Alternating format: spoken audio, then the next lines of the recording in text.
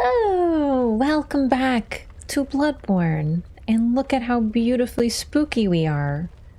It's fall. It's officially September. It's September, actually. So it's time for sitting comfortably by the fire.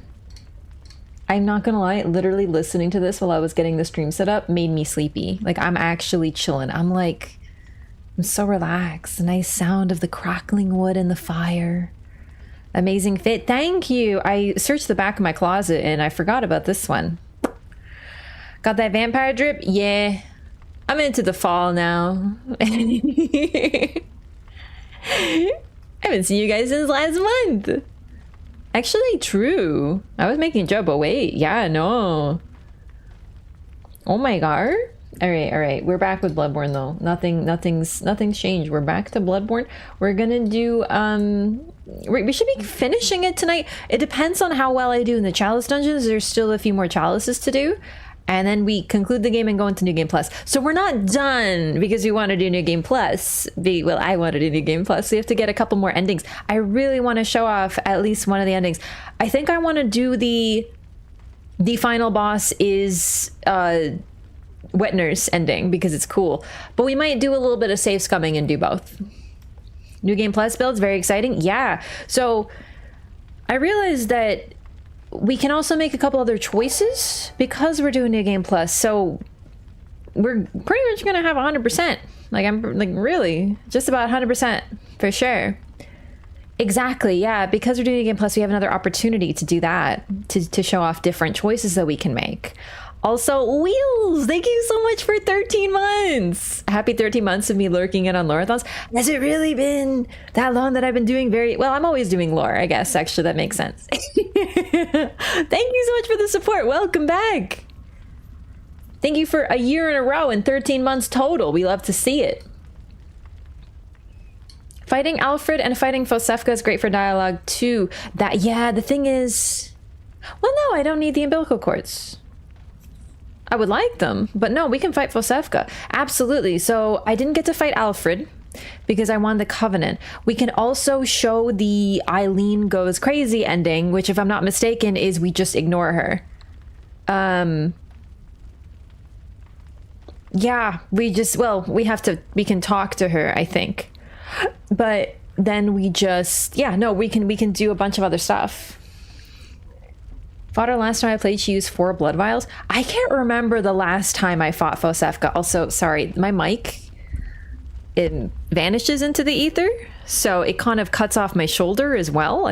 Ooh, spooky. We're adjusting. This is too high. Okay, This game feels loud. No, it's normal. Need some insight to see it? Yeah, my mic is not for normal eyes. You need special eyes. Bad timing. Oh, I was gonna say. Perfect. Well, thanks so much. Welcome back. I guess you no longer have a bad timing. Ice Cream Mike would never betray you like that? I mean, do you know what happened to Ice Cream Mike? I got really hungry one night. And I ate it.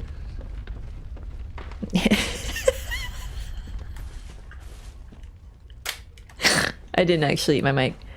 Now it just looks like you have a chip on your shoulder? Yeah, why do you think I have a chip on my shoulder, huh?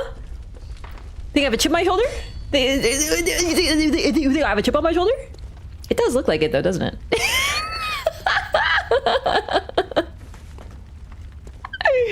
Okay, I don't remember what we were doing. Well, chalices. Formless mic. Hopefully this formless thing doesn't get everyone pregnant, you know what I mean?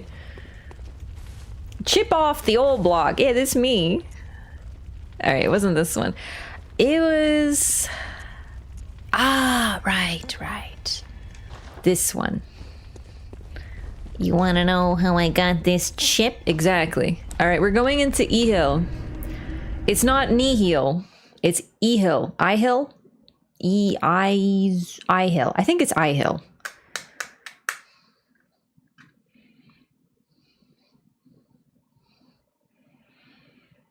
Ihyll? I don't think it'd be Ihyll because, like, I could be Ihyll.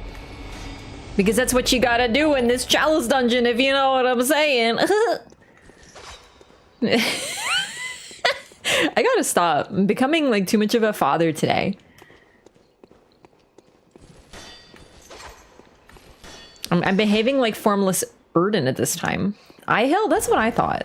B Trungan, thank you so much for the prime as well. Welcome in. Thanks for the sub train. Fuck, what are those called? Hype train. Oh, we're good. I know how to speak. Who did that? Did someone try to hit me? What is going on? Get him? I'm getting. Whomst is attack? Oh, you. They always have these like secret boy compartments in the Chalice dungeons, and these compartments, as far as I can tell, their exact purpose is just for a boy to stand here and to scare you. And I always fall for it. I gotta tell you, every time. I never check my corners. Puns are always welcome. Oh, look what you've done. Come for the lore, stay for the dad jokes. Oh my god, it's mini Orphanicos. Yeah, B Trungan, thank you so much for the prime again. Really appreciate that. Welcome. Thanks for choosing to use your prime here. Please enjoy your emotes. And Julia Macklin, thank you so much for the sub as well. Welcome in. Oh my god. Really appreciate that. Thank you. Enjoy your emotes. Appreciate the support. You can tell the difference between Dad Raph and Grandpa Raph from if there is an extended wheeze afterward. No, sometimes I wheeze because I'm laughing. Sometimes I wheeze because I have pain in my heart because I'm like a boomer, you know? I'm just like, back in my day, Bloodborne run at 30 FPS and we liked it. Now everyone's on about this emulated 60 FPS. I don't know about that, Sonny. You know? In the color grading, listen, I'm not, just to be clear, I think it's really cool what these folks are doing with that, and it's really cool, but I'm really scared I'm gonna play it and not see a difference. I'm gonna have to admit there's something wrong with my eyes. It scares me daily. Here for the lore? Well, you're in the right place. Thanks so much. Just won't do it because I can't do the gem farming again? Okay, but what if, like... What if you just don't gem farm? Finishing the game today? We should be. We should be, but, you know. I think I've said that about 4 times. We're finishing the first playthrough of the Loreathon today! No, tonight! I'm gonna be like the Raph who cried wolf at this point. There are those who cannot tell the difference, and there are liars. Cannot tell the different? Well, I can't tell the different. You saying I'm a liar?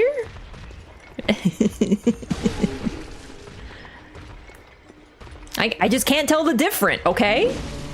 You're really gonna give me shit for not being able to tell the different?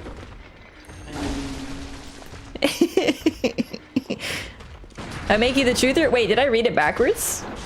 There are those who cannot tell the difference. Oh shit, I read it backwards. Shit. It's okay, we already know I don't know how to read. It's okay. Would you be able to set up both side by side? PS5 Bloodborne versus PC Bloodborne? Theoretically, but I don't know that my PC can handle it. Well, to capture both? No, but no, I don't think there's a way to do that. Not for me. Because I don't know how to do that. I do have 2 capture cards, but one's for my camera and one's for the thing, so I might be able to do it. But like, there would be only camera, no camera, and it might kill my PC. And I wouldn't be able to see one of them. Because I only have 2 monitors. So one of them would be playing the PC and then the, you know. You do a terrific old man voice. Thank you so much. I actually really take pride in my voices. I really do. I must be honest with you. All right, I want to level up our blood tinge because there's still a couple weapons I haven't been able to show off. And by that, I mean the two, the Raider and the Chicago. Oh, I forgot to show off the bow blade. We have just enough tinge to do so. We'll get back to the dream shortly, and I'll show that off. After watching your Lorathons, I started another Bloodborne playthrough. Nice!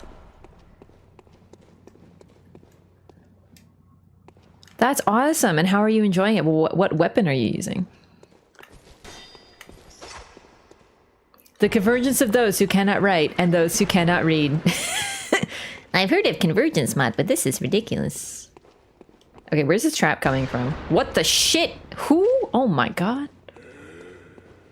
Bowblade? It's a really cool weapon. Very, very interesting.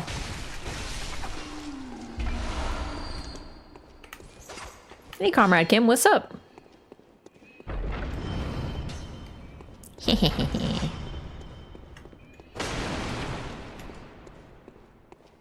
What is the point of this room? It's just nothing. There's just like a man who shoots at you in a trap. Like, is that really it? Oh, it's probably like you jump down and then you can exit quicker thing. Okay.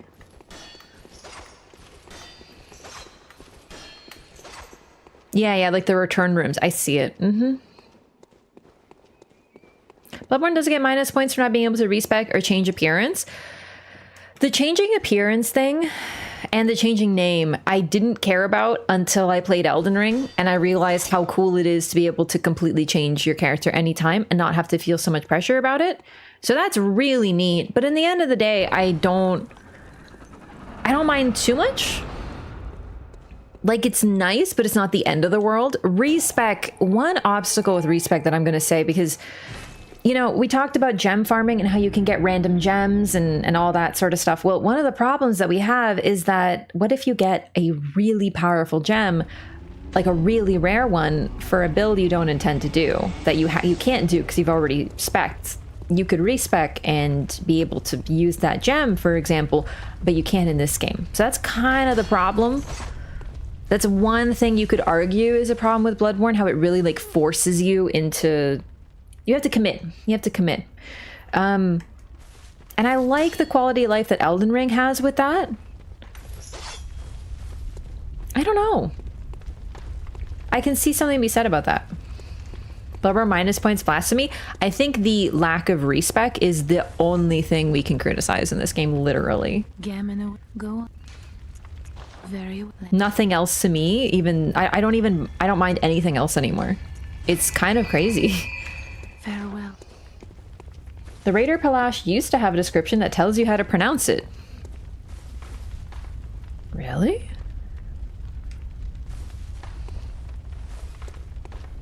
Mirror in the Hunter's Dream was supposed to be where you change your appearance. Yeah, we talked about that last episode. Last episode on the Lorathon, we talked about how this was cut content.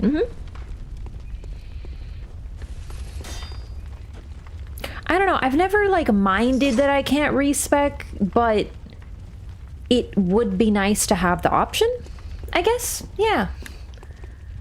Oop. Mirror is still in there. Is it not that thing? Is it a different one? Oh, you mean this one? I thought it was this one.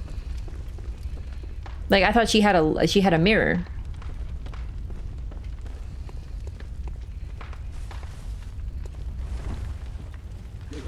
Look how excited they get. They're so cute. The little ones.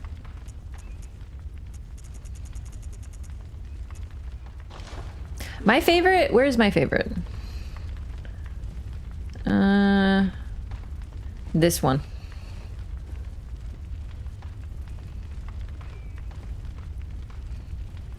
This guy's pretty cool too. He's like, yo, take a look at this friggin' slab. It's kind of like a case. But like, they really do be selling their wares. They're a little creepy sometimes, but you know, God, you know, they really do have a bunch of different faces too.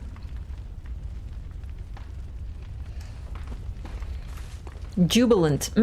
Why not let them revel as babes? That's what I'm saying. All right, back to... Ooh, Right, okay, so... okay, we can show off the bow blade and the Raider Palash.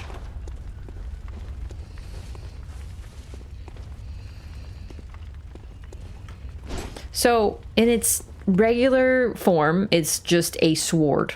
Like a cool curved one, though. But, like, not, like, curved, but, like, you know? It's like a blade and such. Oh, it's interesting. The R2 is just continuous.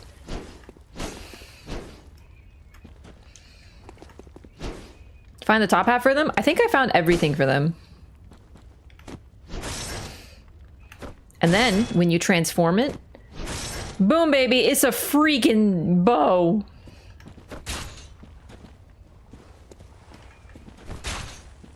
You can be a Skyrim archer. And he uses Quicksilver bullets, like Avi. But actually has a jump attack and plunge attack too? Really?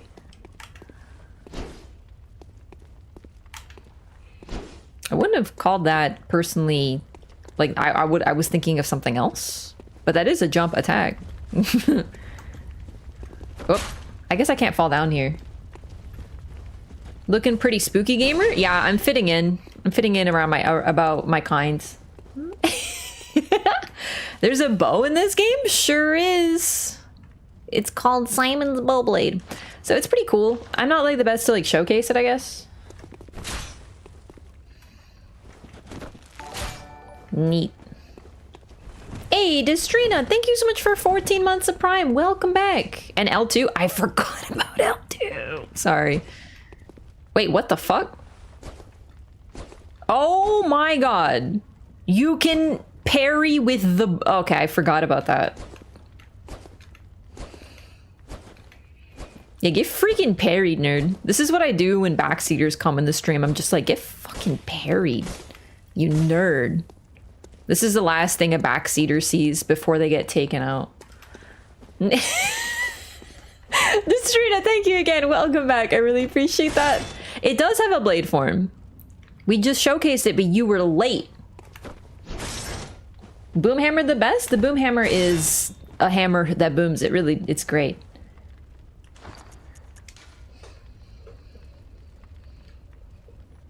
Too busy shitposting? Explains a lot. This is a really cool sword. It's a rapier type individual, and then you poke.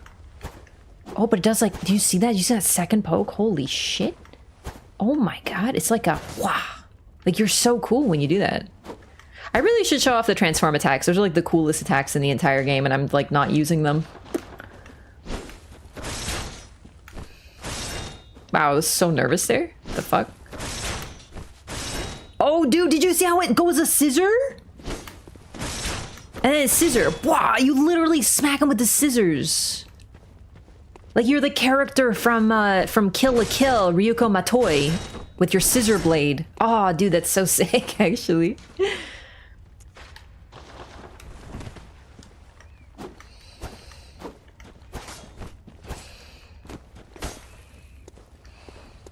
need to buy a PlayStation again? Yeah. Bellblade's kind of hidden in the DLC. You have to do Simon's quest line, which is just talking to him. I forgot this one's also a gun. You know, my dad has one of these. Like a sword with a gun on it. Like dead ass. It's like an old Polish thing. I don't know if I think it was ceremonial. I think it was just like for lulz. But like, yeah, dude, when everyone's like, bro, gun blades are so cool. I was like, yeah, my dad got one from his friend in Poland. I've already seen a gun blade. I'm not impressed by these video games. Gold shoulder drop is really nice. Thank you, thank you. All right, all right. Gun. What the fuck? That is so cool. So when it's transformed, like... Does it even transform? I don't think I've ever used this weapon in my adult life. It just shoots a gun.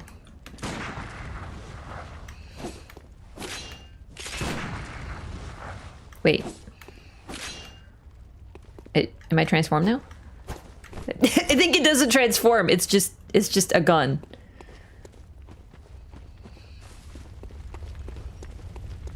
I've never used this weapon in my life. And the Chikage. I need a little bit more tinge to be able to show it off. Oh, fuck. The letter. Hang on. I knew I forgot something. Transforms more swish swish? Really? Is it? Oh my god, it is transformed. Okay, oh, because it's little! I didn't notice the difference. What? You can R2 shoot a gun? My god, you can dual wield guns? This might be the coolest game of all time. How come, like, this... How come everyone doesn't know this is the coolest game of all time? Every time I play this game, I'm reminded about either something that I didn't know about or learn something new. Like the fact that this is a gun, a game that you can dual wield guns. It's the coolest game ever. No, well, Call of Duty was doing that way before this game was, and, you know, maybe that's why... Shut up, straw person. Skill issue? Yeah, that's me. Bro, again, dude! Haven't we done this song and dance, you strange, weird man? Ow. Okay, I did misjudge how long that would take.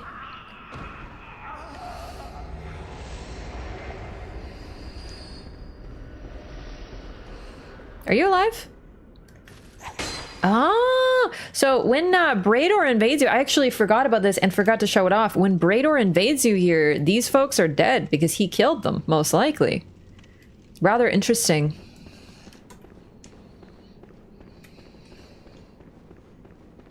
So we got all of his garb. If you kill Brador in his cell, he won't invade you. His garb will simply be on the ground. Hey, what up? What is it? Aren't you going to kill me? Or perhaps beg my forgiveness? Well, leave off. What's done is done.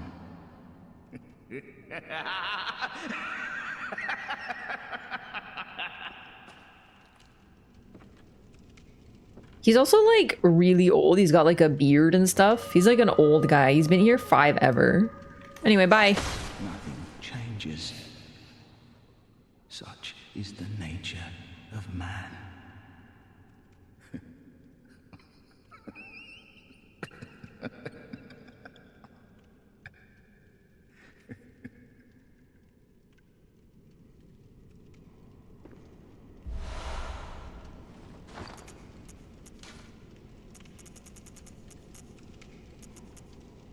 More tinge? Oh my god. We're gonna be here for a while. Chance you do a Lorathon run for the Dark Souls series? I will. I've already done Dark Souls 1. That was before the Elden Ring DLC came out. And I've done Elden Ring before that. And the DLC kind of, like, pretty much. That was sort of just like the first play. And next is Dark Souls 2. So we're gonna do all of them. Yeah. No, that is absolutely the plan. Look at his bed. Yeah, what a dumbass. He broke his own bed. Like, is he stupid? Brador could be from the same place we are from. He's sort of like the... Not quite the player stand-in, but he's sort of like a previous hunter just like you ended up as Brador sort of thing. It's pretty cool. Okay, so we have 2 more weapons to show off. I think I have all the weapons. Hang on.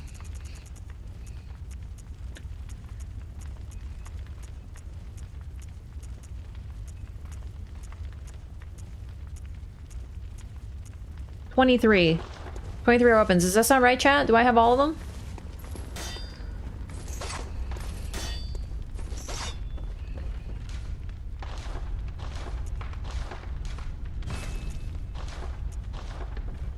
Going back to Majula? I can't wait.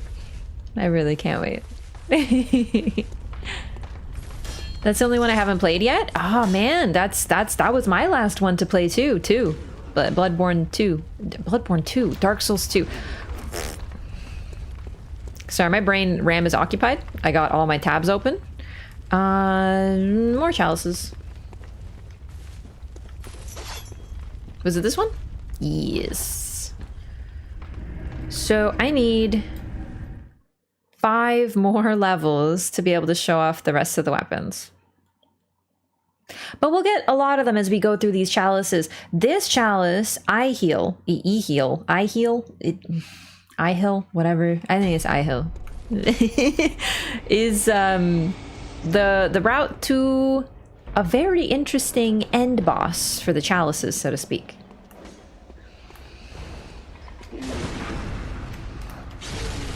Nihil!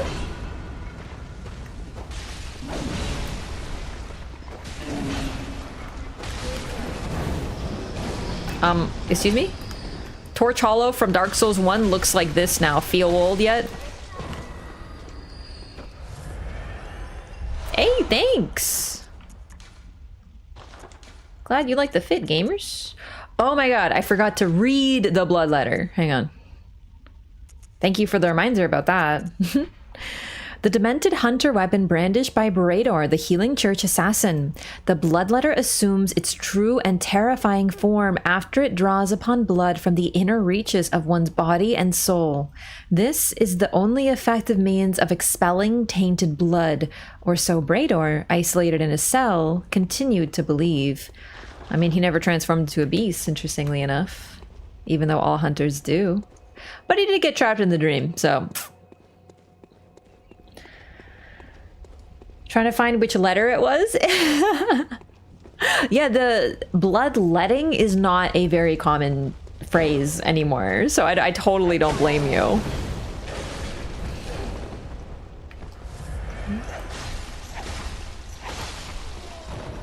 That was the weapon with which Brador, you know, let his blood out. He bled himself in order to, Oh, shit! The guillotine! Those tricky bastards! I didn't see the guillotine because I was looking at this! They hit a trap within another trap. That's clever. They used to use leeches for bloodletting. Leeches, absolutely. They thought it would reduce fevers and ease the humors or whatever. But another means of bloodletting, literally, small cuts that they would do, usually on the arms, in order to let blood out. So bloodletting has a pretty rich history. It was thought to have healing properties. But bloodletting, in the sense of Brador doing it, also, in my opinion, has a sense... He's a church assassin. You ever see, this is like the strangest, like, thing to describe, but this is always, to this day, when I think of bloodletting... Sorry, it's a really busy room. Give me a second here. I think of, you know, the Da Vinci Code, the movie? That the guy who would, like, you know, flay himself? I always think of him. Always. 26 trick weapons. Uh-oh. Looks like I'm missing some. And I don't remember what I'm missing.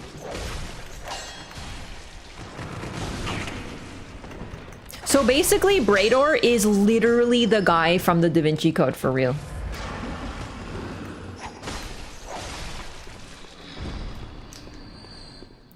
Caliche? I don't know what that is. Listen, I didn't actually see the movie. I just saw parts of it. I just saw that scene. Beast Claw? Oh no, I got the Beast Claw.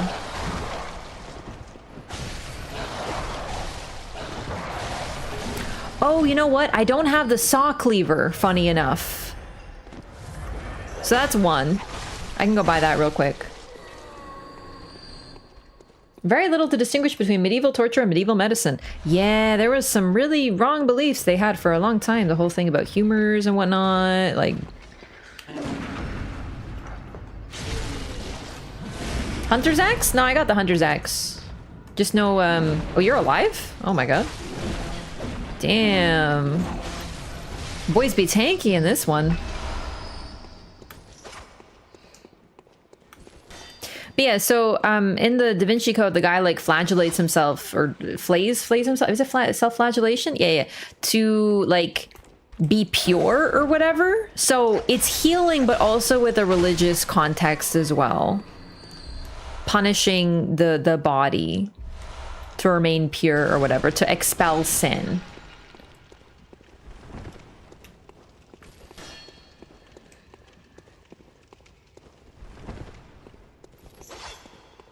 It's like a garter, but irritating or ouchy. Why the fuck would you wear that? That's self-flagellation by flaying. Yeah. What the heck was in here? Nothing? There's gotta be something in here, right? Maybe not. There doesn't need to be anything here at all.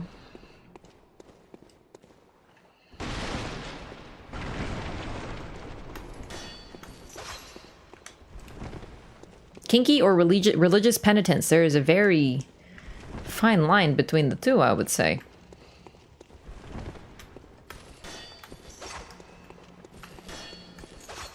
Yeah, maybe a Brador is just really kinky. I don't know.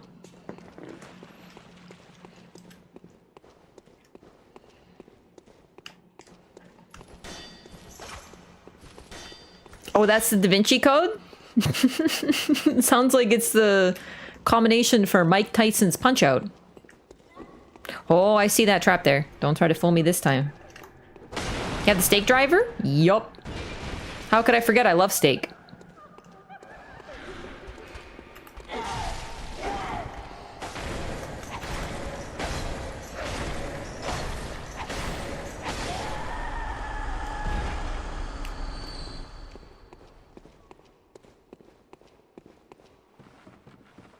Aerial Blade. Right. So that's a New Game Plus only weapon unless you do the Chalice Dungeons. But for my structure, we're going to get that New Game Plus. So that's one. Saw Cleaver. And then I'm still missing one if there's 26 total.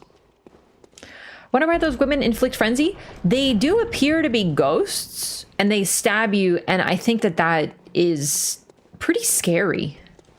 Alternate read. They are probably... Oh my god, this scared the shit out of me. Oh no, my sound alerts are broken. Thank you for the sheep scream. Fuck. I forgot those are broken forever and always. Yeah, they're sort of like the, what do you call it? The ghosts, that we only see ghosts like that in Canehurst and in the Chalice dungeons. And we know that the royals, the nobles, have a direct line from the Pthumerians, so those could be Pthumerian ghosts, which is why they frenzy you. I don't know. Rifle spear? I got it.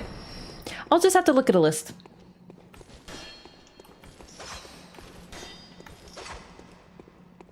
The albino guy, he used the caliche, I don't know how to pronounce that. That's close to what it's called. A circlet around a thigh lined with spikes that he would routinely tighten throughout the film.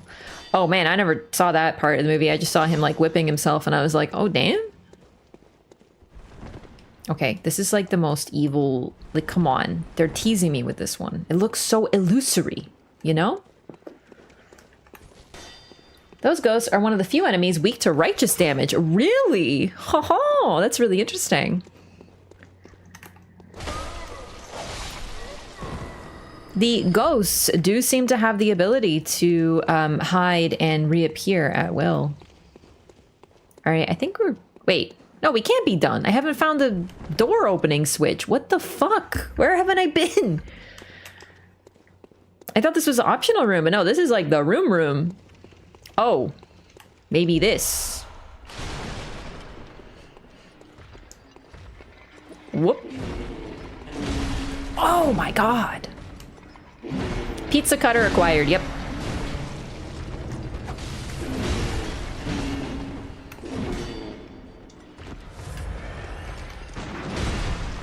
I actually genuinely thought that was the perfect parry.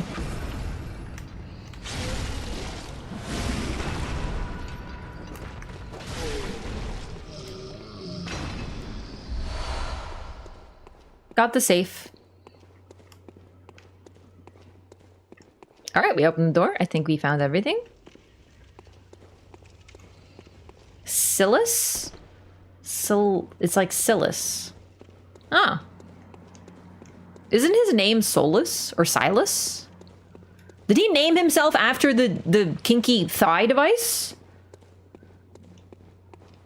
Damn. The two crappy shields got him.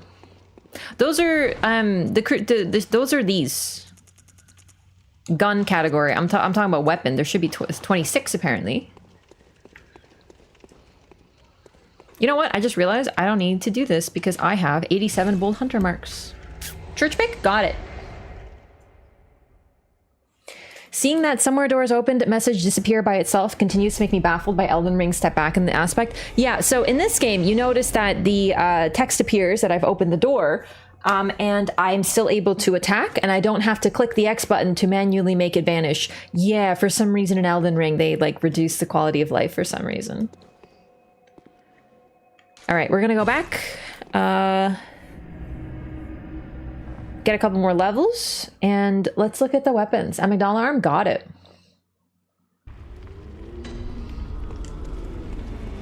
Gehrman awaits you. Very well. Nice.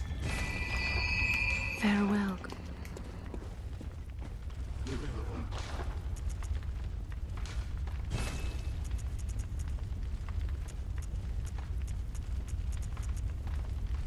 I should have all of these. I did buy an extra Chikage by accident. It is Silas. Don't ask me why I remember his name after all this time. I've never even seen the movie.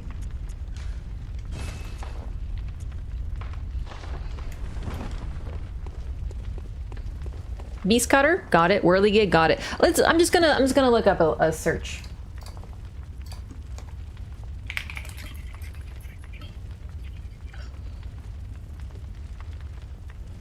Not Fextra life. All right, let's see. Why do they have to have it? Well, it's fine. I'm alphabetically, but I remember. There's very few weapons in this game, and that's a good thing because I remember them all. Don't have the Burial Blade, but that's New Game Plus, so that's on the list.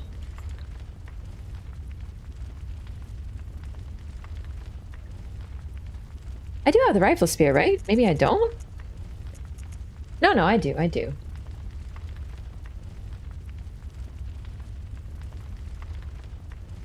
I remember checking off, like showing off the... Oh my god. No, I don't have the stake driver. I'm so sorry. Someone asked about that one, and I really thought I had it. I got the ability to purchase it, but I don't think I bought it. That's my bad. All right, so that's 2.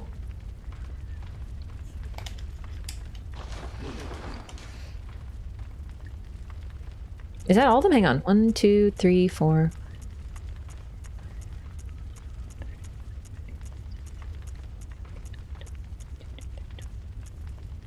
No, that's all of them. There we go. I'm missing... Yeah, we're good. Just the Burial Blade.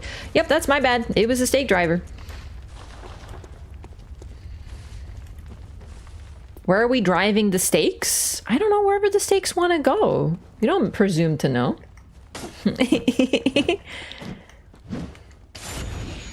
So this is... The reason I forgot is because we were fighting Jura, who uses it. This is Jura's weapon. And we either can kill him or befriend him to get the ability to purchase it. Oh, does it have a transforming R2? So it becomes little, but if you do an R2... It makes it big. It's like a big stab. It's almost like a punching weapon.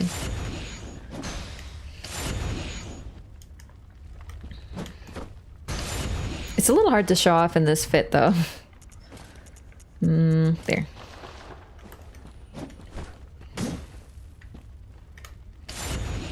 It's like you arm it.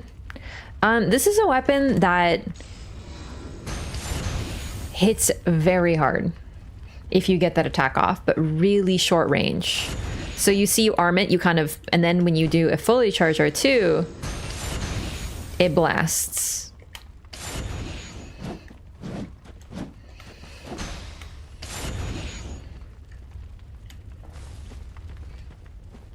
A little underwhelming.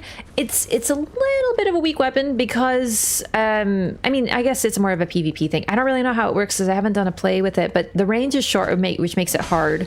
And it's a very like 4 momentum weapon, but you see you have a very small arc around you. They're actually getting hit. the R2 that you kind of have to prepare for. You have to transform it, and then you do this R2. It hits really hard, but for the time and prep, it's apparently not the best. I don't know. It's cool. It's a pata and a katar. Yeah. Now I mention it, that's pretty much exactly what it is, yeah. But with an engine on it. Left arm is becoming ghostly? Yeah, that's the chip on my shoulder.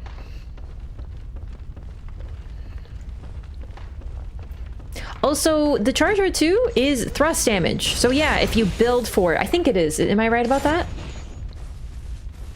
It's the type of thing that it's hard to get hit by it, but if you do, you're probably dead. And then we have the Saw Cleaver, which I'm not going to show too much just because it's one of your starting weapons. It's the strongest weapon in the game, and it has the exact same moveset pretty much as the Saw Spear, except a little less range and more damage. That's pretty much the only difference between them, I think. So the Spear is skill scaling, and the Cleaver is strength scaling.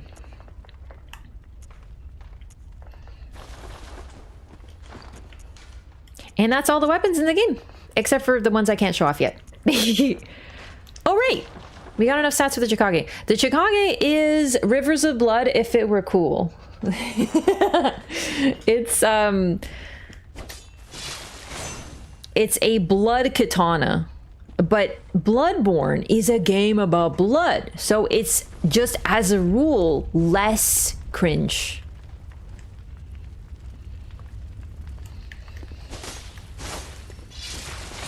So when it's transformed form, when you have blood upon it, it takes your health. So you can see my health is sapping. Neutral R1, L1, R1? I don't know what that means, sorry. Like, wait, if you click both? Or is it just picking one?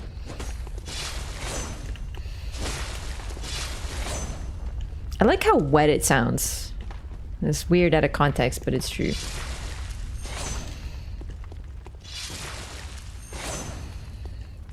Just standing still, L1 into R1.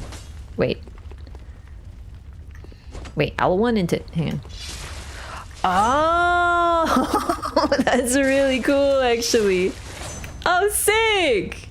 I'm gonna die. This weapon's gonna kill me. I had no idea. I've never used this weapon either. You might be like, Raph, how do you have this many hours in the game and you use like 5 weapons? I really like the weapons. Do you know how many times I've used the threaded cane? It's embarrassing. It's like, it's absolutely my favorite. Bloodborne makes Raph say the most suspicious things. Yeah, it's probably true. Maria is infinitely cooler than Okina. Yes, but Maria uses the Rikuyo, which is just a cooler weapon because it's a twin blade that then becomes 2 swords. So like Okina just doesn't stand. It's not even fair. It's not even fair. Like Okina who? You know what I mean? God, I love the Rikuyo. Bloodborne is the best weapon lineup besides DS3. Really? I'm actually astonished. I really have no weapons in Dark Souls 3. I have 2 that I like, and one of them is the Dancer Swords. I don't like them because they're good. I like them because they're pretty, but yeah. Discover new moves for the threaded cane too. You Kappa, but I kind of forgot how cool the backstep R2 is. I don't use that usually. I don't really use backstep moves, but I've been using it a bit. It's really good. Regular katana kit in real life. Oh my god, chat, I've been watching the Blue Eye Samurai, by the way, and I think I have my new favorite pro tag in anything ever. It's not twin blade? Okay, but like it looks like one because it's 2 blades, and 2 is twin, and so it's a twin blade. All right?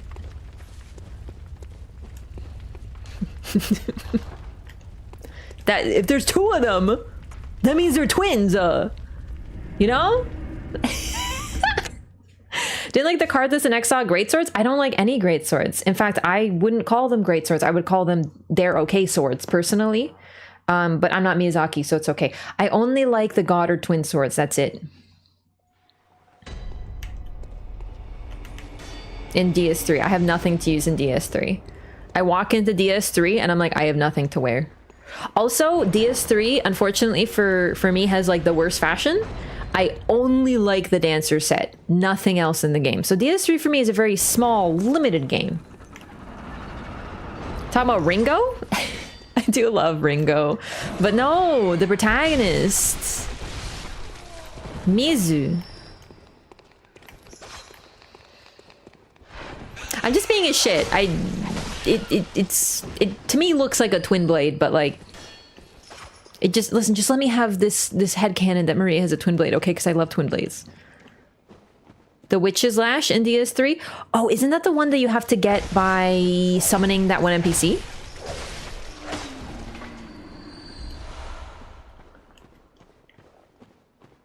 Gotta get back to this game? Sure do.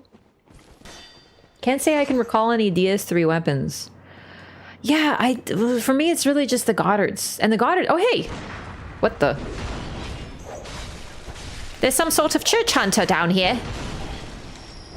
It's in the library behind a hidden door. Library behind a hidden door. Not DLC, right? Like just base game? Being a fan of Mizu is a bit of a red flag. Why? Because she's the coolest MFer on the entire planet? Base game? Why can't I remember this weapon? Oh my goodness, don't tell me I missed it. The Witch's Lash sounds really cool. Well, when we do the DS3 Loreathon, we will have to make sure I don't miss it. How far in are you? Getting close, really close. This is the Ihyll Chalice, which is basically the one that has the queen at the end. Pthumeru Ihyll was the title of both the Pthumerian monarch and its capital. The Dark Room in the Grand Archives. The Dark Room? Oh my god. I have no memory of this.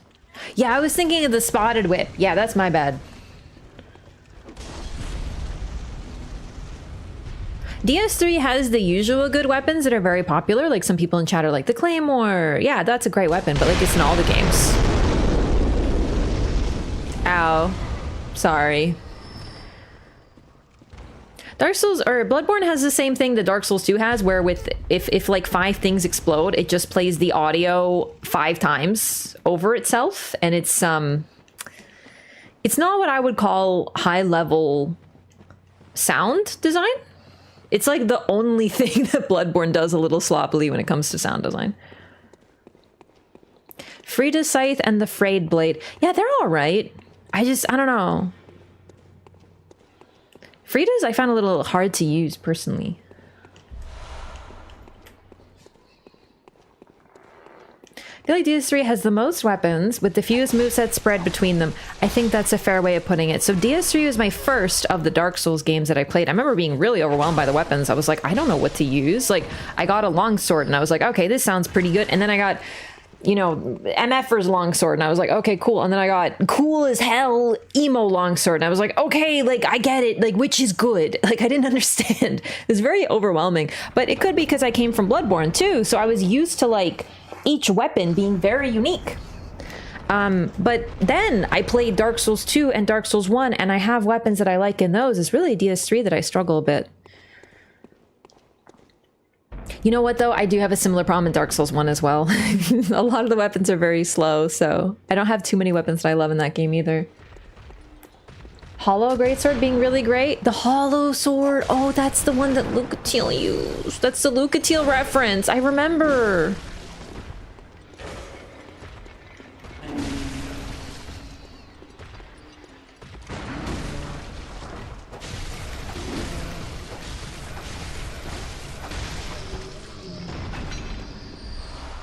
First damp blood tinged gem. Oh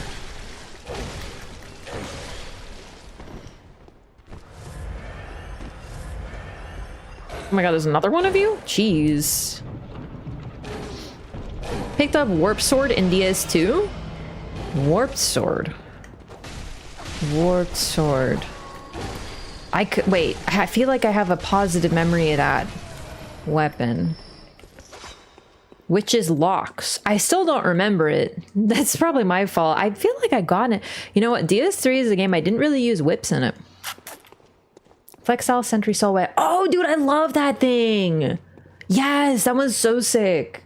My favorite in Dark Souls 2 is the puzzling sword. Oh my god, I love that thing. It's like Bloodborne at home, but like not derogatory. You know what I mean?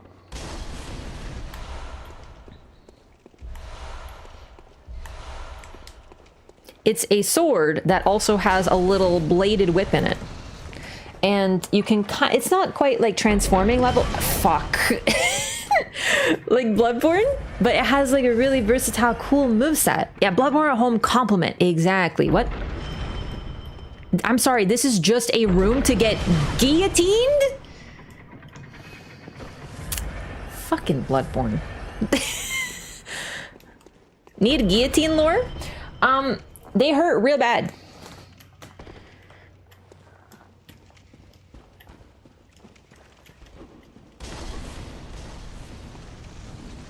I gotta say, I appreciate that room a great deal. DS2 has cool sights. DS2 has the sickest weapons. I remember I used the Murakumo, and it's a really big, heavy weapon, but it was like really fun and cool. And I also power stanced it with like 15 other weapons because, well, you can, I guess. I gotta say, I think Dark Souls 2 has the coolest weapons of all, by far. Just because, even, well, okay, except for Bloodborne. But the reason for that is that the sheer variety that you can use and the power stancing, and it's like the only game, except maybe DS3, but I feel like DS2, they give you so many upgrade materials, like an absolute surplus. So you never feel like you can't level up a weapon or you'll run out of materials, which is a worry in Dark Souls 1, for example. Like, it does feel like there's a little bit more pressure. And similar in Bloodborne, especially you can't max out a weapon. You can max out one weapon per new game cycle, basically. All right, I think that's it. Let's spend these, get a couple more levels, just because I want to show off the Bloodletter. It's a really cool weapon.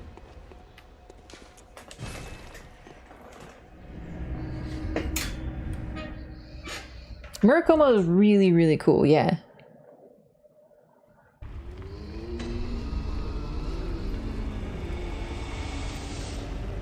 I'll be right back though, just gonna use the restroom and then I'll return, okay?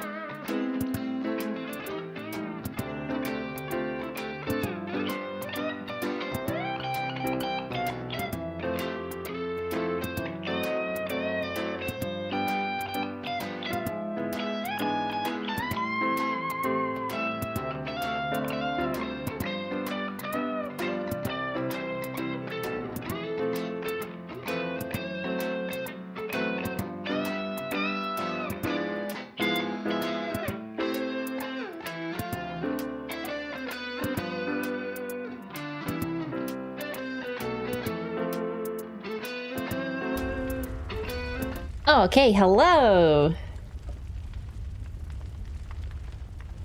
Really gotta earn the mats you need in DS1? Exactly, yeah. Most people do just get 1 rock per playthrough. With DLC now, it's a lot easier to get more, but no, absolutely. It's not easy to get upgrade materials in Bloodborne, but what I will say, it's hard to max out a weapon, but it's fairly easy, and I don't think it's that difficult, personally, to get that many materials to level up. So to commit to a weapon is kind of difficult, but to, you know, to just level a few up is totally fine. But Dark Souls 2, I actually never felt like I was missing out because I could level up every weapon and I always had more materials. The special weapons though, yeah, absolutely. Someone mentioned that you're limited with certain materials, definitely. But I found that's very few weapons from my memory, fortunately. So, hey, Amanda, what's up? Very well. MB also, hello. Lore? We do be loring. Well, admittedly in the Chalice dungeons not so much, but that's because we're almost done. Like there's not I don't want to say they're repetitive. I don't think, well, they are a little, but it's just there's not too much to talk about right now, you know. But we're working on getting stuff to talk about, you know. At least a +9? Yeah, exactly. Change Bloodborne, you get as many blood rocks as times you can get. There's 60 insight. Getting 60 insight takes time. And a lot of how you get insight is with, like, you can get it within the game and you can farm it. Honestly, I don't know how you farm insight, but the way I got insight is by doing co-op. And if you can't find people to connect with to do co-op, then you're not going to get, your insight is limited. So yes and no, 60 is a lot of insight. It's just compared to previous titles, especially Dark Souls 2, which is the game that came out right before this one, the upgrade materials are more limited. We've been to Eyes? No, not yet. It takes a lot of time to get 60 insight, so like it's good that they added that, but it's still not a perfect solution. Monsters that are exclusive for dungeons? The ones that we find are cool, but, you know, like the mole, we're not going to get the mole. That's a really rare one. Wait, I don't need to fight you. I don't care. Easy to get 60 insight after a playthrough if you use Madman's knowledge? Yeah, after a whole playthrough, but that's what we're talking about. You get 1 blood rock per playthrough. 60 is a lot. That's basically if you don't do co-op. Oh my god, it's a Pthumerian descendant! This guy's kind of tough. I remember him kind of beating my ass a little bit.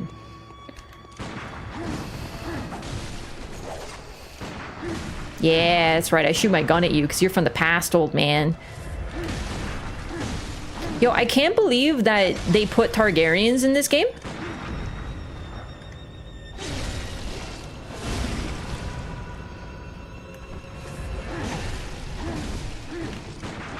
Does Martin know?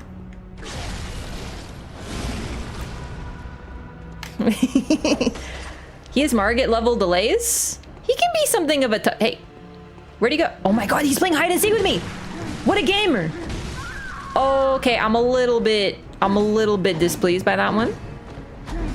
Because he hit around a pillar.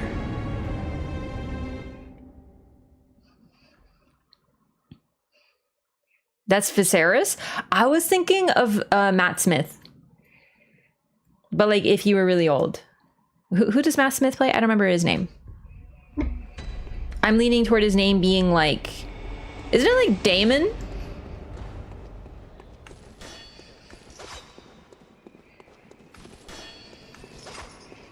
Yeah, he's a toughie.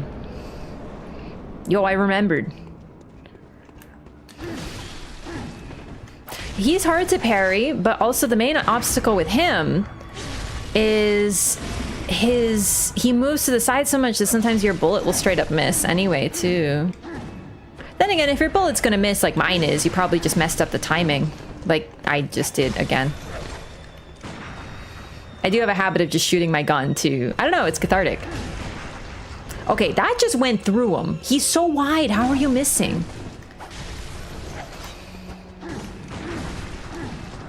Did that miss again? Oh, he did it again.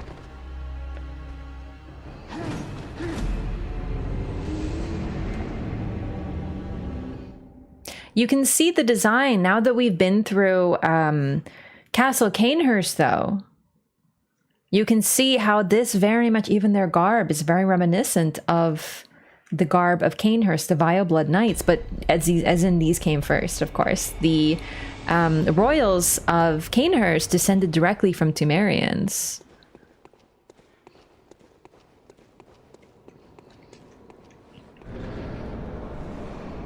One in Mensis Nightmare and one at Fishing Hamlet? But when the game came out, you could get only one blood rock per playthrough. Then they added the ability for you to buy them. Oh, now I'm just farming parries.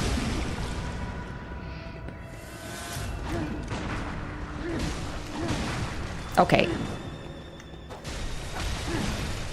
He's tall, but he's skinny. Alright, I feel like it's going pretty good. And then, there we go, he's doing, look at him. He's like, oh, you think you think I'm bad with one blade? I got 2 fucking blades. Just like Logarius, for real.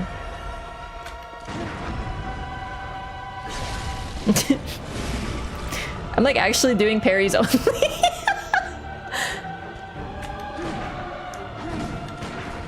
Alright, it's not working. There only needs to be one. There's one more parry and he's donezo, kiddo. Oh my god! He's just like Boomerang Boy. What? No, I want to parry you. Like, I don't care if it kills me. Like, I want to do it now because 90% of my damage has been parries now, so it'll be really funny.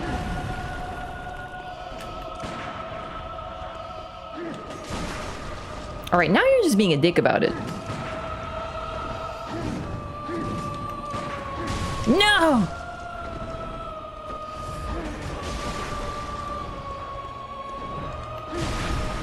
Oh! No, come on!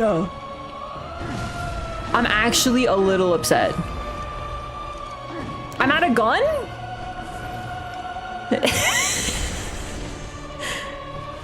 My gun is out of juice. This is ridiculous.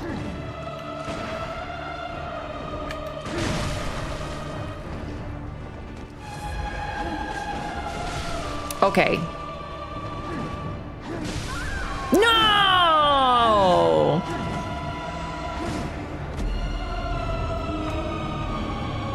Hey, the soundtrack goes pretty hard, huh? Anyway, what was I talking about? The blood rock. So you get the blood rock from base game. Then there's 2 in the DLC, and then you can buy them with Insight. But most of that was added later. When the game came out, you get 1 per playthrough. The DLC didn't exist, and buying with Insight didn't exist either. So that meant right now you can get approximately 4 per playthrough, including DLC. Whereas in Dark Souls 1, you get way more Titanite slabs, and Dark Souls 2 similarly gives you a shit ton, like way too many. You're like, holy shit, what do I do with all these slabs at some point? Fuck, my weapon's breaking, son of a bitch. Well, guess I need to win.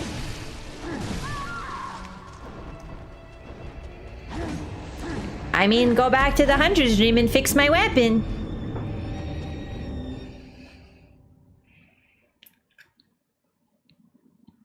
Boomerang Scythe, I want one. It is very clearly a proto version of the Blade of Mercy, actually. Even the fact it's made of siderite. Few rocks in Chalice chests. In story ones?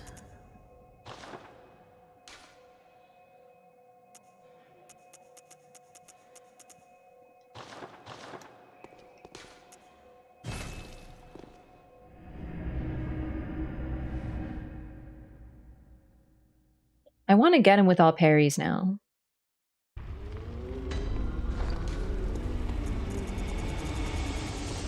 But he's being really mean to me because I don't know how to parry.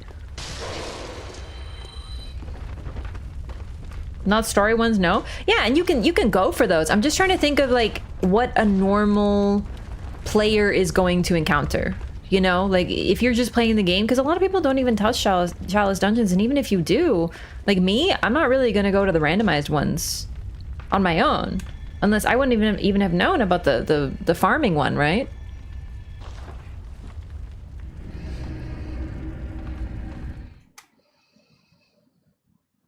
Weapon durability, just straight up the worst video game mechanic. I don't mind it because the reason my weapon is breaking is because I'm using a cursed gem, and that's its negative effect. You will hardly encounter weapon durability in this game unless you're using one of those. So it's kind of like a caveat. Like you have a increase in damage by like, oh my god, I think it's like 25% increase. But your weapon breaks more. Can you get it replaced? I don't know what happens if your weapon breaks, but it's annoying. I think you can fix it, but it's just more expensive or something. Oh shit, sorry, I'm not supposed to be using my weapon properly.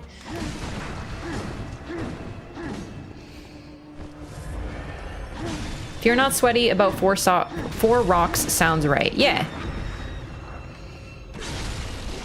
And that's, to be fair, that's a good amount considering the amount of weapons are in the game. Base game, I think, had, what, like 14, 16 weapons? Something like that? And DLC added like 10? Something like that. I don't remember exactly.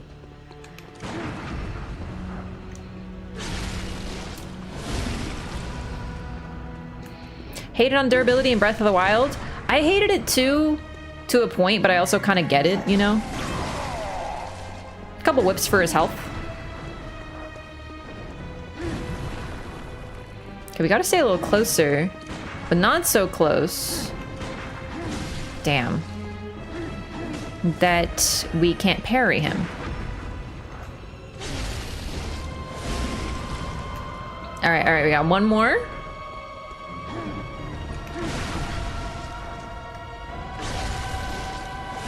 Hey! We did hit him a couple times. Mostly parries only Pthumerian descendant, my gamers?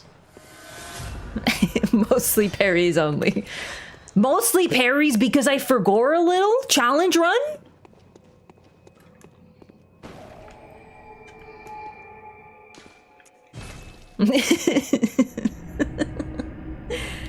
I don't know, in Breath of the Wild it kind of sucked because you had to try all these weapons and like, I don't know, I had some problems with it in Breath of the Wild too. The rare mostly parries only. Parries only except for when I forgot a little bit. Except for when I felt like it.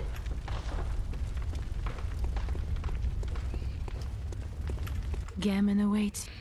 Yeah, we hit him with the RAF gun. The RAF gun emote. I love the RAF gun emote because it's my cat. Farewell. And I made it myself.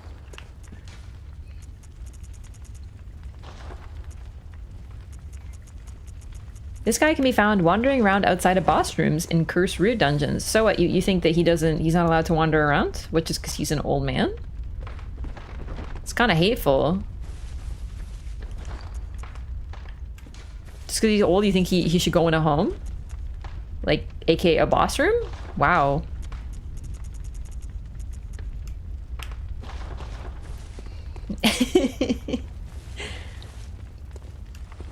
He's a pretty cool boss. We already fought him before though, so, you know, not too much to say about him. But he's a tougher version for sure. But we're sort of getting to this point where we're encountering the stuff this is the deepest level of the story chalices. Tears of the Kingdom's weapon crafting system was a really cool improvement. See, I hated it. I really hated it. I could deal with the durability thing, but I did not like that.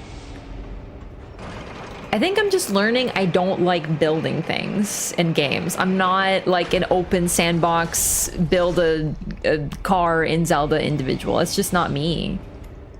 I hated it. I could hardly get into that game. In fact, I stopped playing it. I kind of want to try it again though. I couldn't figure it out. I kept accidentally attaching things to my weapon and then hating it and being like, I don't know, it was just really overwhelming. Like, I wanted to love Tears of the Kingdom so bad, but I was like, I don't want to build stuff. I didn't know it was a building game. Hate crafting and Elden Ring for the same reason. Yeah, I'm not a fan of crafting personally. Like, all the more power to you. I'm a total anomaly in this, just to be clear. Like, everyone I know is like, wow, I found this like really cool like building game where you can just like build stuff and it's like really cool. And I'm like, cool, I don't want to play that. You know? No, I'm not alone or anything, but it's definitely a me thing. Tieback, also thank you so much for the Prime. Welcome in. How's it going? Didn't like Sims? Okay, I've never played The Sims. I almost don't want to admit that because I feel like The Sims is like a game that is made for me, but I've never played The Sims. I've only played, I think it was like a spin-off or something for the GameCube called Sims Herbs. And it was really fun, but it was a little, it definitely was not a traditional Sims game. Yo, Chaos Theory, thank you for the gifted sub to the community as well. Putting yourself on the leaderboard for September, I see. Oh, right, it's September. You get like 25% off new subs, I think is what it is. Which, you know, it's not the greatest September they've ever had. I'm just saying Twitch, you know. It's not the greatest. But isn't that poggy to the new subs?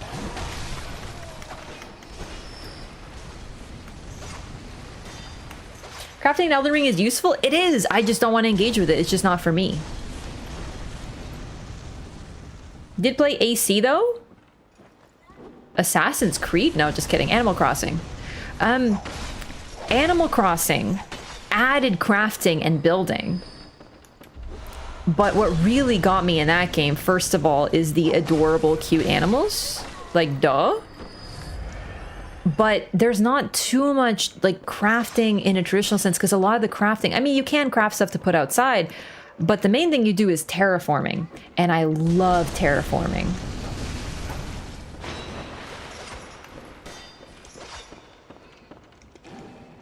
Terraforming is fun as hell. So you can transform the land, and it didn't feel like a builder because it's more like you're designing the land. You know what I mean? I don't know.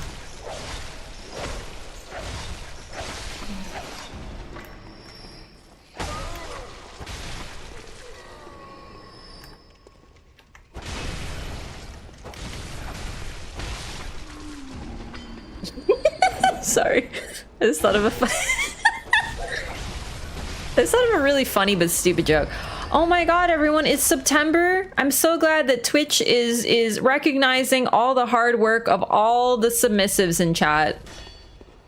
Well done, everyone. If you're submissive, just know this is your month. This is your month, boo. This one's for the subs.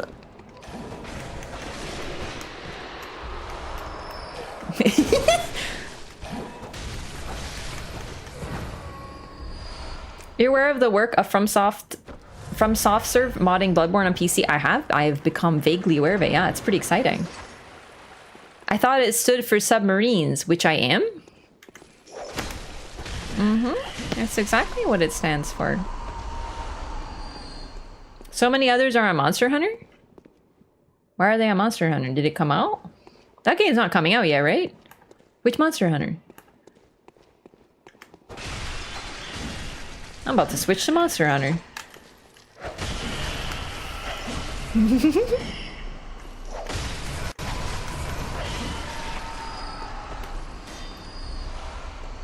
It means subway transportation? Like the restaurant?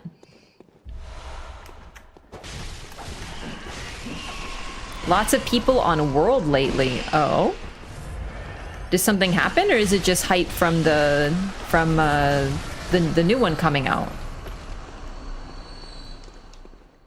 I've never streamed World, but I played it a fair bit. I have like about 600 hours in it, which I feel like is a pretty respectable amount of hours.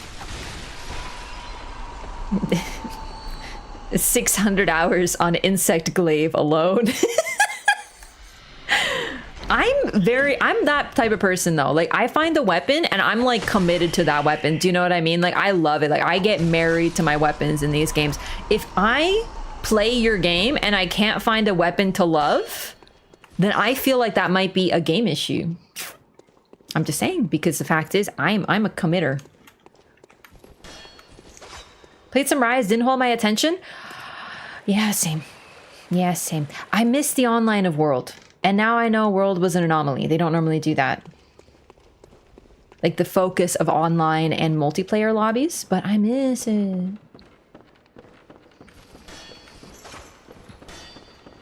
All about the hammers. A hammer gamer deserves respect.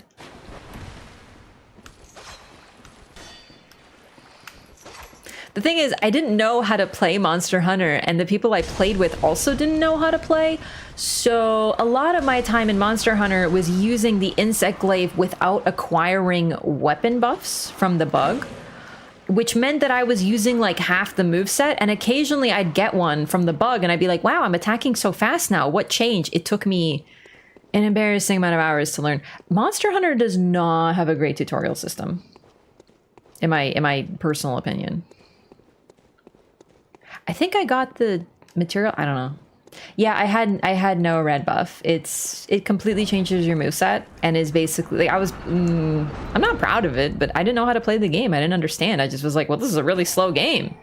You just attack really slow with everything. Bit weird, but okay. I really like Monster Hunter, but it was a really overwhelming game. I don't know how you get into that game without having someone who knows about it teach you. Or maybe you watch videos or something. That's what I did. I watched YouTube tutorial, and I'm not really that type. I don't really like doing that. Like no shade. I just don't like doing it. Was it 16? I hope so.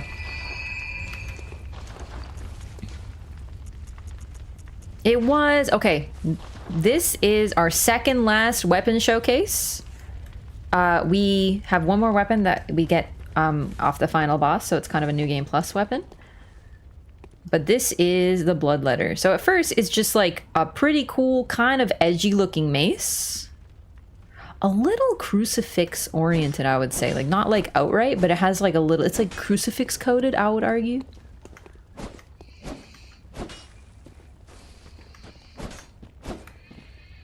But then you stab yourself in the chest and it becomes a cool as hell blood mace made of blood.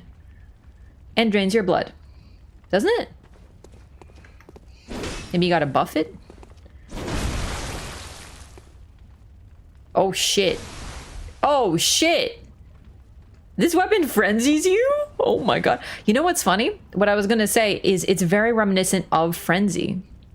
Like you take the blood out of you. This is sort of what comes out when you become frenzied. You can see the blood spikes. Enemies that die to Frenzy in the world have these sort of spikes.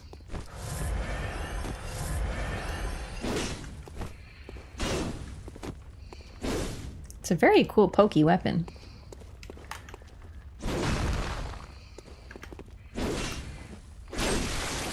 God, that's cool though.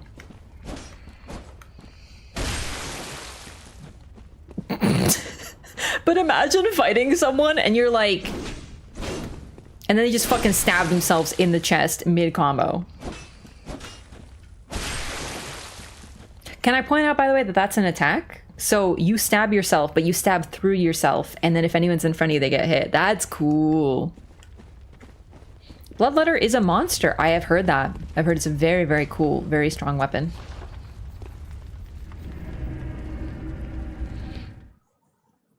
World felt very slow to play, and they poorly explained the tedious mechanics.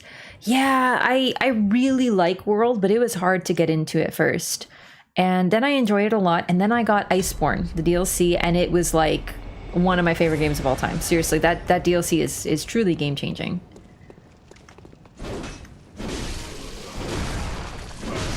My god, this is a sick weapon. Give me more people to use it on.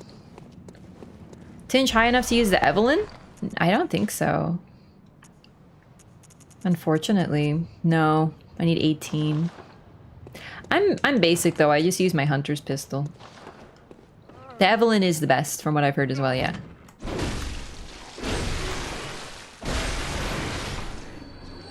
I might have to use this weapon sometime. This is a very cool weapon. And if you rush through DLC early, you can get it right after... No, actually, shit. It's really late because you got to get into... Oh my god. God, that's cool. Oh, I got to use this sometime. The one-handed tapped...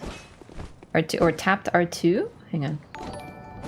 Oh, cool. I like how you kind of twist it too, huh? Jack Daniels on... Jack Daniels on Ice, thank you so much for the Prime resub. Thank you for 2 months. Welcome back. Sorry, I love that transform attack when you're running. Like, just like... but you're still going! That looks so good! Hey, come back here. I have to transform my weapon. It's so good! L1 habits become hazardous with this weapon? Yeah, you see how I like to transform my weapon? I can't do that with this one. I'll kill myself. Transformed L2 does frenzy? Yeah, I was gonna say. To both of yous. You burst and you frenzy everybody.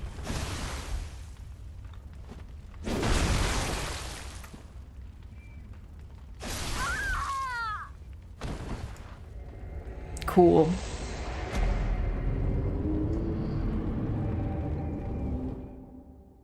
For the DLC, every Tinge build invaders use the Evelyn and the Chikage combo. I don't think there was any other Tinge weapons though, was there? The letter and... No, there's a couple. But the Chikage... I mean, it's edgy.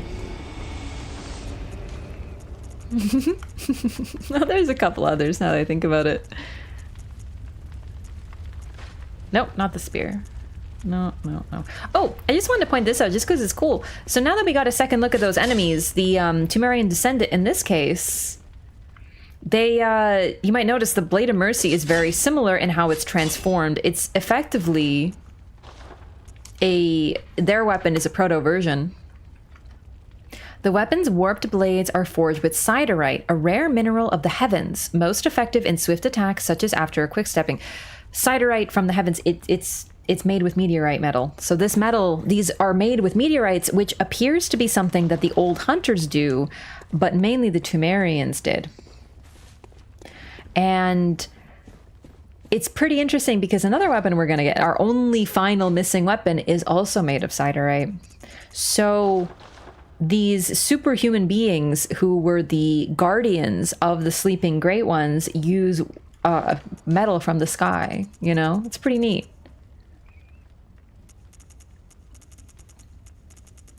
Where's my backup weapon?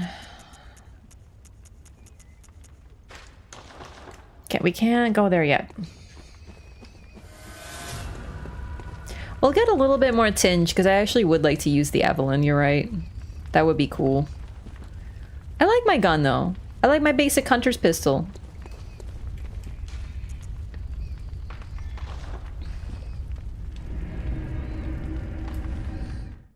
I have to get the fishing hamlet to get the bloodletter. Yeah, because you get the key from Simon. Which is kind of interesting, because you get the key from Simon, but Simon is not able to make it far enough to, like, he could just go kill Brador, but he never does.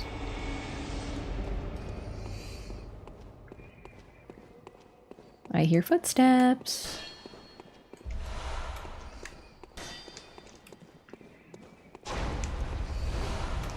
Yeah.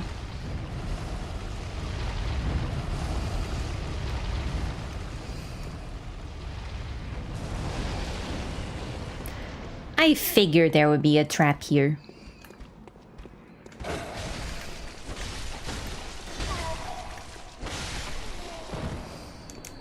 Wasn't it Brador that messed Simon up though? It was. So the whole thing he tells you, you get invaded again and again, like the assassin wouldn't stop. But since he got the key, if he was able to go back, he would be able to kill Brador. Brador doesn't resist when you attack him in his cell. You can kill him easily. So if Simon was able to make it back, he would have been free from the assassin who never stops. What's the goal setup for this character? Literally just be able to show off all the weapons, which we just got.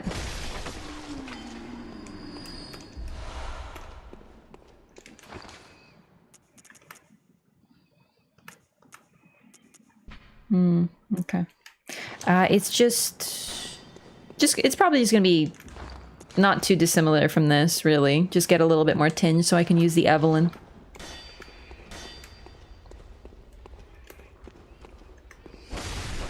Have you got the Ring of Betrothal? No, we might have to do a Chalice for that, like a special one with the code. From what I understand, the Ring of Betrothal is either you get it from a code or it's a chance drop from the Queen of Yharnam, if I remember right. Something like that. It's got an interesting origin. Making it backbait though, Simon never would have made it. That's pretty much the thing. It's funny that you get the means to stop the invasions from Simon.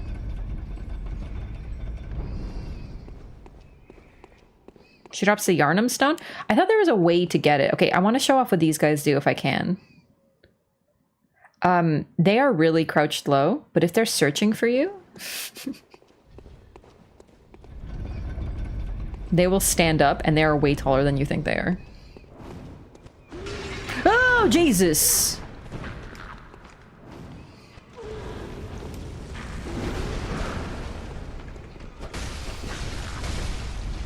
Well, this has gone wrong. You know what?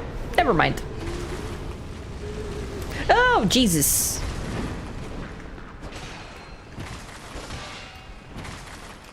Ring is a treasure in a random dungeon. Oh. I mean, that's how I got it, but I thought there was a way better way to get it. Is it always just RNG?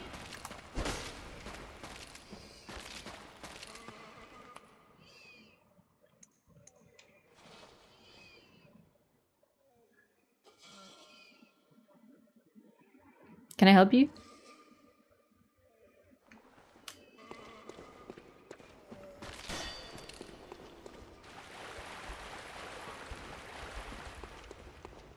Oh my god, this is a tough level.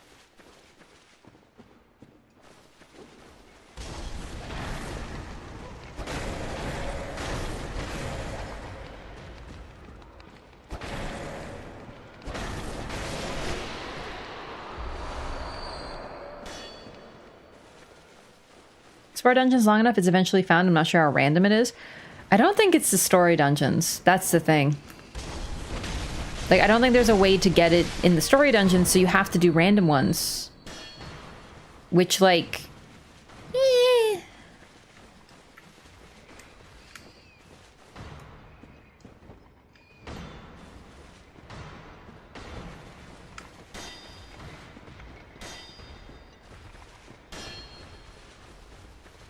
Isn't there a staircase? It's in a root chalice, only there's a code for it. I remember using a code to get it.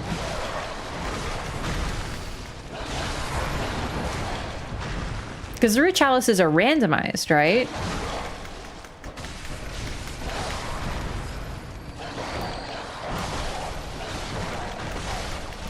Random dungeons are the fun ones? Well, yeah, but not if you're doing a lore run, you just want to show off lore. I don't really want to do randomized ones. You have to remember, for me, these chalices are all randomized. I have no memory of them. To me, they might as well be fucking random. I don't need any more random dungeons.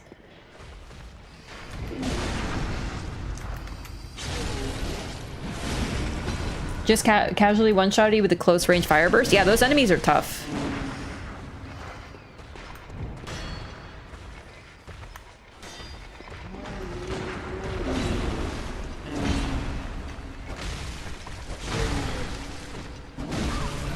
Ow. Uh-oh. Oh, fuck. Oh, no.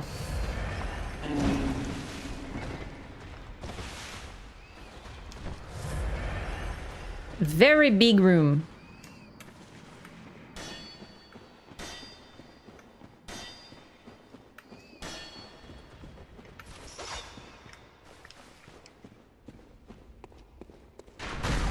Ow! How did he know I was coming? I didn't even know I was coming.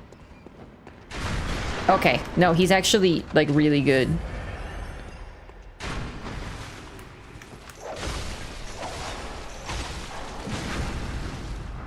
Dark Souls 3 as enemy. Go Dark Souls 3 as enemy. I mean, go back to Dark Souls 3.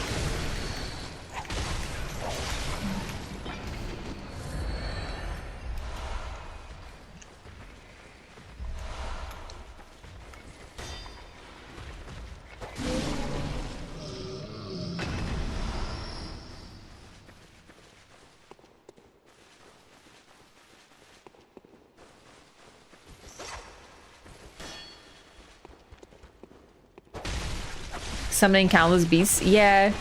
There's a guillotine. Oh my god, for the first time in my life I saw it. Oh Jesus! No, no, no, no, no, no, no, no, no, no, no, no, no, no. The guillotine! So I wanted to point out, I talked about how I'm pretty sure my interpretation of it, of the gargoyles, is that they are what vile bloods transform into when they become beasts. At least one of the forms. Oof. Ooh. Weapon at risk. The fact that we find them in Ihyll, in my opinion, adds to that interpretation because, well, that's the only place we find them. Only those two locations, and they have a direct blood tie. That's not to say they're the only beast they can transform into. Wait, are you still moving?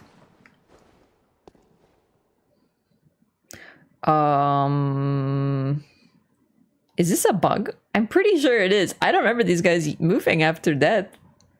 He's still doing his chompies and he blinks sometimes. Creepy. But yeah, they have the sharpened canines and like other teeth that beasts do. But they're a little different in nature. They don't, their hands stretch, they become bat-like. They're gargoyles, effectively. But they're largely hairless. What is happening? We're doing some Chalice dungeons. Welcome in. They do that? Oh my god. I don't remember that. I didn't remember that either. Okay. I don't think I found the... Where am I? Am I in an optional area? Like, what am I doing right now? I am so lost and confused. I think I'm in a side area right now. Looking for the lever? I thought I found the lever. Am I still looking for the lever?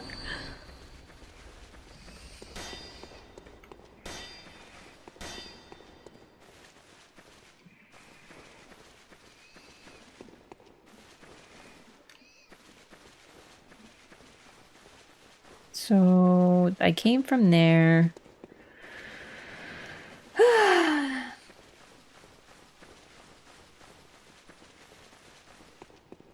They're ancient forms of beasts. Yeah, that's what I'm saying. That's probably there are other forms of beasts too. There's like beast possessed souls, which are pretty interesting. I went underground. I think it's got to be up here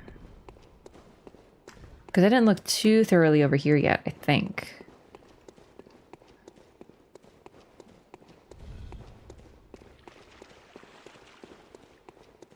Well, this is just this. Is there another door up here? Oh no.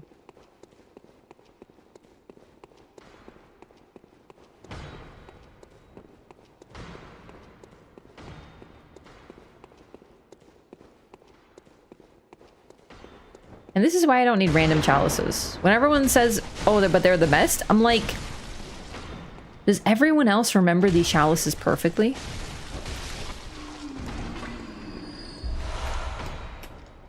Oh, did I go in a big circle? I think I did.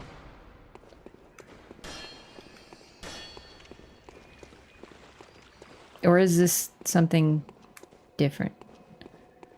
No, this is where I started. Oh my fucking god, I'm lost. I will never find the door. Method of doing them without the distraction of chat. I do feel like I got lost less when I was doing these off stream. But not much less. Just like a little bit less. It's just I was fully focused on them. So it was like easier to remember where I'd been and stuff. So there's only one door all the way up here, I think. Well, there's two.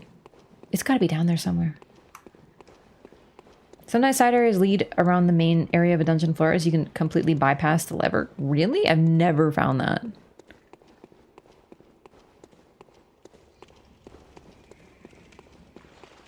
Maybe I didn't find everything underground.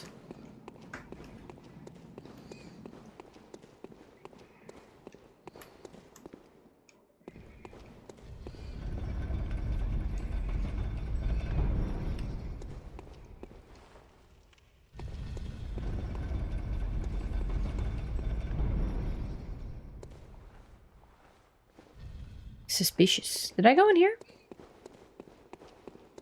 Yes. Oh my god! Who put that guillotine there? Oh my god.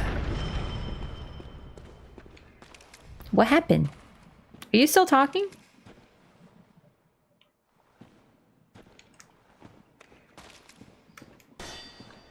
Discord? Are you asking if I have one?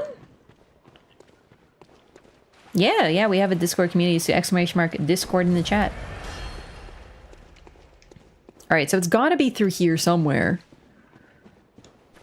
But the big rooms are some of the worst because they're so big I get lost.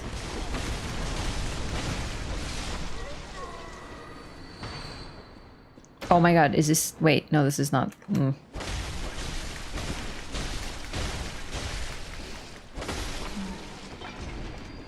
My strongest memory of the Chalice dungeons is many, many red spiders. What's mine? When I think of the Chalice dungeons, I think of... I may think of guillotines. Like narrow hallways with guillotines and guys always after me. You just hear... And then you turn and there's like 5 boys behind you. Bold 100 mark and enter the dungeon again. No, I know where I am. I need to find the lever and I don't want to respawn all the enemies. No. I just have to keep going. And rolling into walls that I know aren't illusory, but you never know. You do know, but you don't. You know what I mean? Alright, I think we've been there. Oh, there's a blood liquor up there. Wait, I haven't been in here! Oh my god! Do not. You can't stop me. It was the one room I missed.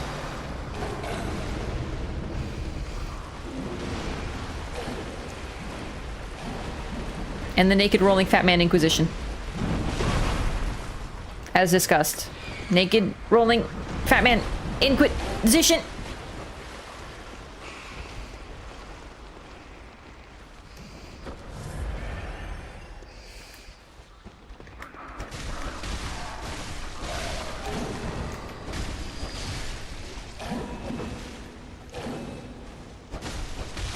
I think we cleared the room, but I'd like to take out the fat guys. Then again...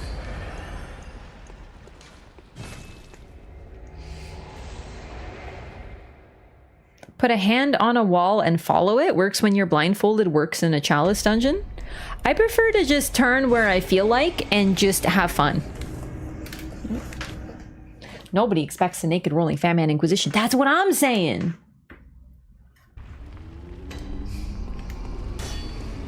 Hi. Can I have more tinge, please? Very well.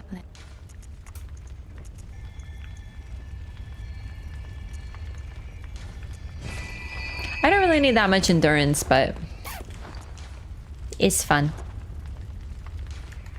All right, so with that, I can actually switch to the Evelyn, which is admittedly a really pretty gun. Let's level it up a little bit. It won't do much because my tinge is low, but still.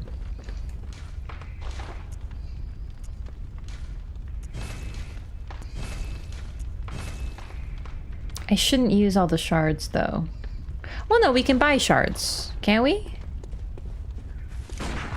Okay. What? Whoa. I don't know if my L2 is sticking or what. Very pretty name. Beautiful name. Absolutely beautiful name. Okay. Wait. You need 3, 5, 8. So you need 16. So we're fine.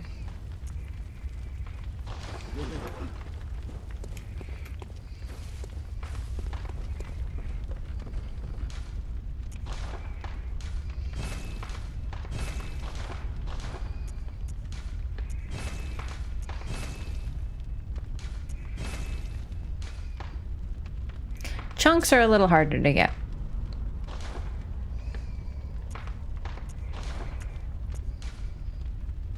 So we want blood attack up, right?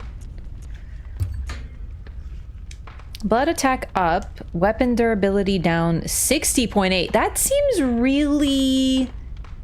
Should I use this? Or am I gonna break my gun? I don't think I've ever seen a weapon durability down that high. Not an issue? Okay. Cool. Won't break your gun? Okay, good. I've never used... I don't really care too much about gems on my gun, so I don't use it much. Sometimes I throw a shiny on the ground as a reminder I went through this door. I don't like using shinies because I prefer to just be lost. Maybe that's my secret. Maybe I just like to be lost. Pretty good gem to BH? Yeah, it's not bad. I think the max is like, what, 36 point something? For damage up? No contact, no extra durability loss. Wait, your gun doesn't break at all? You can never break your gun? I did not know that. But you can... But it takes durability loss.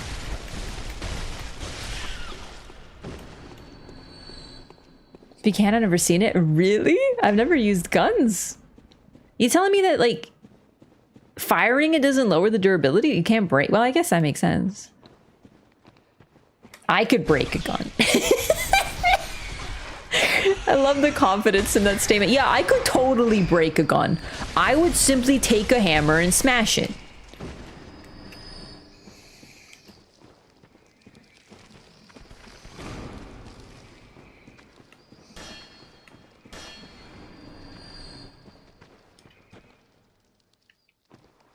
I don't know. I like Chalice dungeons. I feel like they could be a little shorter. Because of how thorough you have to be, they do end up taking a large chunk of time. I don't know. I think there's a point there, but I also really like chalices. And if you do them sort of casually, like not in a straight line, but then you also kind of end up overpowered for the base game too. I don't know. I like them though.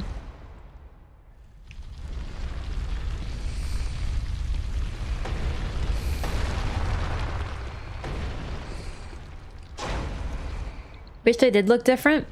A lot of them do look a little samey. They have very similar parts, but each one of the chalices also has a very unique aspect to them too. Fuck. That's unfortunate. That's a tight one. You have to go like right away. Okay, that's my bad.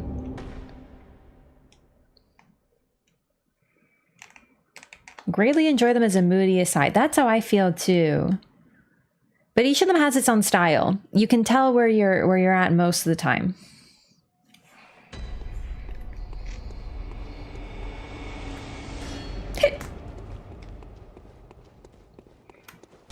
So yeah, during this run, I ended up a little overpowered because I was doing Chalice dungeons. So it's sort of, I don't know.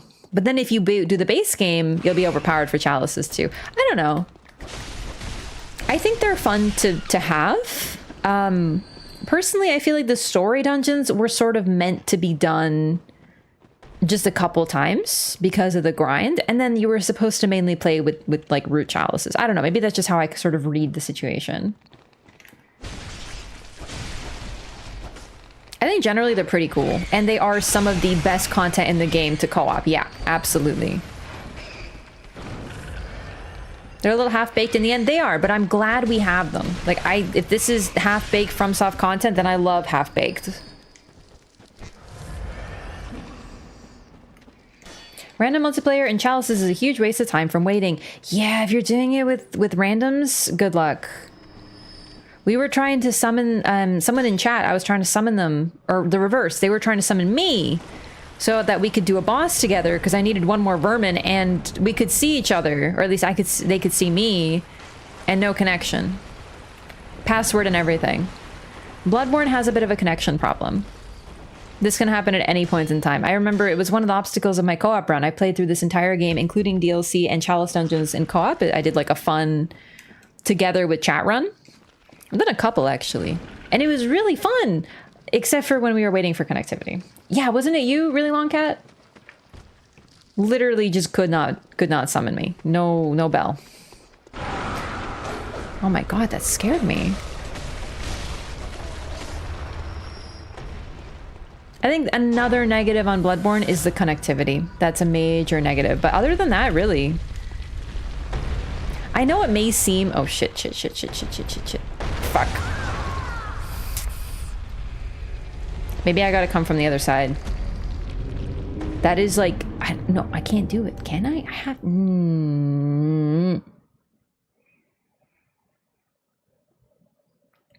Nook in the middle you can hide in? Oh... Where that guy came out of. I was talking about the boy nooked. But boy nooked? The boy nook. The nook where there is a boy. You got rocked? No, I got balled. But I did actually also get rocked, yeah. Step aside guillotine. Boulders coming through. I actually remember doing co-op and the amount of times that my co-opers got smashed by guillotines and died instantly was incredible. It was so funny. Like, me too, just to be clear. But it's just... To me, there's nothing like something comes from the ceiling and slams you and you die. There's nothing funnier. Tom Nook's boy nook? Yep, exactly. Alright. We're looking for the boy nook. Hopefully, it's not just a boy nook and, like, girls are allowed too. But, like, what if they have a sign on the door that says, no girls allowed? You legally can't ignore that.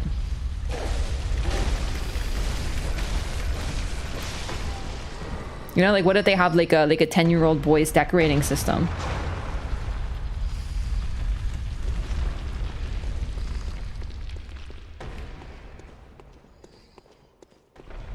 Tell them you can't read? I was talking to my family the other day, and so I speak Polish, right? But like, I make some mistakes because it's like a whole ass language, and it's got a lot of weird shit going on. And I always say obydwa. And obydwa means both of us. So like both, but my parents recently told me, like the other day in this conversation, they said you should say obie or obove, which is another way of saying both of us. And I was like, why? And they're like, well, because obydwa means two boys. And if you say obie, it means two women. And if you say oboje, it means like neutral gender. And I was like, that's fucking stupid. I'm saying obydwa.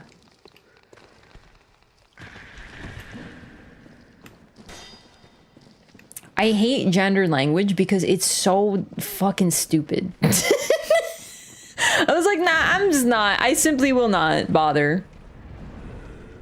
Two boys, yes, hello, it is me, a boy? I don't know, it's just, I freaking hate gender language. It's so annoying to, like, know the rules. Is this an optional area? Why am I here? Oh, for that thing. Yeah, we're good. Time to leave. Time to get out of this rat cave. You gave the boy nook cooties? Oh, I'll never be able to use the boy nook without a proper cleansing. That's why I like using y'all. Dude, y'all is actually freaking poggy because it's just, you don't have to, like, it's so stupid. And the other thing, I've literally talked to my parents and I was like, this is like, Polish is dumb because it's one of those languages, because there's gendered language. If there is, I don't remember the words because I don't remember off the top of my head now, of course, but if you're trying to talk about like a room full of people, if it's all men, there's one word to use. If it's all women, there's another word to use. And if there's 500 women and one man, you still use the male because, you know, of course that one dude is the most grammatically important. You can't think that he is a woman. Right? And I'm just like, oh my God, that's so fucking stupid. I remember being a kid and my parents taught me this and I was like, that's stupid. That is dumb. That is very dumb. It sounds weird in English because English doesn't have gendered language. Like literally, how do you refer to this? Like masculine, feminine, like certain words are masculine, certain words are feminine. A lot of languages have it. I think French does, Spanish I'm pretty sure does, Polish does, and it's dumb. And I pretty much refuse to engage with it because it's more to remember.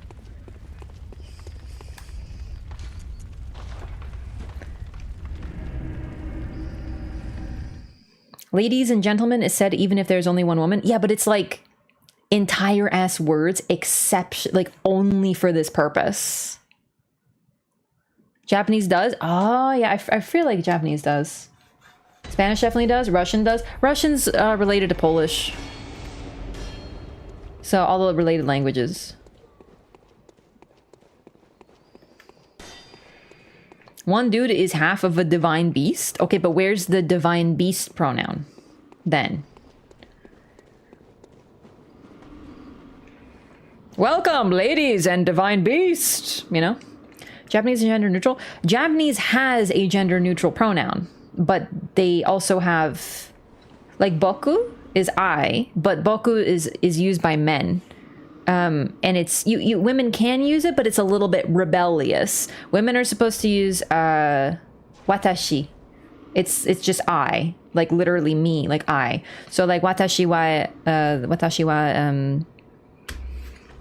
skareta, I'm tired, right? So there's a couple rules there. Oh my god, it's a bloodletting beast. We might be here for a while. Every noun has a gender? I'm pretty sure. Oh my god. Oh my god.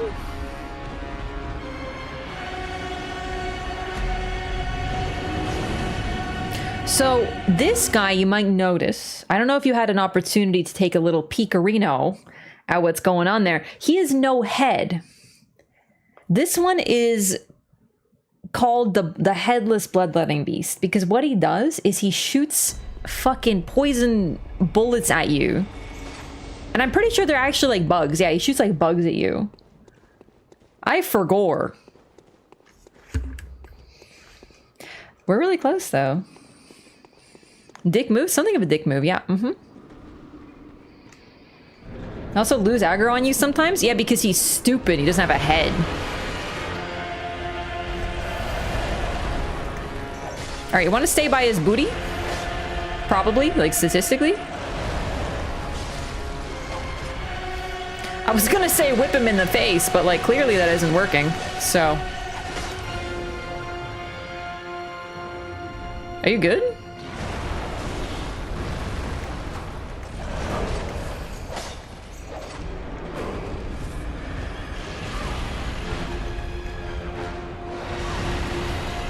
So, I think it's still not entirely like disproven to a point.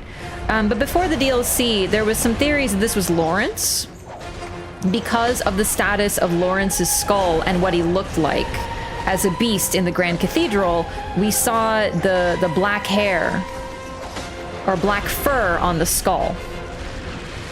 Fuck, no, the bees, the bees!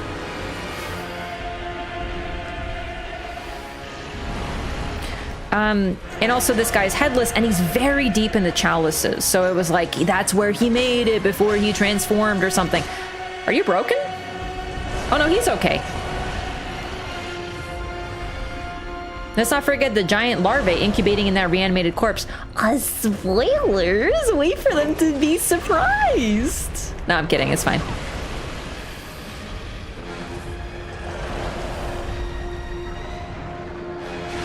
I'll be over here. Oh, did I break all your arms? Ah! Yeah, so that's what's in there.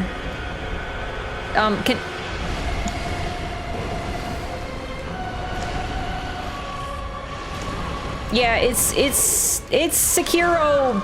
I was on the ground. Yeah, you remember the Guardian Ape from Sekiro? This is him. Feel old yet? So, yeah, this thing is likely kept alive by the parasite within the grub. The, what do they call those things? The maggot?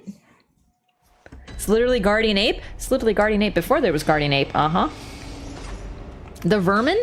Nah, I mean, kind of, sort of, but the maggots that come out of bodies, this is the biggest one we see. Centipede? No. What are they called? The maggots? They have a name.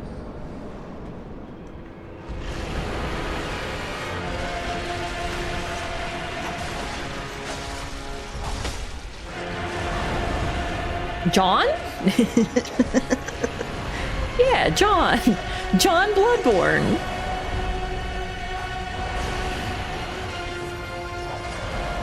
Grubs? No, they haven't. In the last time I talked about them, someone in chat was like, their name is something something, and I was like, yeah, those.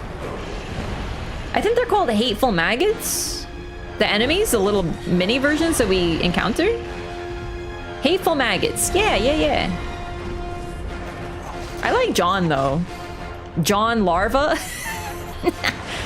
That's John Maggot. Put some respect on his name.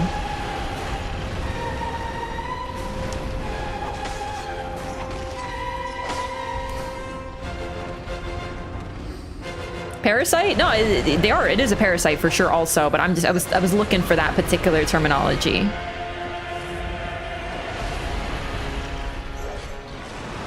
I slightly fear this individual because I'm scared of things with no faces. Like, where do I hit? Like, where do I look when I'm talking to you? Do you know what I mean? It just really triggers a lot of social anxiety.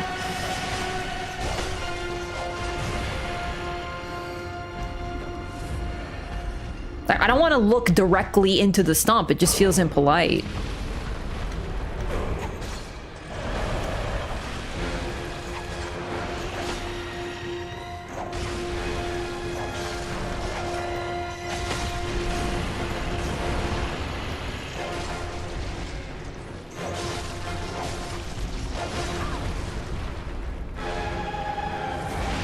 No! See, now I know where to look, and I wish I didn't.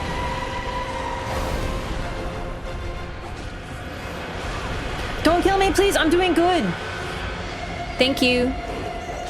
I think he goes into the fog wall and he breaks a little bit, but I will fucking take it. You think I'm above using the game breaking a little? I'm dealing with a guy with a grub coming out of his head. I have no shame.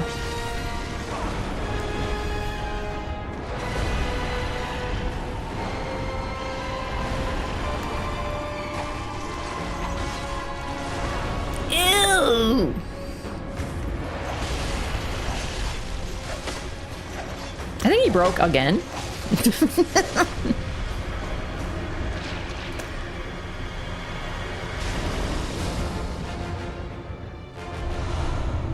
That's not too bad.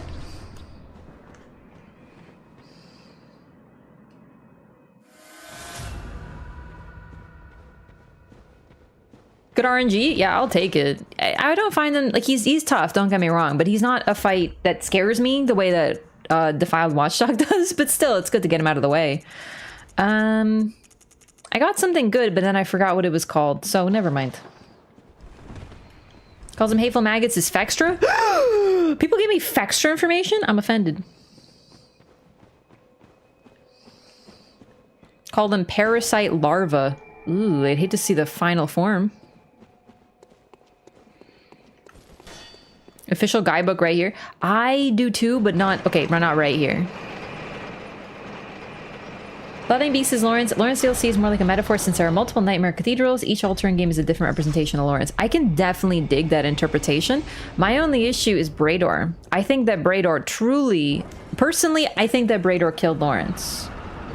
And that Lawrence transformed into a cleric beast because he would have been the first vicar, the first cleric. So I personally like the interpretation that Lawrence transformed into a cleric beast. How does that track with the head? I don't know. I love the idea of Brador killing his friend because he turned into a beast. That's a little messed up. Anyway, thanks for the raid a lot. What's up? I love the idea of someone killing their friends. It's just such an evocative idea. What is Ihyll? It's the title for the monarch in the capital. Pthumeru Ihyll was the title of both the Pthumerian monarch and its capital. Murder? I love murder. What's up, Vlad? Thank you for the raid. Welcome in, everyone. What are you up to? Faster Life mentioned you? Yeah, I don't remember the official names of a lot of enemies. I do have the art book and it does have English in it, but I don't remember all the enemy names. Gehrman away. Very well. Fextra tends to just make up their own names for things, and because they're often used, people cite them. Which isn't, you know, inherently bad. It's just Fextra. Farewell, good. Fextra is. Meet your maker. Oh, what's that?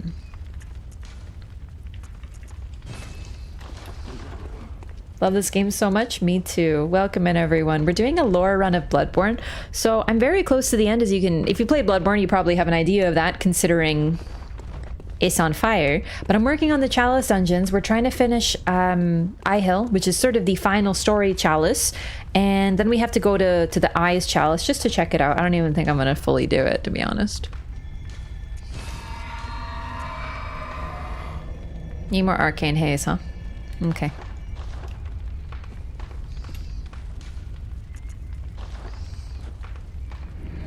What's the deal with Fextra Life?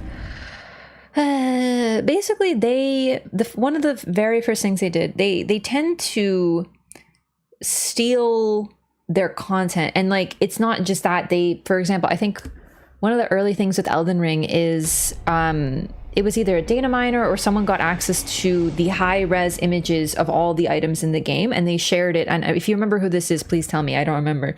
But they shared all of them with the community. Just be like, here, all of you, if you ever want to just look at the images, here they are. Fextra Life took them, slapped their watermark on them, and put them all over their website. Shit like that. They also embedded their, this is old, but they embedded their stream on their page. So if you ever went to any Fextra Life channel and you kept it open because you were looking for a guide, you counted as a viewer on their live stream. So they had inflated viewer numbers because no one was actually watching them, but it looked like thousands of people were, because a lot of people were like kept their guide open. And considering their content was largely taken from other people without credit, and they then made money off of it, little sketchy. Also misinformation. They have a lot on their website that is wrong, and because a lot's wrong, you can't trust anything because you don't know what's wrong. Lots of reasons, basically. Those are the main big ones. Also, the problem for Elden Ring, at least, is there really is no alternative, because all the other wikis just gave up because Fextra was so dominant, and they were stealing content anyway, so what's the point? Yeah, there's just a lot of misinformation. It's well organized. That's the one thing I'll say about them. So, like, that can be a plus. And the only thing they're really good at is search engine optimization. So if you search up anything, they're the first to pop up. Parasite larva. Oh. Oh, sick. I think he's broken. Perfect. I keep breaking everything today. We can get a good look at the model now. So this is very clearly a person who transformed into a scorpion. You can see the eyes, you can see the nose. Like, this is yet another form of what the beast plague can take. Like, another potential transformation. And yikes. That's the thing. Almost everything in the chalices was probably a human, or at least a Pthumerian.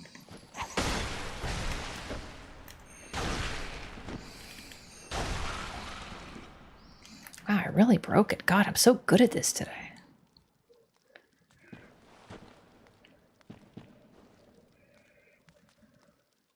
It could also be one of those creatures with a false face. But honestly, considering this is a game about people transforming into beasts, I think it's that. Madman Waller. Huh.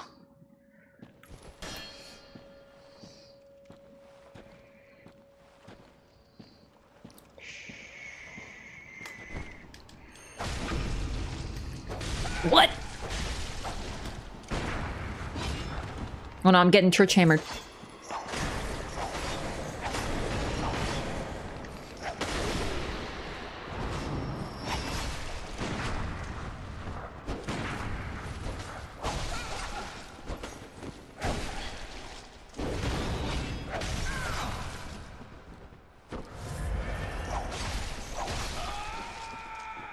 Get whipped, nerd. Sorry to my strength gamers, but to be fair, he's a nerd. thank you so much for the... Thank you so much for the resub. Welcome back. Thank you for 2 months. Enjoy your new butterfly. S tier nerd aura? Yes. Is that a guy with a flaming sword? My god, I wish that were me.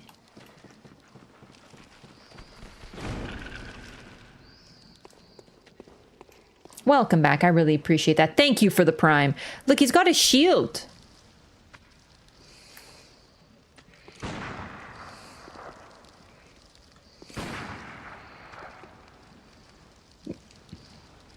Oh my god, and he's a really good dancer too. Some people have everything. Oh my god, and they're in love?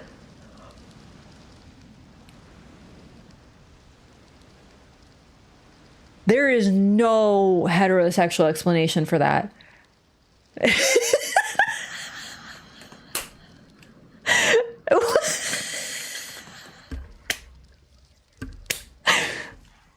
Wow. Truly a romantic moment.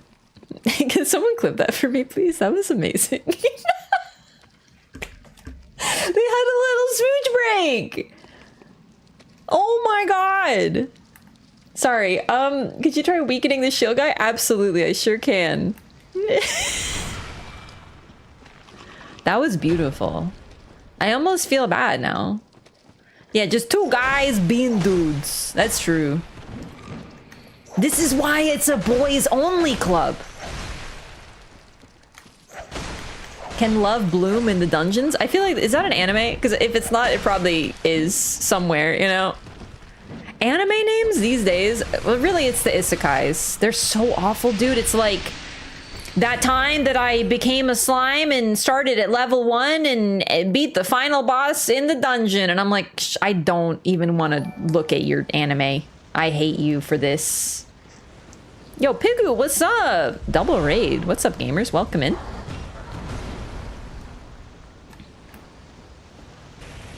How was your stream? I'm just engaging in...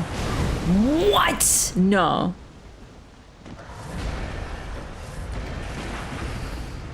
I'm sorry to do this to you right in front of your roommate.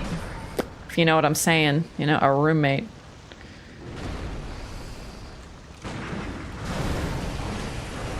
And they were roommates. No, don't die. Okay. We're checking if he heals. Do you heal? Do you heal? Doesn't look like it. Rune level 50 invader belt. Nice. How's it going? Thank you for that, Shiro. Welcome in, raiders. I'm just doing some gun killing and such.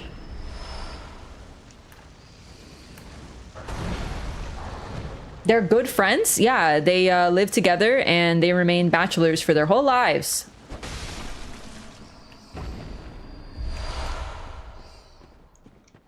Maybe it's one of the buffs they get in feated rotted chalices then. Good test though. That time I reincarnated as a vending machine is an honest to God anime name. It's the equivalent of clickbait. Like YouTube videos. And like, I'm not roasting. Clickbait videos work for a reason, right? But it's a title that you're supposed to be like, that is such a dumb title, but I'm curious now, and now I have to watch it. Say we call them Gilbert and Eugene. We already have a Gilbert in this video game. Did you already forget about Gilbert?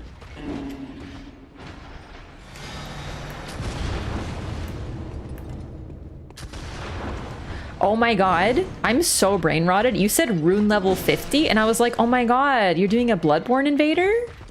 You literally said rune level. I hope you have fun. I haven't tried the 50 range, but I feel like that could be really good. Oh, dearie me, I must have. Who is Gilbert? Oh, I'm only joking, but there is a guy. You know the guy who gives you... when he's the first guy you can talk to with the window, he goes... I'm dying. But then he's nice to you? Him. And then eventually he turns into a beast. Devil is a fast food employee. Okay, but that one is a little older than these other ones. That one is the devil is a part-timer. And to be fair, that's exactly what it is. It's about a devil who's the part-time. He's the devil, and he's also a part-timer at a fast food place. Yeah. I think that one gets a slight pass because it's older, and I feel like it's one of the first. But then again, it's not like the devil is a part-timer and he works hard and then he finds himself in another world. You know, like those titles are just absolutely I hate them. It drives me insane. Thank you, Opt, for the clip as well. These dudes as a token Dark Souls cameo? Yeah, I'm pretty sure they're just cut content enemies that they just included. Yeah, a little bit. Isekai? Isekai is the Japanese term for an anime that takes place in like if you enter a game. I don't know what exactly it means, but like I think it means like another world or something. So a lot of the isekai, it's a very popular genre. I'm not saying this started it by any means, but I feel like Sword Art Online kind of blew it up. That's one of the, I'm not going to say the first, but one of the really popular ones. Of like, it's a video game that's like real life. There was also Dot Hack, which is honestly probably one of the first. Another World? Dang, did I get it right? Oh man, I'm always so surprised when that happens. The devil is a part-timer, but he has to take care of his daughter while running an escape room in an abandoned building while being pregnant. That's exactly, yeah. It was Dot Hack, but had story elements, booba, more people could follow. Let's be respectful to Dot Hack. Dot Hack was really good. Sword Art Online is a harem anime disguised as something slightly better. I hate Sword Art Online. It's such drivel. Like, it's so bad. Everyone was like, oh my god, you're gonna love it. You love video games. You're gonna love it. And then I felt really lied to. I was very angry. Farewell, good. Shield Hero on Netflix fits that category. Is Shield Hero good? Because I have this subcategory of anime in my head when some of the people that I don't like, I have a couple friends, I say friends in that I know them distantly.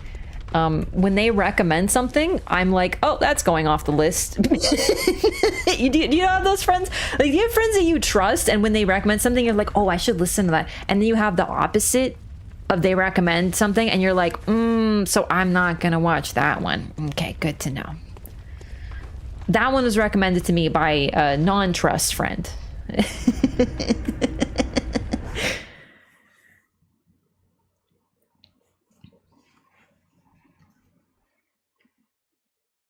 Pretty weird shit though. Yeah, I'm very over anime weirdness. I can't do it anymore. I've seen good anime, like good quality anime that's just like good. I can't do it anymore. Like Full Metal Alchemist, the freaking goat. All right, what's this? Is this? Holy shit, are we here? Have we done it? I think we've done it. We've done it. We're here. Okay, we're not talking about anime anymore. We're back to lore. We're back to lore.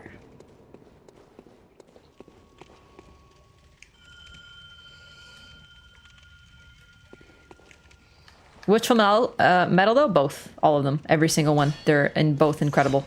Really, really, really good.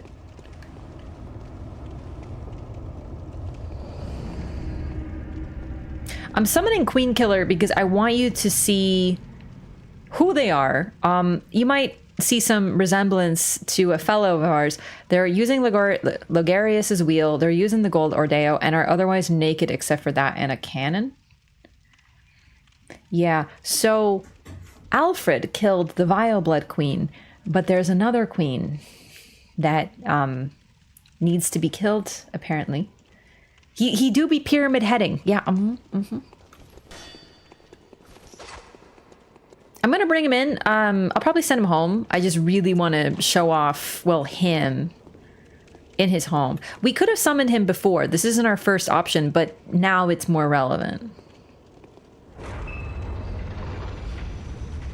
This man basically took apart a car and uses that as his weaponry. Yharnam, Pthumerian queen. You might recognize her. We've met her before in the dream. But, my god, don't shoot a cannon at a pregnant woman!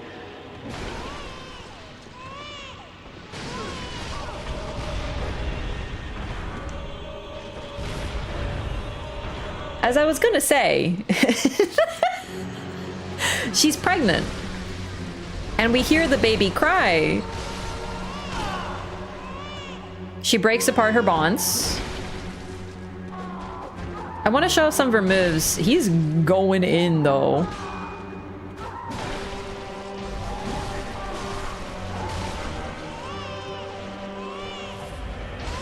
She has some really cool mechanics. So I'm going to show them off using him, sort of as my meat shield.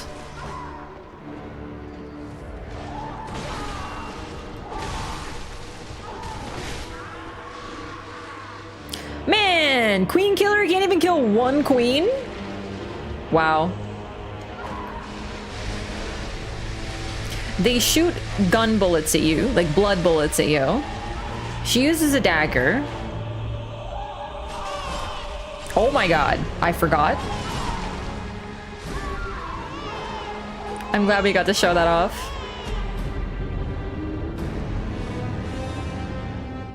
When the baby cries, we'll get trapped. It's very similar to the Canehurst nobles. If the ones that cry and scream, you'll get trapped. This one is the baby crying, and it happens at random intervals. And if you're nearby, you get snatched. Oh shit. When they shoot stuff at you, it's from the veins. Mm-hmm. That's where the blood bullets come from. She straight up shoots at you.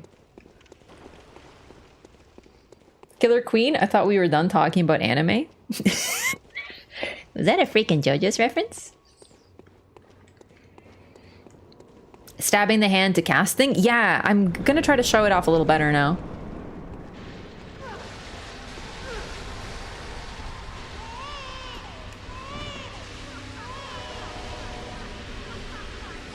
She has some unique moves too. So this is what we were doing all this for. Oh, I'm dead already.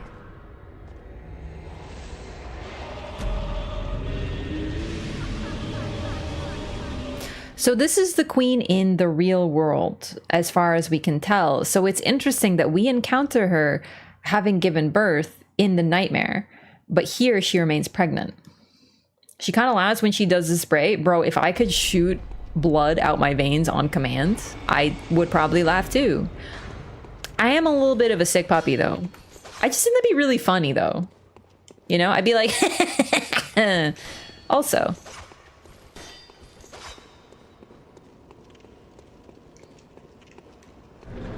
I want to show off the Estelle attack she does. She does an attack that is exactly like one of the ones that Estelle does, but obviously 10 years later. Like she's pre-Estelle.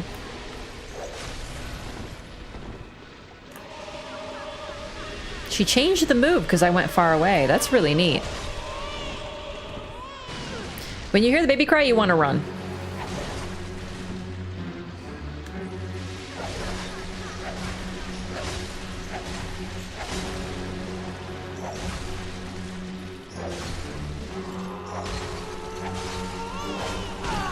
She gets really pissed and she breaks her chains, and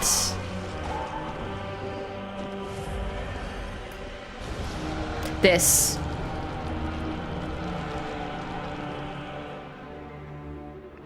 Isn't that so cool?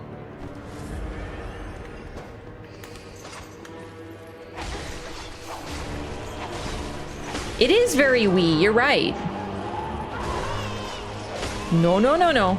Don't grab me, baby. Some clones. I don't remember if there's a towel. There probably is. But they're basically blood clones. They vanish in a hit. Uh-oh. Uh-oh. Uh-oh. Oh, Jesus! Also, her blood does rapid poison to you.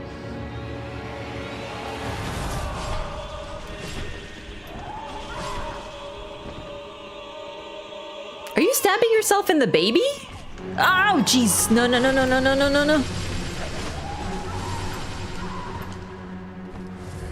You can actually see the, like, sound coming out of the belly when the baby cries. Do you notice that? It's like a distortion. Well, your Discord is very robust. Yeah, no, it's basically to try to help with people who have alt accounts and nefarious intentions, or at least slow them down because it doesn't stop them, but it helps. Think she's stabbing her hand? With that one, I thought she was stabbing her whole ass baby.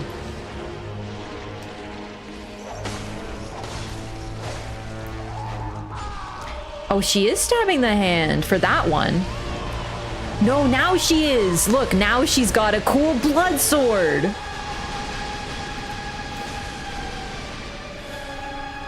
Are there any other moves I should show off?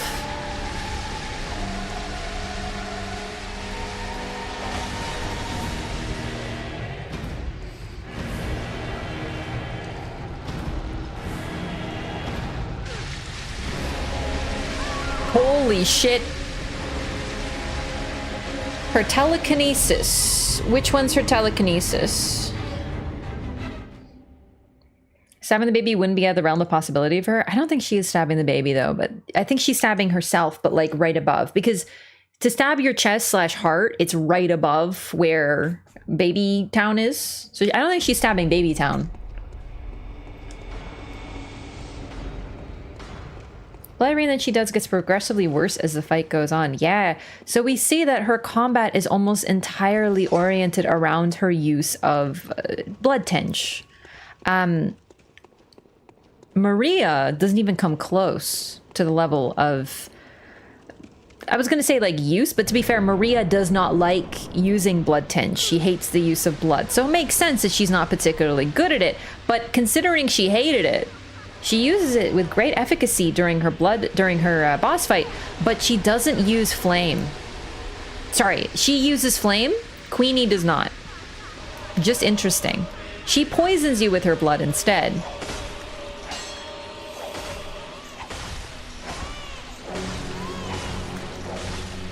As you can tell, this entire Chalice run was to get to her.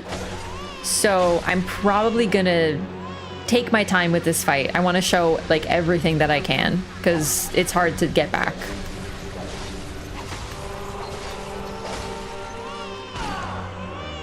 Oh shit. Maria has some morals? I wouldn't describe it as morals though. I think she just finds it distasteful, but in the end, like, it's your own blood. Who cares? Like, is someone really gonna tell me what to do with my own blood?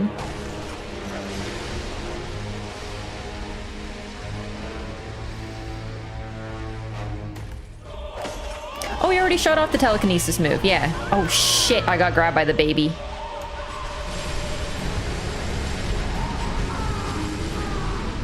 Yeah, I think that's a self-stab there.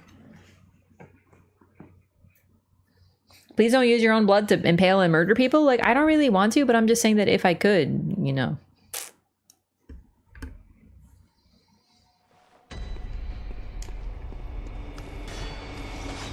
Almost seems to seek death.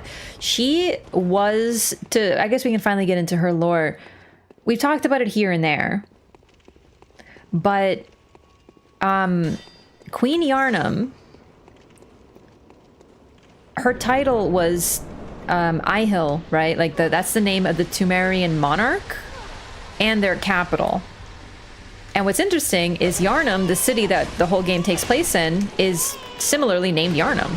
Oh my god, she hits like a truck.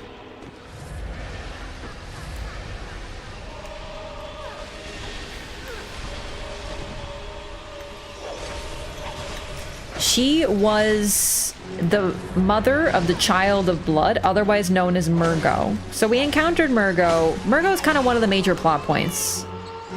He's crying throughout the game, likely because he's been separated from his mother and trapped in the nightmare. But what's funny is, unlike the others who are trapped in nightmares, he's the source of the nightmare because, well, he created it with his powers because he is indeed a great one.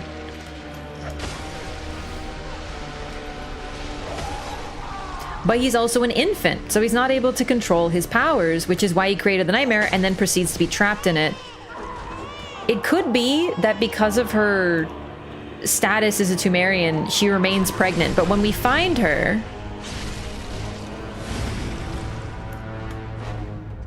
in the world, she's not. Maybe we don't. Is that phase 3? Is that enough? There we go. She's not the toughest boss if you're actually trying.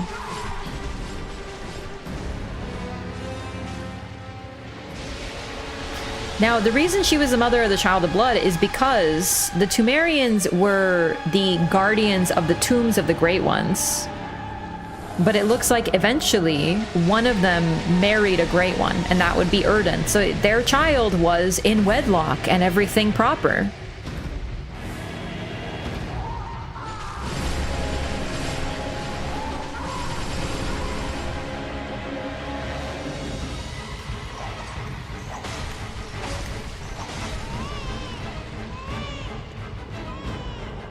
Dude, this music goes so hard.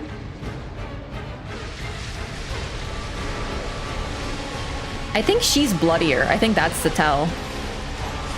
Than the clones. The clones still fucking hurt though.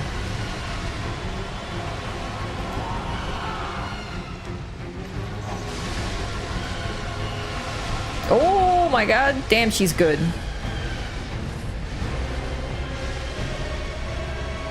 Alright, any more moves?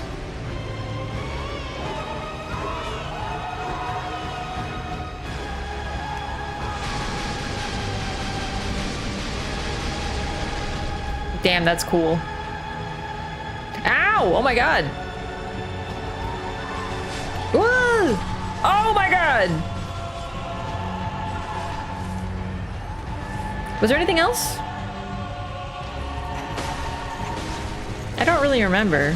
The big one that I wanted to show was the blood explosion and the telekinesis.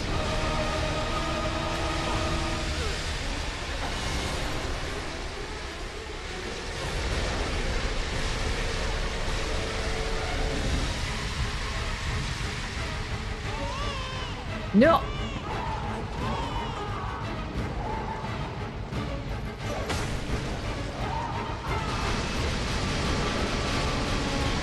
And then it rains blood, and it poisons you. Yeah, she's absolutely covered.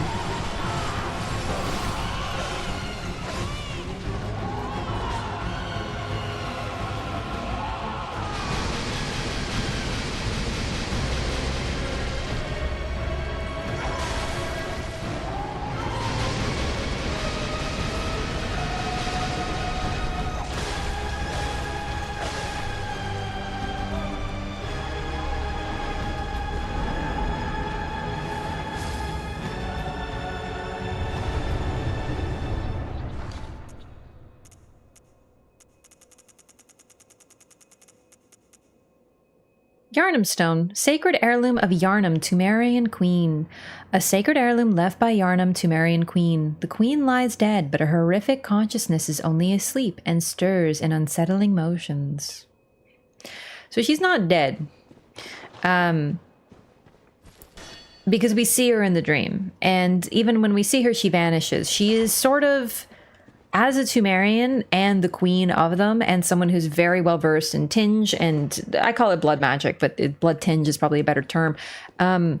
She has become closer to a Great One. It could also be the fact that she remains pregnant with Murgo. I think the Yharnam Stone, this is my read, is supposed to be like a calcified pregnancy.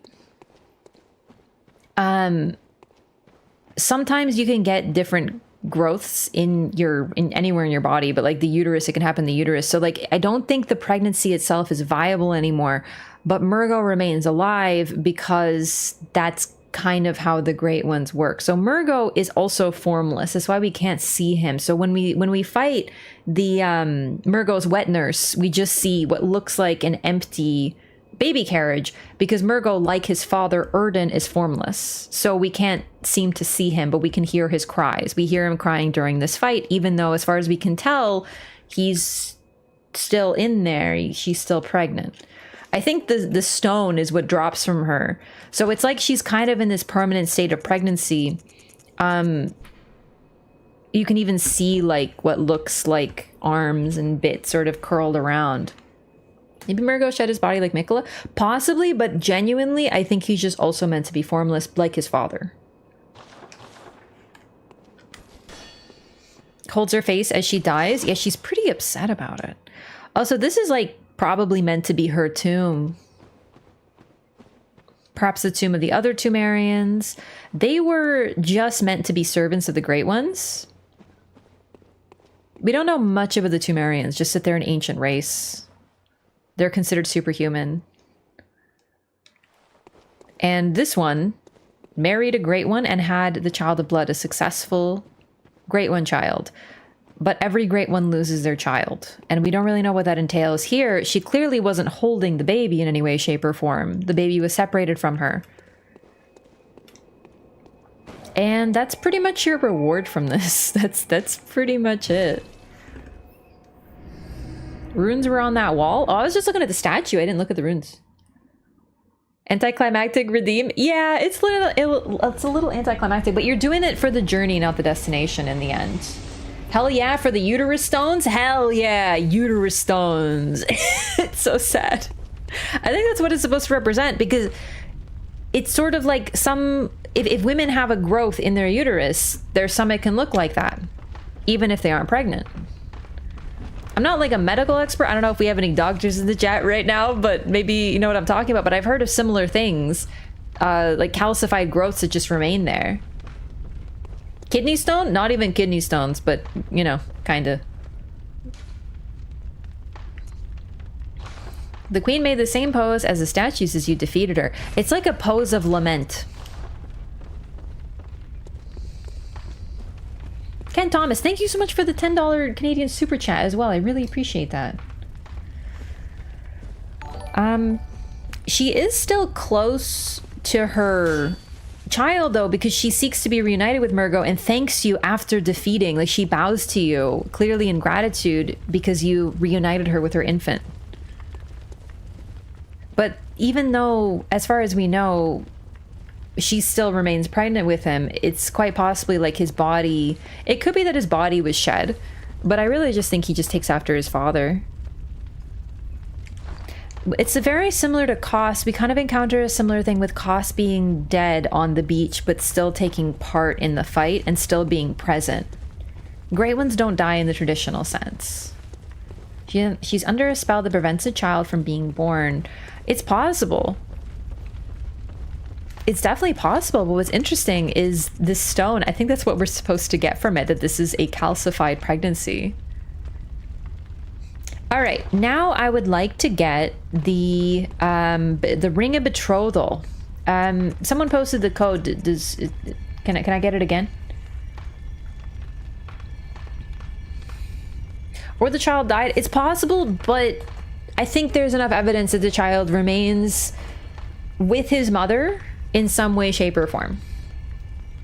Oh, perfect. Oh, shit. How do I do this? Wait, which one do I use? I don't remember. I don't remember how to do this. Does it matter? Have to be online. Oh, I forgot.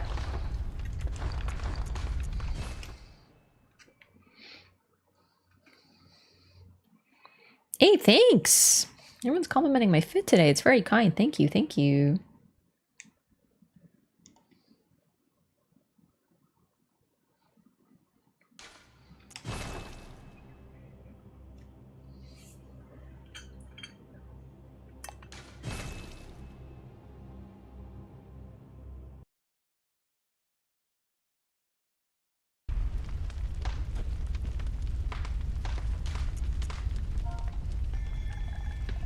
Mm.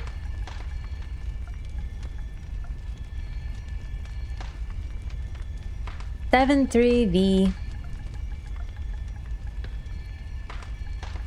83S. All right, so I'm putting in a glyph that will have a guaranteed ring of betrothal in a chest. Do you happen to know where in the chest it is? Going online, get ready with the sinister bells, everyone.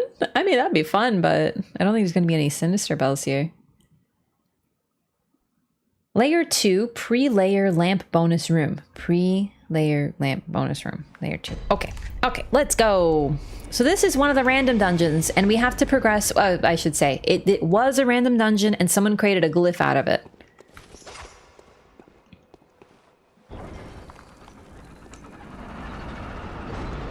Or was this one of those, what do you call it, dungeons? The artificially created ones.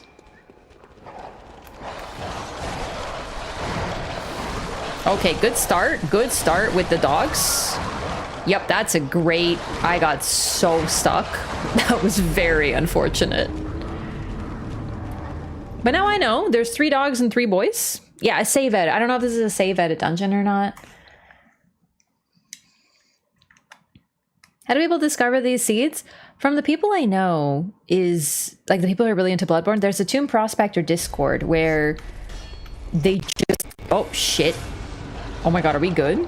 I don't know what that was. Was that Bloodborne? That scared the shit out of me. I thought I was blue screening again. You just... There's people who just create dungeons over and over and over again, and they found, like, every single possible permutation. Because they're not fully randomized. Someone was talking about it the other day. But they sort of load from a potential of options. It's like chess. You know how there's, like, a limited number of moves in chess? But there's still a lot of moves in chess, right? Same concept.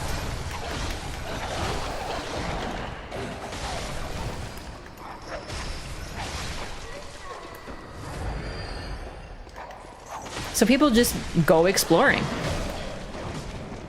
There are about 2,000 variations. That's not bad. Fuck. Like, I had to get a fucking spider in here on top of everything else. Jesus. You're still alive? My god. Nightmare starting room. Make a dungeon, produce a seed, share the glyph, others can explore the same seed. It's a great system. It sure is. Yeah. So basically, because people have searched for these so much, we have pretty much everything. Do you want a particular weapon at the start of the game? You can probably find a glyph that has a... This actually isn't something that I talked about too much because it isn't lore, but there are different versions of different weapons. That's another aspect of PvP. So for example, this is the regular threaded cane. The gem slots it has are a certain shape, but there are different versions of the threaded cane, any weapon, as far as I know, that you can get in the Chalice dungeons that have different gem slots. So for example, there is a Chalice dungeon with the burial blade, a different version of it, but if you want to play with the burial blade, you can look up the glyph. Oh my fucking god. And just load it up and get their burial blade really early.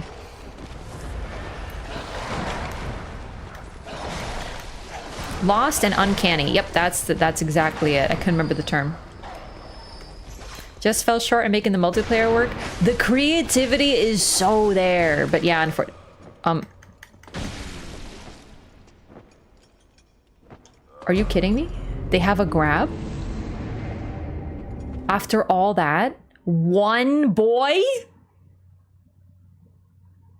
How dare you?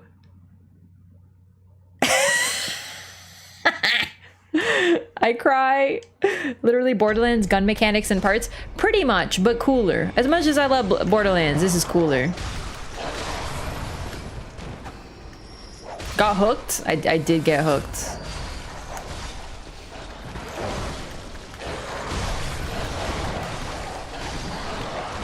Fuck off, dog! Oh my god, more dogs. What? I thought there was 3. There's like literally 6 dogs in this room and a spider and like 5. This is the worst starting room I've ever seen. Had no idea they had a grab? Yeah, I deserved it. It was really funny. They're friendly, I swear, they just need to know you. That's kind of how I felt about dogs for a long time. When I was a kid, I got bitten by a dog. Nothing too insane, fortunately. I was really lucky. But I got bitten by a dog, and I've been scared of dogs. I'm not scared of dogs anymore, but I was scared of dogs for a long time. On one trip to Poland, thank you, Poland, I developed a fear of horses and dogs. That lasted until my adulthood. I was like 4. So... You know, shout out to Poland.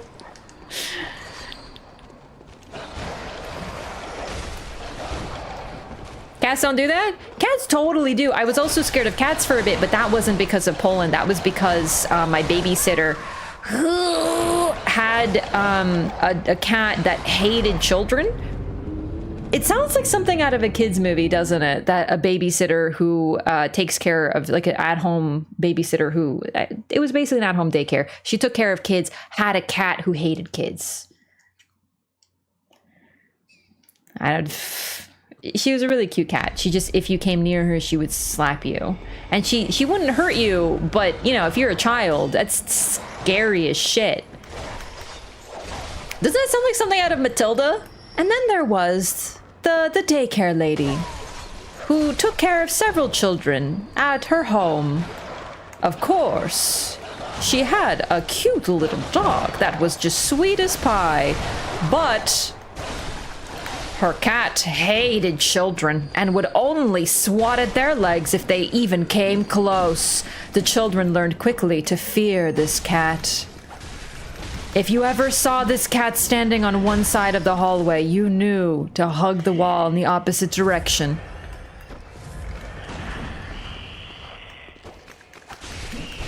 I got over that one real quick. I loved cats. It's just the only cat that I got to interact with was an absolute terror. She just hated all children.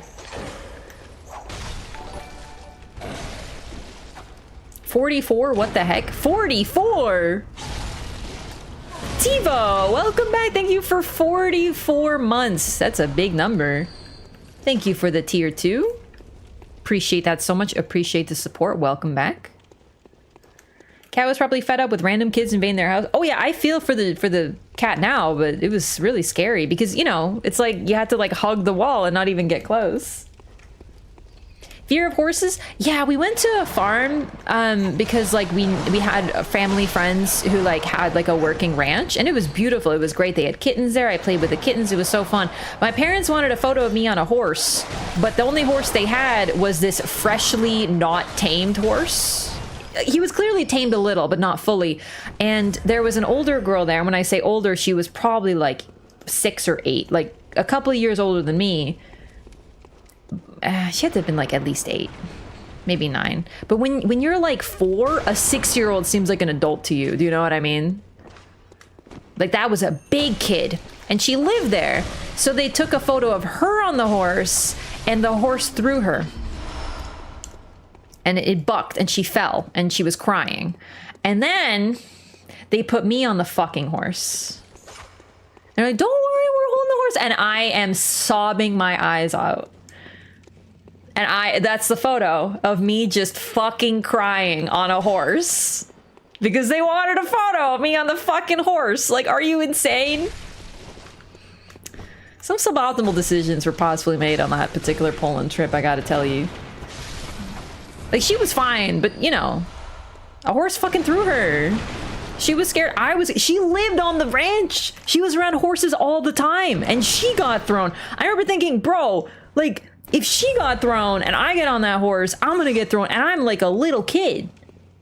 There's no way I'm gonna survive this. I was sitting on this horse, and all the adults are like, it's okay, and I'm crying because I think I'm gonna die. Still scared of horses. I just respect them. And I'm not like scared. I just respect. I understand they are large. You just have to be careful with them. You don't, like, I don't act like weird around them, but like, I don't understand them. They're really big, dude. They will kick you, and they will smash you, and they will knock you down. You will die.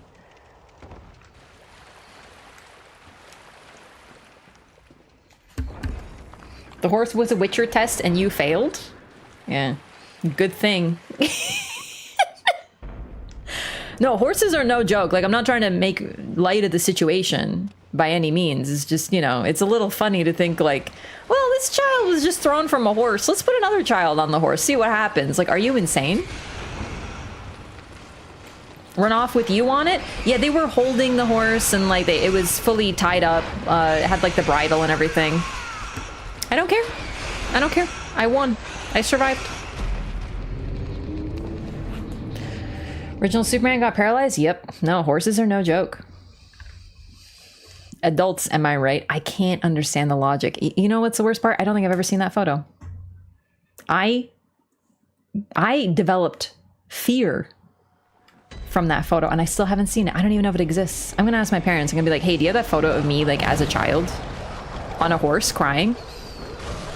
And I swear to God, if they say which one, which photo, I will lose my shit, because they better know where that is. I have lasting trauma from that scenario. Was there a measurement stick on the floor? Maybe this was a how far can we throw the child competition. Well, she won, because I wasn't thrown, unfortunately. I remember standing, like, sitting on that horse and trying to move as little as possible. I was like... It's really funny now. But it just, I don't really get to interact with horses, right? So I'm still scared of them, because I haven't, like, gotten to resolve the fear. Dogs are I'm fine with now. It took me some time because I didn't have any positive experiences with dogs until I was an adult. Also, Poland, at least at the time, there was always like wild dogs. A lot of my family are related to farmers or work on farms. So there's a lot of like, hey, there's dogs on the property just running loose. Don't worry about them. They won't hurt you. But when you're like 6 and there's like just like 3 groups of German Shepherds, you're like scared shitless. You know what I mean? For that horse, it was Tuesday. The horse is like, another Tuesday, another kid thrown. I'm gonna meet that horse again. I'm gonna be like, do you remember? Do you remember the day that you threw that child and then they put me on you? And the horse will be like, I don't remember. I've thrown lots of children. Horses are just large, weird dogs. They're way more scaredy cat than dogs. Dogs usually are pretty chill.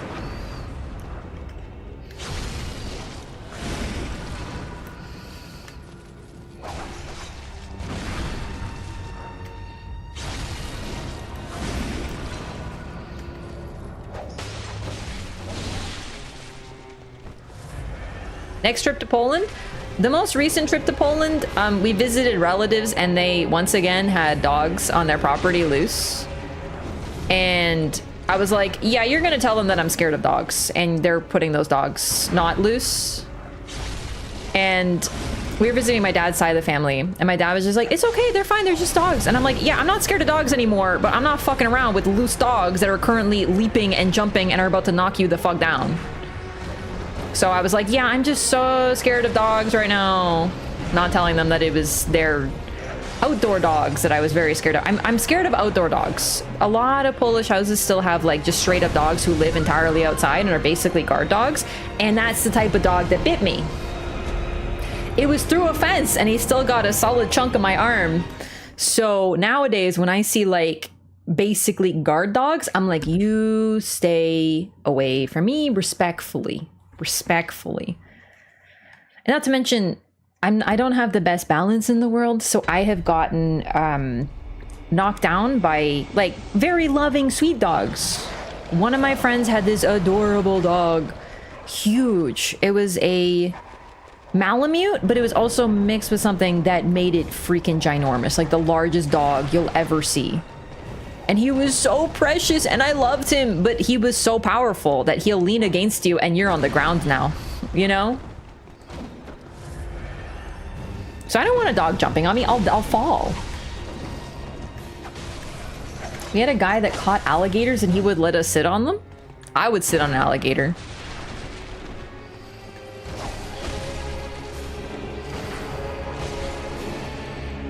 What's the lore behind Keeper the Old Lord's one-shotting nerds? She's got an OP build.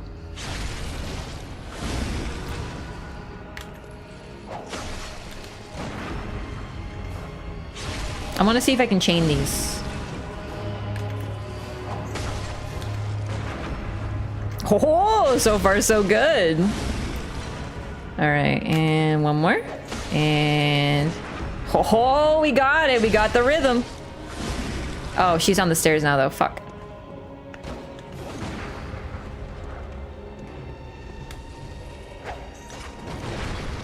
No, come on. I got cooked. I couldn't do it again because I was worried about the stairs. I should have just like angled her differently.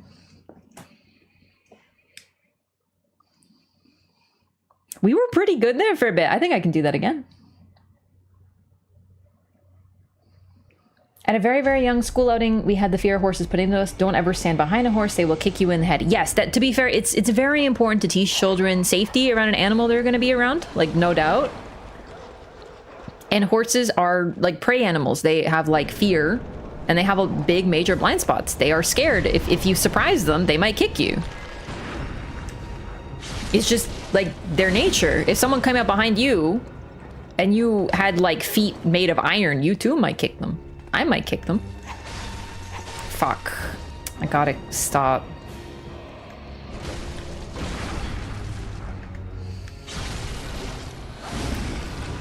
I do be having the pimp cane. Fuck. No, not on the staircase. I would kick them.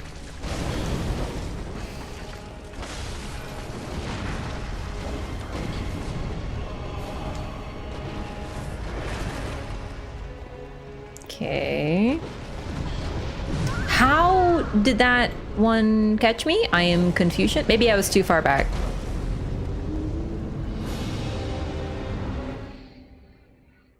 Can you imagine getting kicked in the face by a horse? No, it will probably kill you or deal with, like, you would get, like, severe head trauma and or die.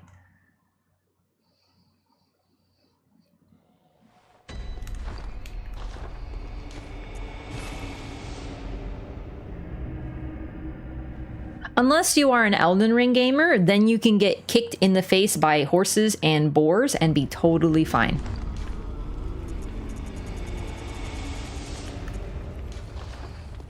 Nah, I dodge it.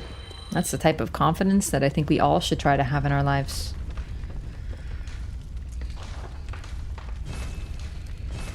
Maybe you would develop facial and or brain trauma, but I would simply dodge. I would simply use iframes.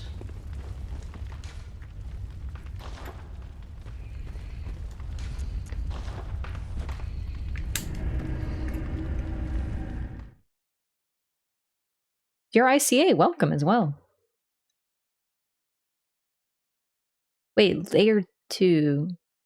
Right, okay, so after this boss, I will be able to acquire the Ring of Betrothal. So I'm doing this because you get this really cool weapon, and, well, really cool item with some really neat lore, and you get some dialogue from Annalise. It's a little underwhelming, but it's still cool to do.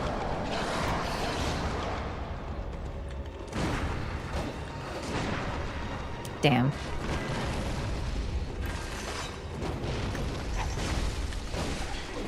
Too close. Wait. What? Do your back step. There we go. My dog barks at kids. My cat is scared of people with beards. Fuck. He really doesn't like beards. In particular, like I think he thinks that they are a particularly large animal, and or perhaps that they're doing the cat equivalent of poofing up. He does not like beards. I hiss at kids? No, a cat did not write this. Graceful Ravioli, what's up?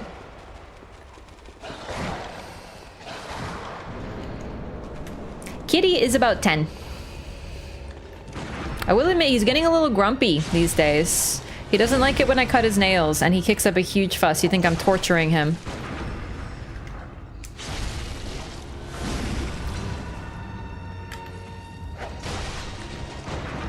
Oh, we got the chain going.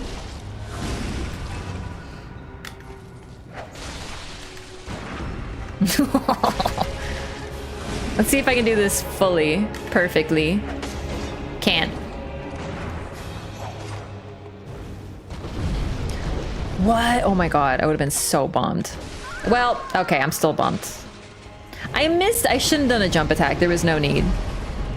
It's so perfect until it isn't. My cats hide from loud kids. Yeah, I feel like for cats, loud noises in particular, like my previous cat was very social. He loved people. He had no like cat fear. I thought the scaredy cat thing was like a joke. I'd never met a cat that was like him. I didn't realize how uncommon he was. He would just walk into a huge crowd. If I had ever had like a bunch of people over, he'd be like, yo, what's up? Like he was just chill. But if we ever had like children over, oh, he would hide. Because the thing is, he learned pretty quickly from a couple times when toddlers visited that a lot of the time, the toddlers would try to pull at his tail and mess with him, and he learned really quickly they have no semblance of boundaries. So when he heard toddlers, like young kids, he would be like, nah, fuck that. They were just excited. Like they weren't hurting him, well, at least I hope not. But it was just too much for him. He didn't want them to mess with him.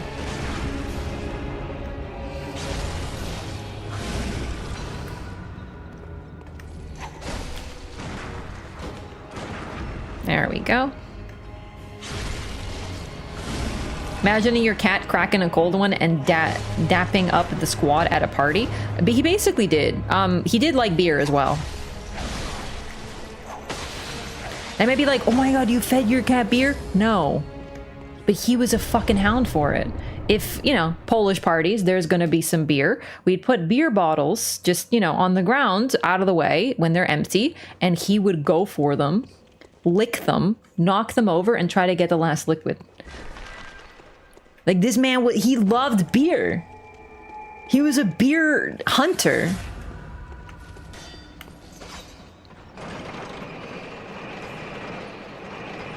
One time we were curious, we tipped a little over for him and he went for it like crazy. And I was like, no, buddy, no alcohol for you, sweetie. That's a dope cat. He was an incredibly dope cat. Like Marlowe's also dope, but like Marlowe is your more typical, like he likes me and he likes a couple people and then he'll kind of hide. You might not even know that there's a cat.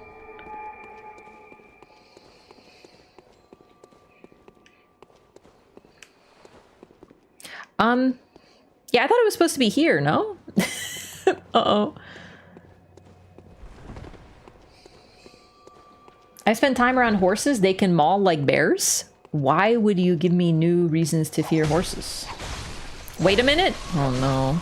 Was it an elaborate prank? Is this not the code?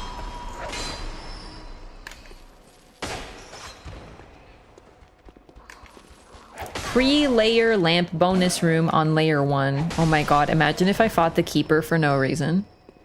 It'd be kind of funny though.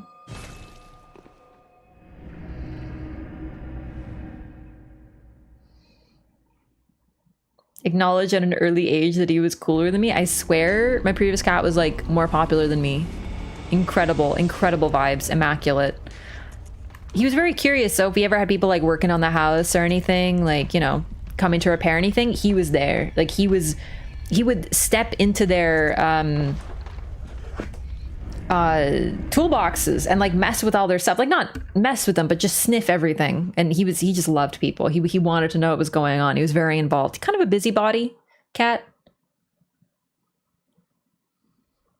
Glyph is active, but the info is incorrect. Yeah, it's a little spooky. But you said pre-lamp bonus area?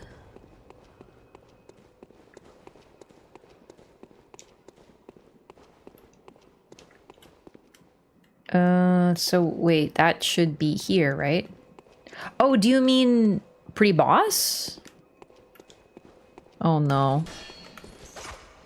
It's in the swamp in layer 2. Oh, fuck the swamp.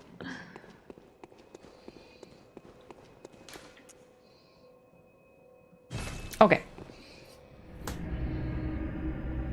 I feel like cats have a sense of humor. I think so too. All animals have their own little personalities, but my favorite thing is how much cats like to knock everything over.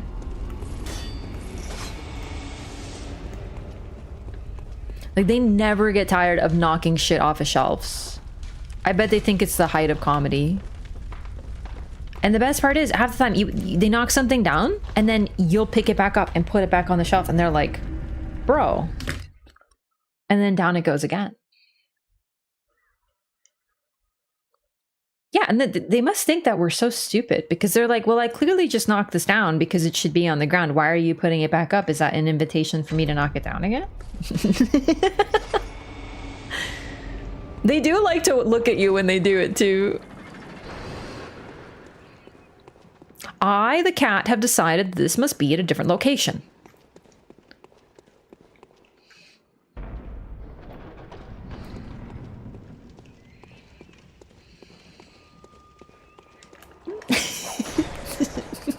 Such logical creatures. I'm just laughing at thinking of all the stupid shit my cat's done. Oh no! The freaking spiders are here. Yo, Fred Slags, thank you so much for 6 months. Welcome back. Appreciate the support. Enjoy your new butterfly.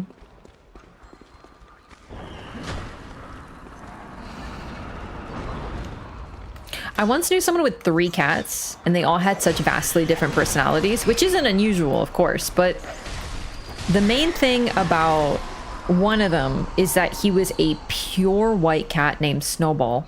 I know, riveting. But he was so dumb. Like he had a one orange, he was like an orange cat. Like legitimately, he was like an one orange brain cell type individual. And his favorite thing when you came into the house, he would run to you. And he would greet you and you might be like, oh my god, he's so sweet. He must be wanting to like, you know, hang out. No, he loved shoes. He wanted to sniff your shoes. He would shove his little cat face into your shoes. So he would run when he heard new people and he'd let you pet them. Or he would let you pet him and you're just like, oh, what a cute good boy. And then your shoes off, face in shoe. Like all the way. And I'm like, Jesus Christ, this cat loves shoes. And he would also lick your hand. That was his, those were his 2 things. He would lick your hand and sniff your shoes. Weird creature. Strange being. All right. Do we have any further directions than in the swamp? Look for a treasure coffin? Treasure coffin. Ah, okay. Thank you. Was he hoping to find the brain cell in there? Perhaps one of these days he would find the brain cell within the shoe.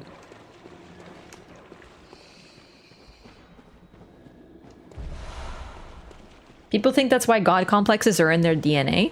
I personally think it's because cats are definitely worshipable because they're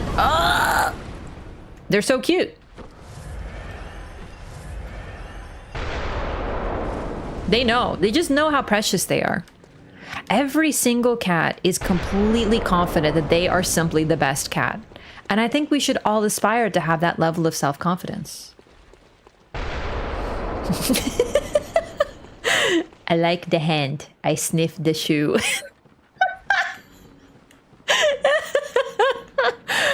Truly a poem.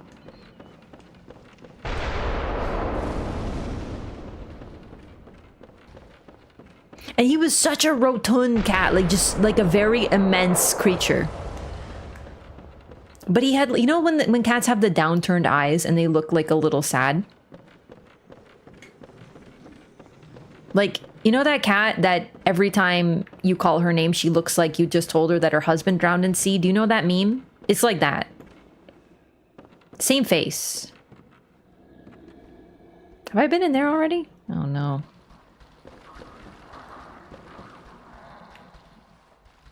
I don't know where it is. Snaps fingers? That's a good... I would snap my fingers to that poem for sure, for sure. This dungeon is horrible. It's definitely painful. Fat? He wasn't even fat. That's the thing. He wasn't fat. He was simply large. Do you know what I mean? Although I did know another cat that was truly fat. He looked like a bowling ball with legs. He was huge and clearly overfed. But my god, he really did look like a bowling ball with legs. And every time I saw him, I'd be like, oh. Like I couldn't stop myself. There's another turn in there? Oh, really? Okay, okay, okay.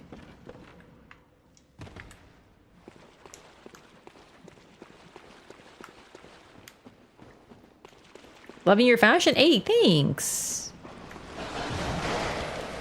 There's another turn? Oh my god. I did not see yet another cave.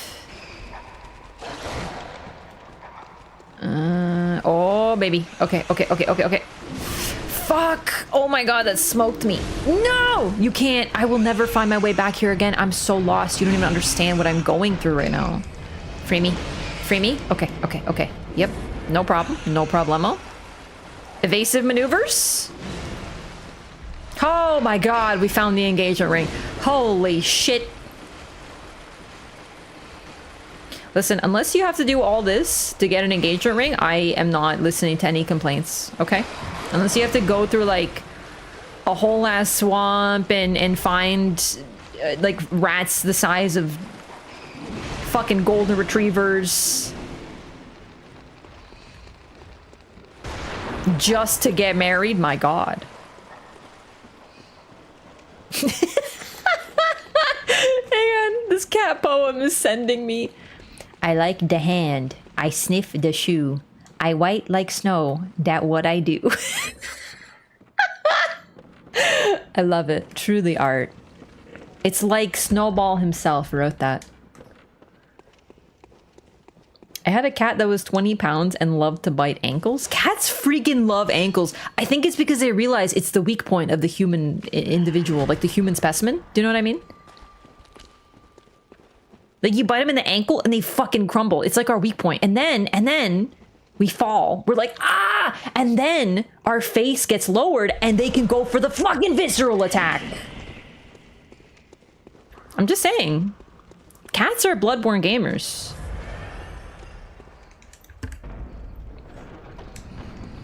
They understand what it's like. Oh, Jesus.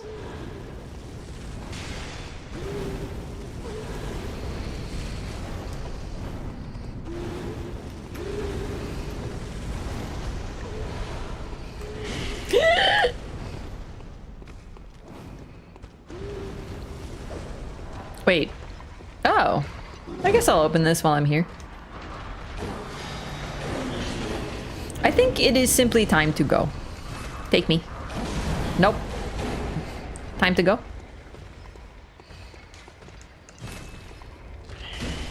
They won't let me free. Upcoming Souls-like where you are a cat fighting people? I would love that. I would love... Well, we got cat game, aka Stray. But what about second cat game? What about the cat Souls-like? Please, get me out of this nightmare. Oh my god. If you can get a Soulsborne ring as a betrothal ring, which would you go for? None of them. I don't like their taste. Sorry. I don't really think Bloodborne has nice rings.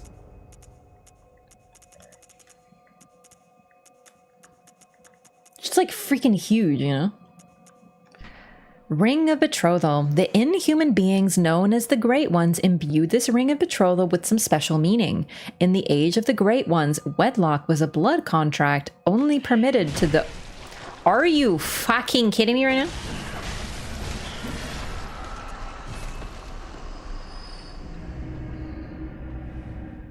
Sorry. From any Soulsborne game, not only Blood... No, none of them. They literally are all not cute. Like, there are no cute rings in these games. Sorry. I've never seen one that I've been like, yeah, I would wear that. And for an engagement ring? Nah, fuck that. The inhuman beings known as the Great Ones imbued this ring of betrothal with some special meaning. In the age of the Great Ones, wedlock was a blood contract only permitted to those slated to bear a special child. And we know about one of these. We don't know if it's the only one, but this could be... This could give sort of greater context to the history. This is an item that you can find randomly in Chalice dungeons, as we discussed. But as you can see, it gives a lot of really interesting context. That's why I went for this. It talks about the age of the Great Ones, implying that potentially they're sleeping as far as we know. But what if there was a time where they were a little bit more involved, or maybe they were awake? What was that time like? So this ring was given to women. Well, I say women, but like, you know, anyone who could bear a child. Wedlock was a blood contract, which might have to do... So we don't know if Yharnam is so good with blood because of the contract, or it's her special blood that made her a good candidate to bear the child. But it's rather interesting. This is part of the reason. So we know Ariana gets pregnant. We know that Fosefka becomes pregnant. This is part of my theory as to why Adela does too, because whether her pregnancy is, very far along, we never see it succeed by any means, but those with special blood seem to be more able to bear children. Fosefka gets pregnant. When we attack her, she drops one of the umbilical cords, and she's in the birthing position when we find her. Like when she's on all fours, that's a birthing position. And she talks about being nauseous and it writhing inside of her. And she can feel it. She pregnant, 100%. Cat ring that prevents falling damage? Okay, yeah, maybe one of the cat rings. The thing about Dark Souls rings, though, is they're so huge. I got really, thin fingers, so I can't wear thick rings. It just looks weird on me. Anyway, back to the Ring of Betrothal. It gives us a lot of context for an era that we will never know much about. We only know about Yharnam. And what's really cool about Queen Yharnam, you might notice, the whole town is named after her. And in the past, the capital, Pthumeru Ihyll, was the title given to the capital and the monarch. So it's interesting that the town we play in shares her name because the monarch and the capital apparently shared names too. So Yharnam might be a focal point for all of this occurring because it's the same location. Lauren had a different fall. We don't know what's going on with Lauren. They, as far as we can tell, simply fell to beasts. We don't know anything about any great ones coming from there. We don't know about any babies. We don't know any infants. We'd have no context. Although, to be fair, it doesn't mean that they didn't have these same things happen, but I think there's something specifically special about Yharnam. So though they fell to beasts, certain people found a different path. So let's go give this to Annalise. Queen Annalise, the descendant of the Pthumerian queen. I can never remember where to go. Yep, time to ask her to marry us.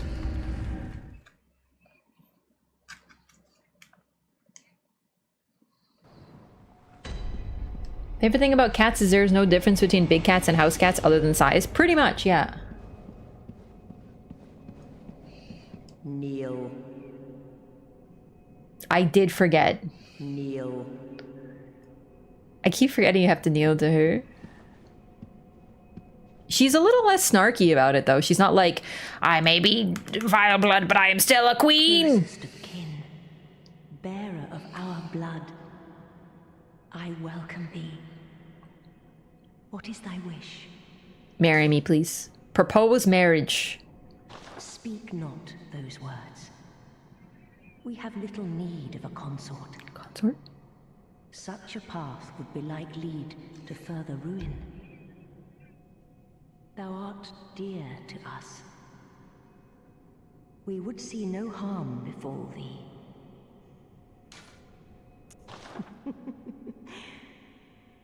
Ah, still thy honeyed tongue. The thought alone sufficeth. Thy worth is too great. Now, speak no more on the matter. Honestly.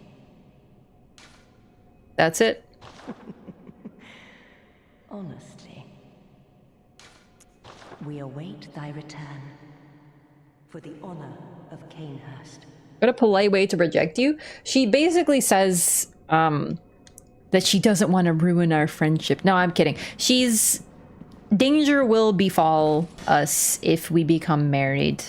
And I think it's interesting because based on the union, we don't know exactly. There is Queen Yharnam and there is no king. Annalise had a king. He was just killed by Logarius, and Logarius took his crown and was wearing it. Like, this blood is here even before. There is a throne here that has a king. Kneel. All right. But Yharnam, we know nothing. We don't know if there was a king or if the king was simply the Great One.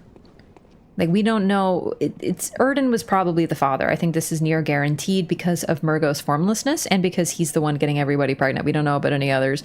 So it's probably him, but was she married to Erden, or did Erden bless the union of her marrying someone else? But if Yharnam was married to a Great One, and that was like the union, then it would make sense that she can't marry us because we're not the right type of person to marry. She needs to marry literal. She needs to marry a literal Great One. She never gets pregnant though. That's what's interesting about her. Though she's closest to Queen Yharnam, she never succeeds in bearing a child of blood. No matter how many blood dregs you give her. Down bad, get rejected, nerd. She's so amused by it. It's actually really nice to hear her just laugh and just feel like, oh, still thy honeyed tongue. She more or less gave you the, it's not you, it's me. She also did give you the, if you marry me, you will literally die. Like, Omega die. Which, you know, fair enough. And that's it. That's what you use the Ring of Betrothal for. So I want to go to the Eyes Chalice just to showcase it. I don't think we really need to go. Is there anything important in Eyes? Like, really?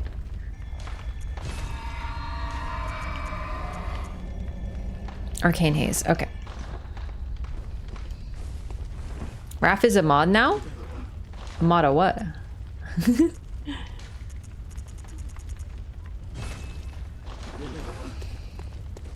If you wouldn't die in exchange for marrying a baddie queen, you don't deserve a baddie queen. It's true, but then she's like, okay, but like, if I marry you, then you'll die, and I kind of need you because you're my only, what do you call it? Like, knight. You're the only one I got left. I need you. Like, no, we're not getting married. Yo, oh my god, I can't talk. Magnarius, thank you for 5 months. Welcome back. Really appreciate the support. Thank you for the prime. But what if I lived? Yeah, we should just tell her I would simply live. I would simply not die.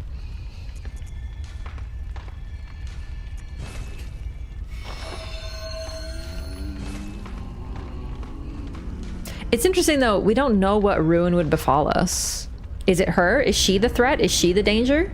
Is she just gonna suck our blood right out of our goddamn neck? She learned from Miquella's mistakes, no consorts? Miquella should have learned from her. It is funny though, she's like, we have no need of a consort. No, thank you. So this is the last unique chalice design.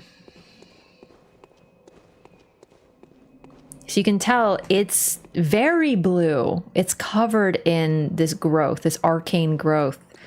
And it tends to be really foggy. We've seen rooms that have this look, but the entire dungeon is like this. Also, there's brain suckers here. Just random enemies. It's like the only location where they appear. There are bosses a couple times, but as random enemies, they can appear here. Like, oh, thank God, I thought that was him. I'm like so scared of them. So the design of it is really cool. And there is stuff in here, but honestly, for lore, I don't think there's anything significant. So most likely we'll just do a little bit of this chalice just to showcase it. And then we can clear and go into New Game Plus, which I'm also really excited about.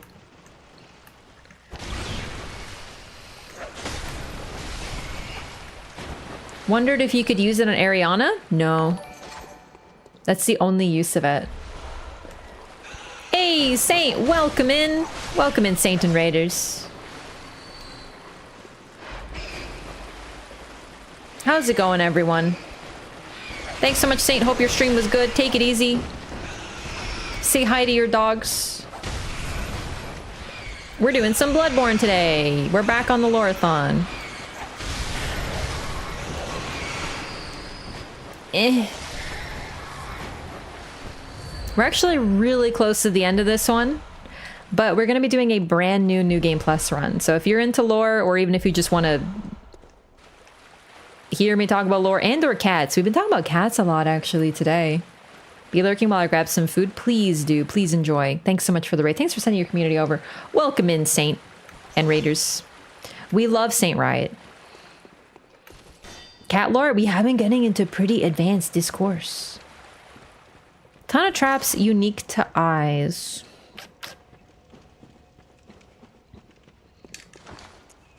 Right, there is. That would be cool to show off. Oh my god!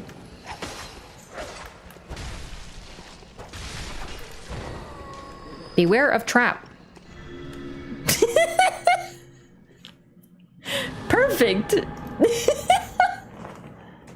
That's exactly what I was. That's one of the unique traps. You step into a ritual circle of messengers and they teleport you somewhere.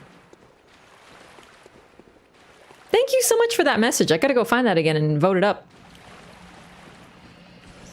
Hit it with one of those upvotes. We went slightly goth today. I did feel like being like a little goth today. It's true. And then once you fall for it, it's a little bit more obvious. Actually, was it always like this? I think it lights up more. Take a step forward. Okay. No, I'm sorry. We have to say. It's funny. It's a troll. Beware of trap. Also correct. So eyes was mainly the where was it? The Great Eyes Chalice became the cornerstone of the choir, the elite delegation of the Healing Church. It was also the first Great Chalice brought back to the surface since the time of Byrgenwerth and allowed the choir to have audience with the Bridus. So, we find... Hang on, chat. Where do we find the Augur of Bridus? Because I'm trying to think about this now. I'm trying to sort out this theory. Oh, we can use these now. Check this out. That's what Executioner gloves look like. Because now I have a bit more stats, so I can use these. Old Hunter Bone. Looks like this. And now we do the Maria dodge roll. Which is why this is Maria's bone. This is another reason we know. The Old Hunters can do it, but only one Old Hunter is said to be Gehrman's student. And yes, he had other students, but come on, it's Maria. Maria can do this naturally.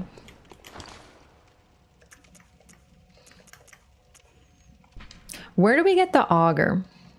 The initial encounter marked... Hang on. Remnant of the Eldritch Truth encountered at Byrgenwerth. Use phantasms, the invertebrates known to be augurs of the Great Ones, to partially summon abandoned Bridus. The initial encounter marked the start of an inquiry into the cosmos from within the old labyrinth and led to the establishment of the choir. So this is why I think the Holy Medium was always a Bridus, but the choir was able to encounter... Because I think we find this at Byrgenwerth, and it's said to be from Byrgenwerth. Or am I misremembering? I think... Wait, which one is? This one or this one? I think it's a lecture building. Yeah, I'm getting confused. One of these you find in lecture building and one you find at Byrgenwerth, but both are linked to Bridus. And the fact that the Elder Truth encountered at Byrgenwerth is the augur of a Bridus, I still think that they found or encountered a Bridus and were able to acquire her blood.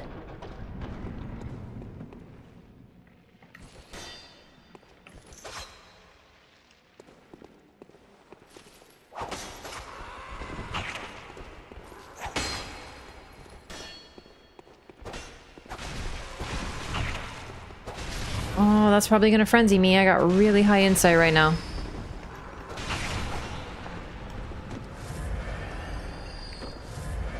As you can see, this place is very cosmic. It's a cool location. Yo, we got my twin out here. Fellow Brador gamer? Call Beyond is from the Upper Cathedral Ward. That's what I feel. Oh, fuck.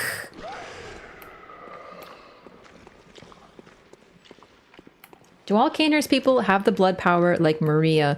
Ones that are of the royal line, most likely. Because the ones who use it are Pthumerian descendants, like they use blood magic. Queen Yharnam. Annalise likely can, but we don't see her in a combat role. And Maria, who is said to be directly linked to the royal family. She's a distant relation. Empty Ah, that's what it is. Empty phantasm shell.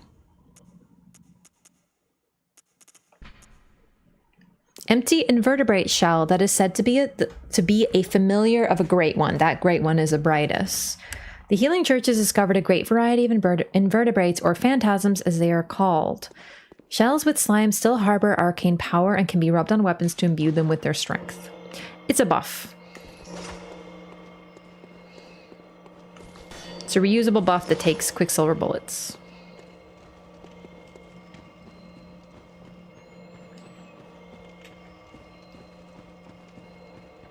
Because it does say the choir was centered around this location and eyes, and they delved into it.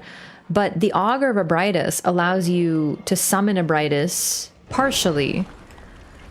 I think that might have came later, but I still think it's something they found. Like, I think Abritus was found earlier. That's kind of where my reasoning comes from, largely.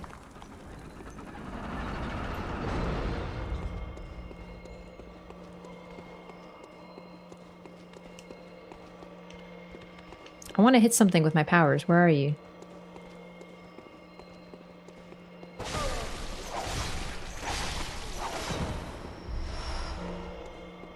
I really am not sure what this buff is good on. Like, I don't know what type of damage it is because I don't use it. I haven't done an arcane run. I've only done one, I should say. I didn't use it too much. Call from Beyond, it looks like a nudibranch. What's that?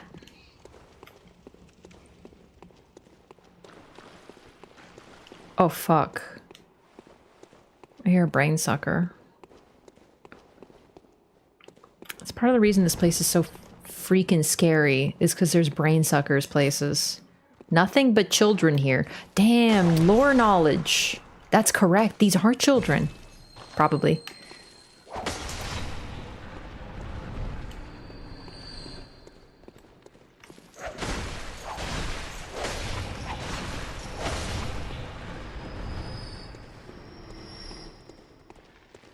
I mean, there's also spiders. But I guess spiders and children didn't fit.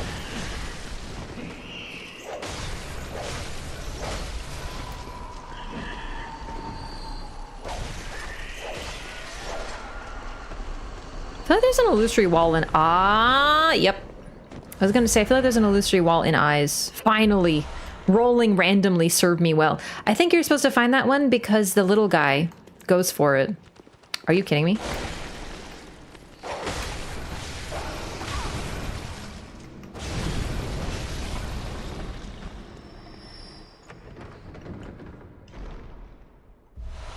Ritual Blood 5, yay! Delete this game after attempting the first level? You mean Old Yharnam? Or not Old Yharnam, like Yharnam? It's understandable. It's a pretty tough hub. Have you played, like, FromSoft games before?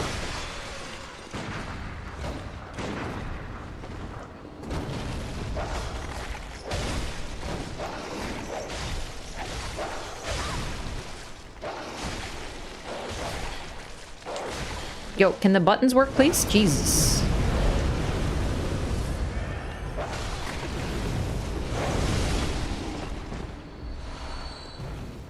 I mean, it's my favorite game personally, so... I feel like this game, all of the games definitely, but maybe it's just me, but I feel like Bloodborne hooks you. Bloodborne teaches you real quick if you're gonna like it or not. Like, very quickly. All of the games do, but there's something about this game's starting area that I found so... Oh man, I just loved it. I loved it. I was so hooked. The first time going through the starting area probably took me 3 hours just to get through all the enemies for the first time and find my first shortcut. And I was like shaking the whole time because I was having so much fun, but I was also so scared. Re-downloading now? Yeah, I'm glad you're giving it another shot.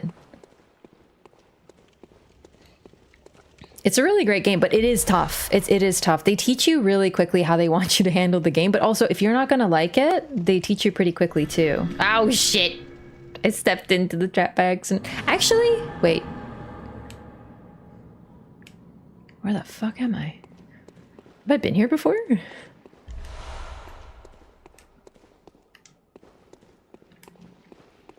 I have no memory of this place.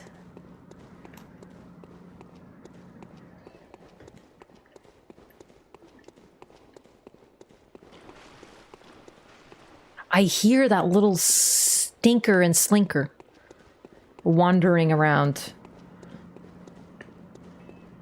I think we'll just do this one level though. Eyes does have some cool stuff, but I don't think it has any unique bosses. Like we've seen, if I remember correctly, we've seen every unique model. Abhorrent Beast, Bloodletting Beast, Headless Bloodletting Beast, Queen Yharnam, like all that stuff. Bloodborne also is very more straightforward with the combat. You either get good or go home. Yeah. I think it's tough because the healing, you start off with no healing. You have to farm your healing. Or playing through the game, you will probably get enough healing. My very first time, I don't remember farming for blood vials. I don't think I needed to. Because you're supposed to heal off of attacking.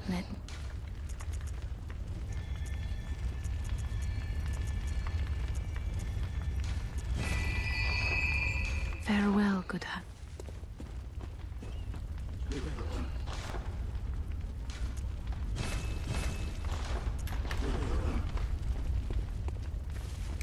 Alright, I'm gonna fight the first level Eyes boss, and then I think we're ready to finish the game. So, fair warning if you're... we're at the very end right now, so don't watch if you don't want spoilers. Let Echo farm and overlevel yourself. Sekiro is get good or go home.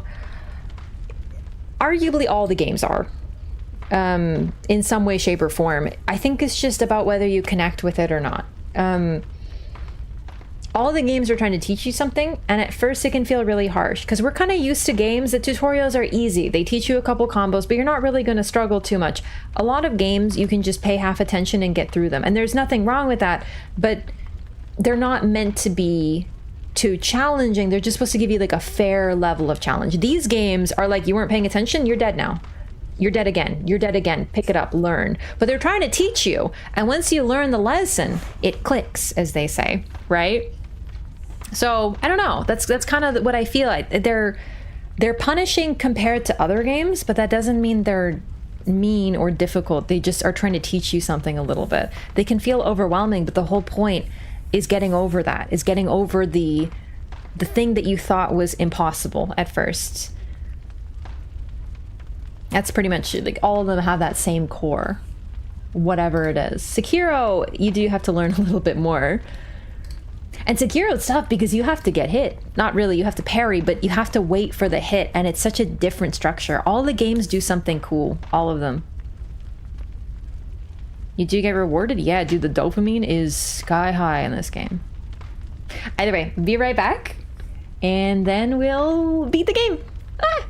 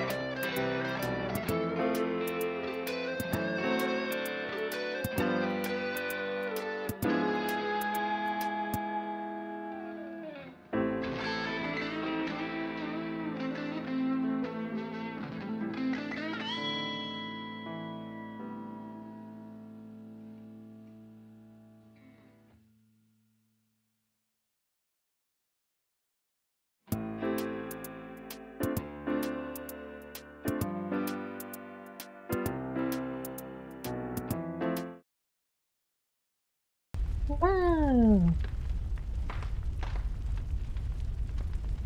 The beautiful game is almost 10 years old. I know, right? Goodness. Remake it for PS6. I feel like if we're gonna get any sort of Bloodborne remake, it's probably gonna follow the structure of Demon Souls, aka 2 consoles later. And about 11 years or beyond. Demon Souls Remake was a PS5 launch title. And it was previously playable on the PlayStation 3, making it 2 generations behind. And that would track with Bloodborne, like if it followed a similar path. I'm not saying it's for certain, but Demon Souls is kind of the only remake that we've gotten. It's the only one we can use as a frame of reference. We have Dark Souls Remaster, but that's not really what that is, so...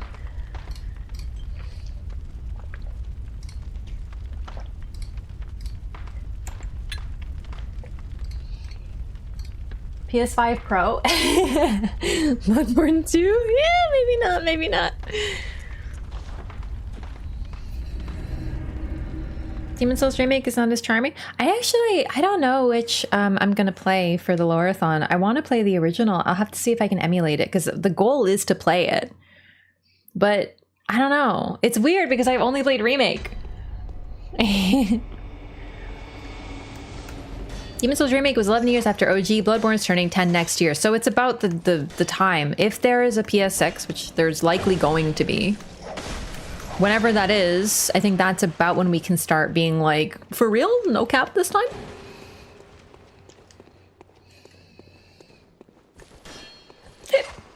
Factor in something like Last of Us 2 Remaster?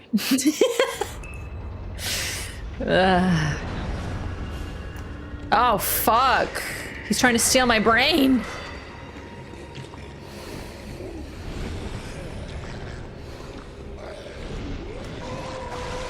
Oh my god, I'm the luckiest person on the planet.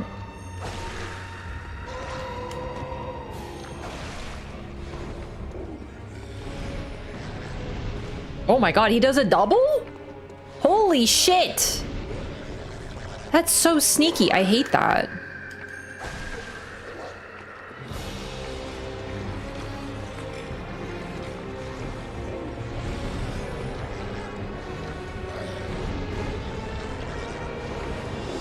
Give me an opportunity.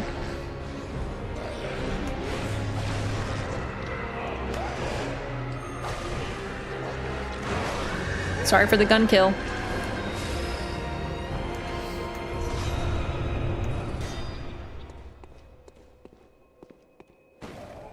Heard a lot of people didn't like the Demon Souls remake. Yeah, it changed a few things. The style is different.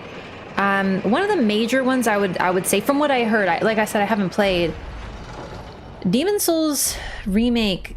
Now, they couldn't use the same music. Probably, I think it was a licensing thing. I say probably it was a licensing thing. So they made their own music, and they kind of went with the standard, like, Bloodborne-esque, like, choir epicness.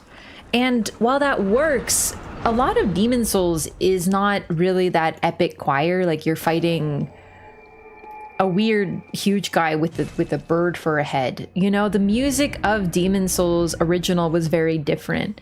A lot lighter, a lot more charming in a way. So that's one major change. Music is a big one, but also just like the scenery, it's very beautiful in a very typical high fantasy way.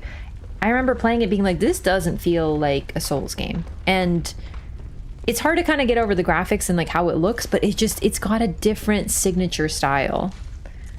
And it just feels like they were like, well, this is a PlayStation 5 launch title. Let's showcase what the PS5 can do. And they did. They really did. But I feel like something of the charm, according to other people, was lost. Now, I'm just sort of expressing what other people have said. I hope to eventually play both and be able to tell you how I feel about it. But with a remake like that, there's always something lost. Gehrman awaits. Go. I'm just gonna spend my Farewell, souls. good hunter. You just want to remake like the Demon Souls one to be pretty awesome? Yeah, but I don't know, man. I really love FromSoft, and I'm realizing that I don't trust like any other studio these days. And FromSoft isn't perfect. I mean, like, I still don't like what they did with DLC. For me, Elden Ring DLC, just to be clear, I think that they missed on that one in many ways. In some ways they hit, but in many ways they also missed. And it's such a weird situation because some of the bosses are yikes, and some of them are the best they've done since, like, Dark Souls. So, I'm not saying they're perfect, but I generally trust them. I don't trust any other studio to handle a FromSoft game. I don't trust them to make Dark Souls 1. I don't really trust any studio but FromSoft to remake Bloodborne. If they remake Bloodborne and it's Bluepoint or anyone else, I will probably be like, well, at least still have original. And that's what's great. You can still play the old version of whatever. But, yikes. What's the yikes boss? The final one. The final one is the ultimate yikes ever. Everyone else is good though. Utana! Welcome back. Thank you for the 3 stream streak. Elden Ring DLC is an 8 out of 10 on gameplay, and all of those 8s are Mesmer. Yeah.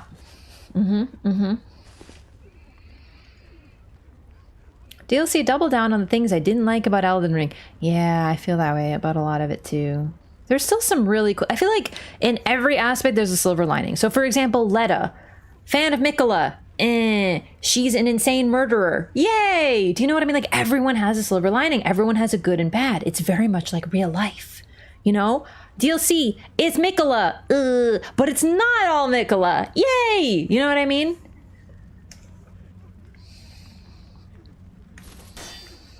Didn't mind Mikola. Honestly, I thought it was going to be a lot more Mesmer. I knew it wasn't going to be a lot of Mesmer because he was the advertising boss, so I knew he wasn't going to be too big on it. He was going to be the Maria of this game, which is pretty much exactly what happened. But nonetheless, it's just the stuff that was focused on, it just felt like I was playing a Taylor Swift tour, you know? Very yikes on the final boss. Already fought him. Same design. We got... The drops are not worthwhile because it's literally the same thing that we already got in base game with a slight difference. The phase 1 is Sleeper and phase 2 is an eyeball explosion. It just was not for me. Capcom? Capcom's still good too, for sure. Anyway, that's a side note on how I feel about remakes and Elden Ring DLC, but we're about to find something really cool. So I ate all 4 of the umbilical cords, the 1/3 cords, so I gotta pick a better fit for this. This is a very important occasion. I need to wear the huge.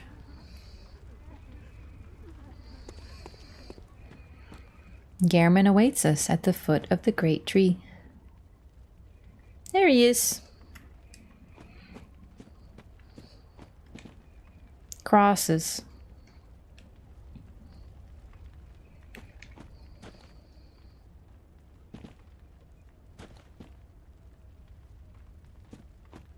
It's so beautiful here.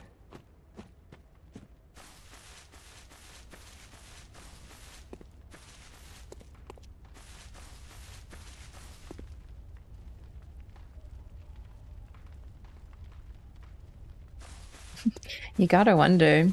He didn't die, but what if this is his grave? Like, what if that's what this is meant to be? And this tree has since grown. Like, that's how long it's been. Enough for this tree to grow.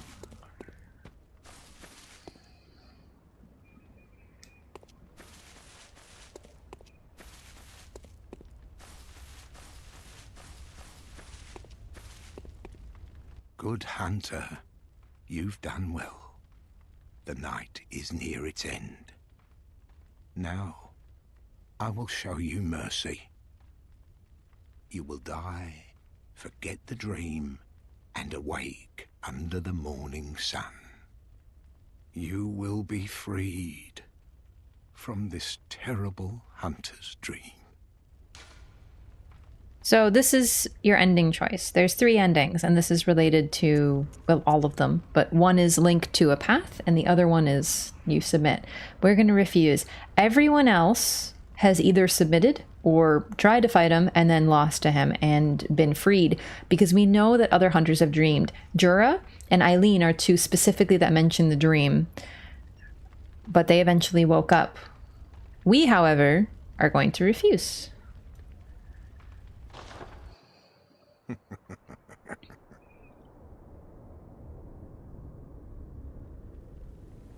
dear, oh dear. What was it? The hunt? The blood? Or the horrible dream?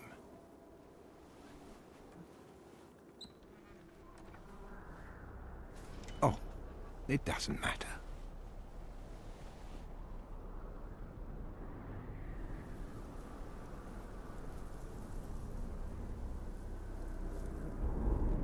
It always comes down to the hunter's helper to clean up after these sorts of messes.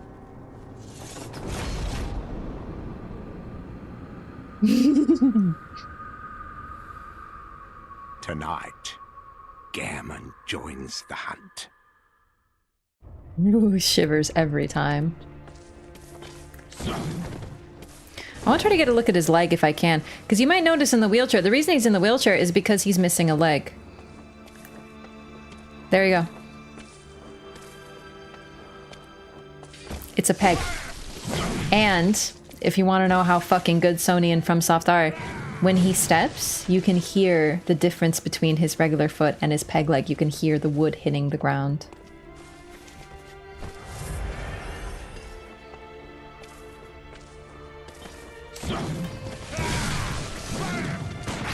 So keep in mind, he sees this as a mercy to wake you up.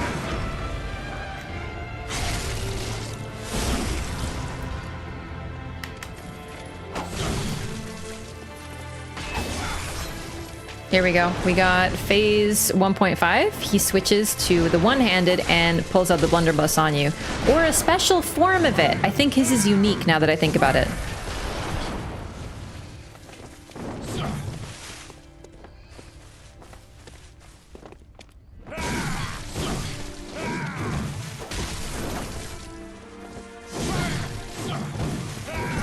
Probably gonna die a few times intentionally to show everything off.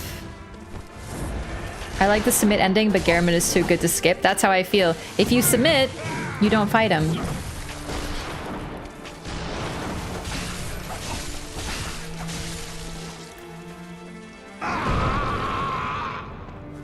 He suddenly becomes imbued with arcane power. He looks at the moon.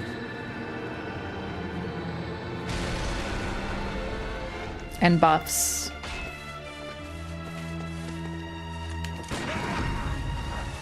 Sorry, Gehrman. I fought you too much at blood level 4.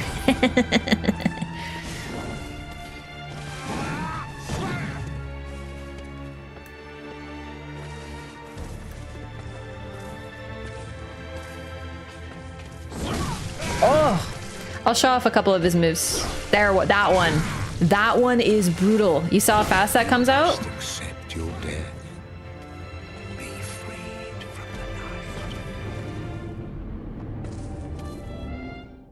This is a very sad tune. You can probably tell he has been suffering for a very long time. He calls this a horrible hunter's dream. This is his own hell and punishment. He wants to be freed of it. He cries in his sleep to be freed of it. But at the end, he still wants to spare you of taking his place. Because that's what happens. Those are your two options: wake up or be spared. Or be spared by waking up, or take his place.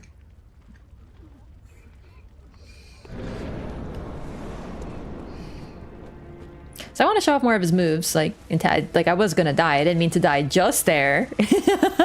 He really combos you. I'll start off with phase 1.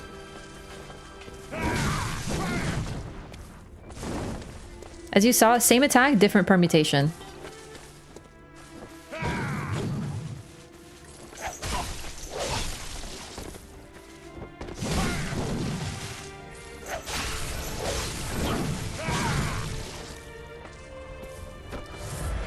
This shirt, I got it online somewhere. I don't remember the retailer.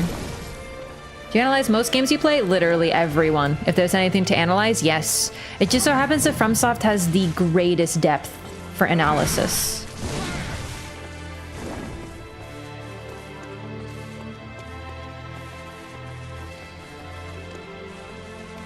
I saw that you should only get one chance to do this fight since the idea of dying here should be permanent.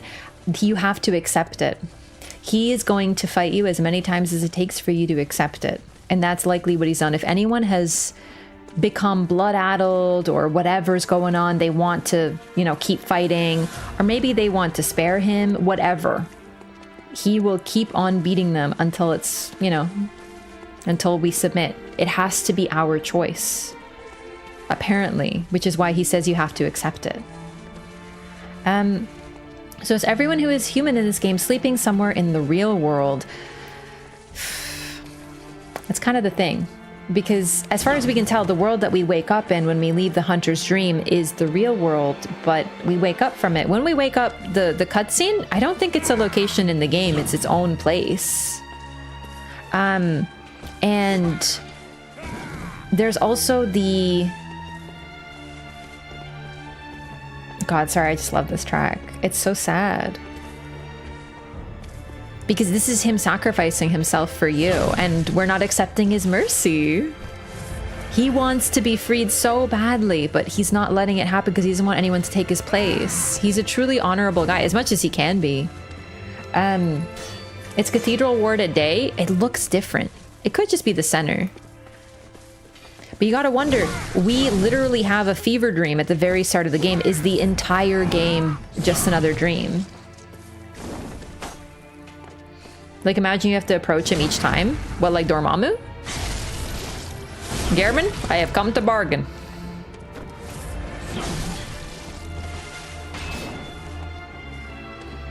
So when you get him to about a third, he switches to one-handed with the blunderbuss. A bit tougher, because he can parry you. In fact, I want to try to make him parry us.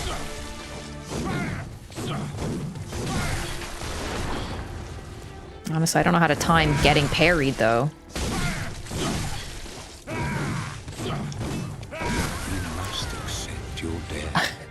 He'll sneak up on you. If you're not taking him seriously. Like that. I didn't want to die there. Why do we see hunters that no longer dream? That's the thing, too. As far as we can tell, it's the real world.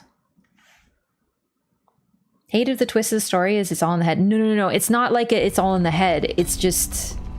And the thing is, he says we'll forget the dream, but they remember dreaming. Eileen and Jura both mention it. They can tell that we're dreamers, so they don't remember everything, but they remember some things clearly.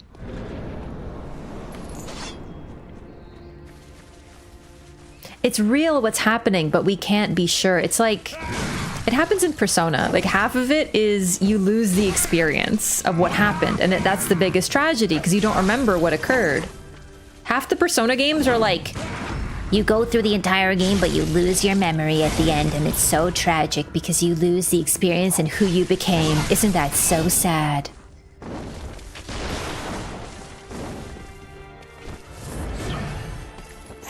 Great One is punishing them? No, not really. I actually came up with a new theory last time we talked about it. But I feel like one of the, not really twists. Okay, he's beating my ass. Brother. I think he has a grab too, now that I think about it. The Great One isn't punishing anyone. Kos is arguably, but I came up with the theory that the Great Ones are simply adopting humans as children. So Gehrman is the Moon Presence's child, despite the fact that he's an old man. He's a surrogate child. We are probably one as well. They just sort of take in kids and keep them for a little time. But Gehrman has the ability to permanently free us from the dream, which he sees as a mercy. But someone has to stay. Someone has to be the kid. So in the way, the Moon Presence probably thinks they're doing hunters a favor. Because Gehrman is a hunter. He wanted to hunt. So of course, his whole life was hunting. And I think that Kos isn't punishing the hunters necessarily. She sees the fishing hamlet people as her children, and they want vengeance. So she's giving it to them. Oh, there we go. That's what it is. He doesn't parry. He has a special shot that he does. And it links to a grab. I want to try to show that off. There we go. Grab me.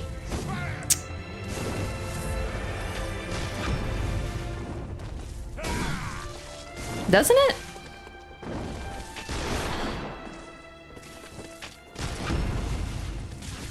There it goes.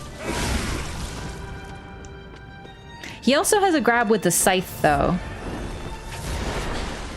So I gotta get him to go back to scythe form.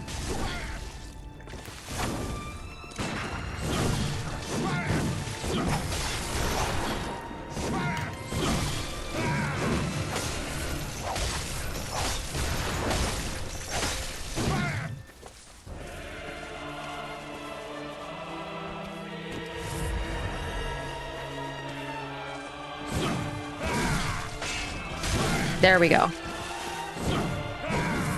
Great ones do not understand humans, but they're trying their best.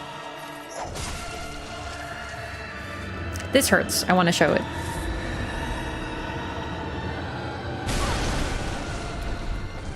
He calls upon the moon presence, which we don't know it's there yet. Hey, welcome back, Volpine. How's it going? Night of the Hunt is this time-dilated event, kind of like a result of the moon presence being present. Definitely, I think the moon presence is basically like, please... Oh, wow, I forgot about that attack. It's a cool range thing he does. He becomes very strong when he's buffed. Can you grab me, though? It's really sick. I want to try to show it.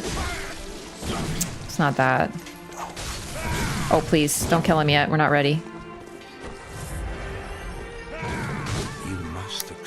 Your death. Wow, he's quick.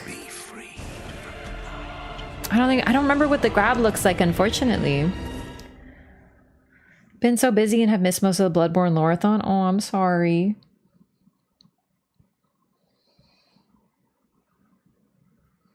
Gehrman is here because of the deal he and Lawrence made with Flora. The thing is, I don't think the Great Ones understand the concept of a deal.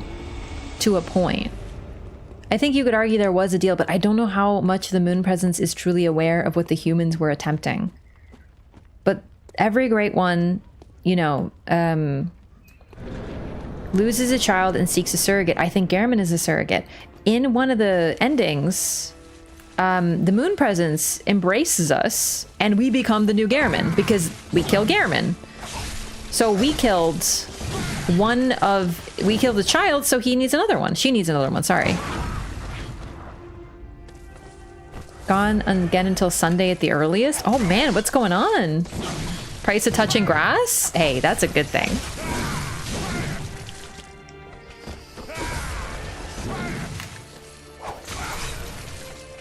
So I don't really think that the moon presence is like, yes, I shall make a deal. I shall keep this human as my pet. And then like I really think that the moon presence was trying to make Gehrman happy. Like a pet owner making a really nice enclosure for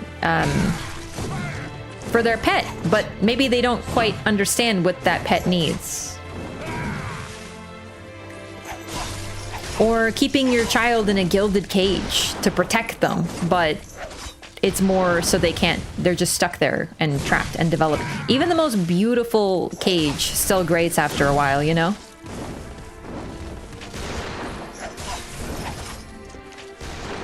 Aw, damn, couldn't roll through it.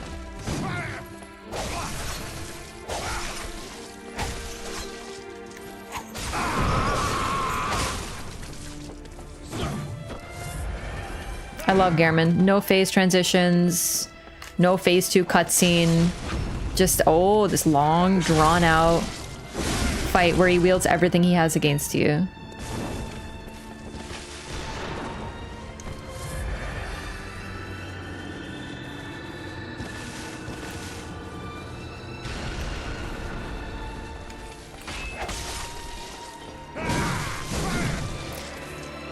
The moon presence's child, Gehrman, likes to hunt. So it creates the Night of the Hunt so they can hunt. There does seem to be a special requirement though, something special in the blood. And if anything, isn't that always the case? Of any children of Great Ones, they need special blood. There's something special about them. At the very opening cutscene, the doll, who for all intents and purposes is a creation of Gehrman and the moon presence, both. Oh my god. Oh, Actually, it's a good thing I died. How he's creeped out by it? He does not control the dream. He does in a way, but he's still not in control of it because he can't leave it except for to go to sleep, and then he goes into another nightmare. Gotta play this again, if only to test my craziest lore theories against the textual evidence. That's the best part. All the ones babies all have hemolytic disease of the newborn? I don't know, but they do be losing them a lot. Even Murgo's wet nurse monkey pawed her deal with Mensis and gave them a literal brain with eyes. I don't think that was I think that was Murgo that did that, because they encountered Murgo, not the wet nurse. That's the thing. Murgo did it by accident. Murgo, a literal infant with superpowers, heard, you want brain lined with eyes? Okay, I make you brain with eyes. You're welcome. I think the wet nurse came only after the baby was crying, because great ones are sympathetic to tears of the cries of newborns specifically. Yo, Igo Trim, welcome back. Thank you for 4 months. I appreciate the support. You know what? I actually really like the theory of the doll is a creation of Gehrman and Moon Presence both, because Gehrman created the body of the doll in the real world because of his obsession with Maria, but then the Moon Presence brought it to life because that's what it thought Gehrman wanted, but that was a horrific thing to do, and it scared the shit out of Gehrman. He ended up scared of it, but that's why the doll still seems to function on its own, because it's like the doll is basically the child of human and Great One.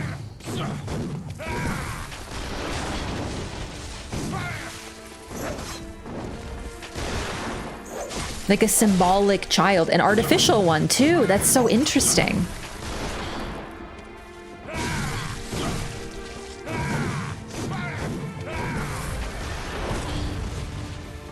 In fact, I think you can use dolls to help treat, well, not necessarily treat, but you know, have you ever seen like cases of women who lose their children and they carry around like a doll or a doll in a baby carriage and act like it's a living child because they're sort of, you know? I just realized I'm kind of see-through. Interesting. I didn't realize I changed the opacity of my camera. I'm a little spooky, aren't I? Never seen a woman before? No? Understandable. Have a great day.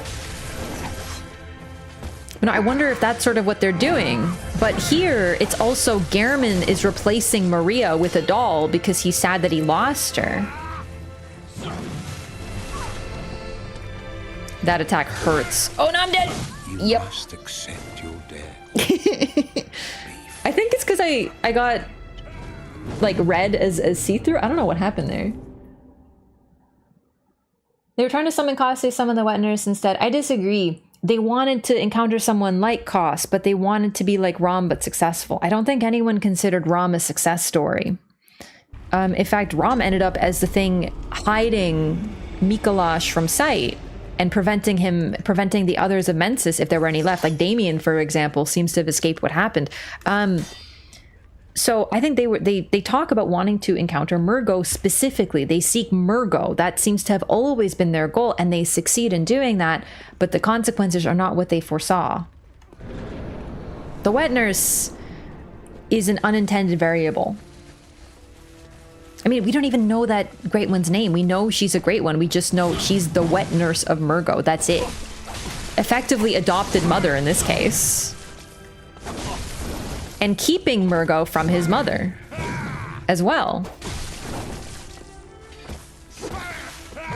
Besides, Koss kind of already has a nightmare going on. We don't know how much Mensis knew, but they might have known about that. Man, he's an intense boss. He's no joke. Shockingly spry for an old guy.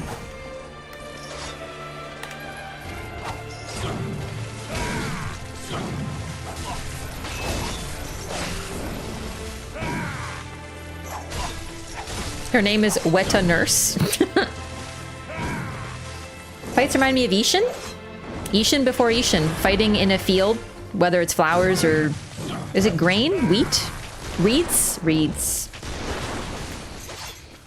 Wet Nurse because he was hungry? I think it's just meant to express that she was taking care of an infant.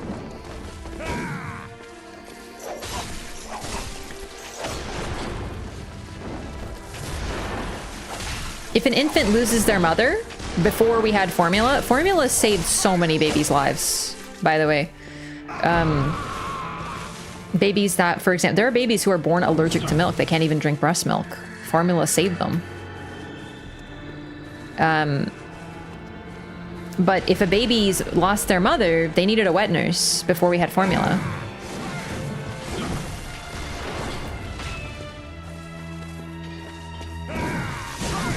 Oh, I can't dodge a second one.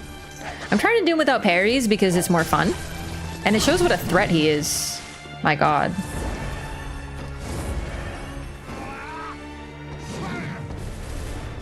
He throws these like AoEs at you. Gehrman, Lady Maria are 2 boss fights I wish never end. Yeah, Gehrman's really tough. Like, I'm trying to showcase his moves, so I'm sort of taking my time. Holy shit!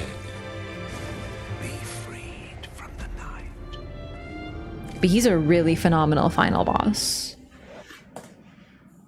Didn't you know a baby can be allergic to breast milk? Yeah, they can have like tons of different problems. I'm pretty sure they can be allergic to breast milk. It sounds crazy, but there are babies that, or also sometimes the mother can't produce breast milk, right? Like it can just happen. There's tons of different variables.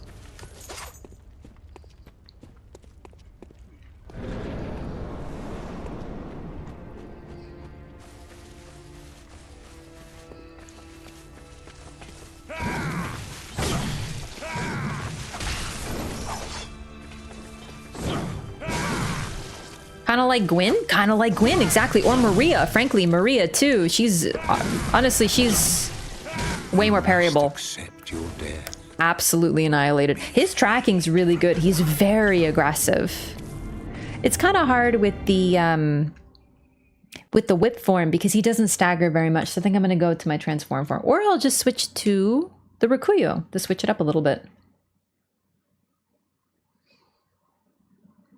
But yeah, I think the wet nurse just showed up, but she's adding problems because once you defeat the wet nurse, after waiting some time, it sounds like Murgo stops crying and potentially goes to sleep. In other words, Murgo is able to leave the nightmare and thus is reunited with his mother.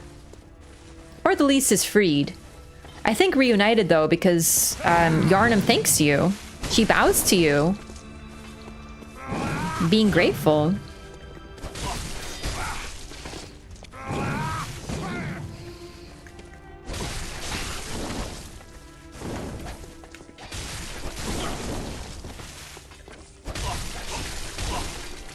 Using his student's weapon against him? Yeah, it's a little fucked up, huh?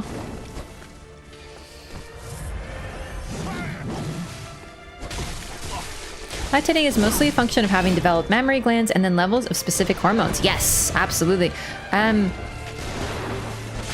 But, you know, some women are not able to produce enough, or they, I mean, it takes a ton of calories to produce breast milk. So, you know, in times of shortage, in times of, you know, starvation, women weren't able to develop enough calories in order to create breast milk. Even with proper nutrition, there's tons of different features, like reasons why they can't.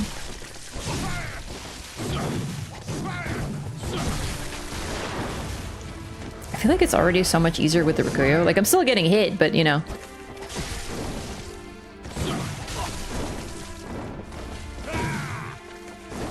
Times of great stress? Yeah. You can do everything right and still not be able to produce breast milk. I'm just trying to express because, like, I feel like there's a lot more, like, shaming now with women. It's like, oh, you know, do you know how much good stuff is in breast milk?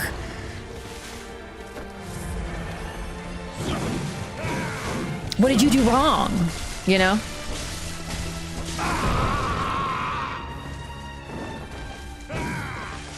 He should have stopped the attack on the Hamlet? Yeah, maybe he should have. If I was Gehrman, I simply would not attack the fishing hamlet. Stream lagging? Oh, shit. Looks like it was just a hiccup. I think we're back. That's so annoying.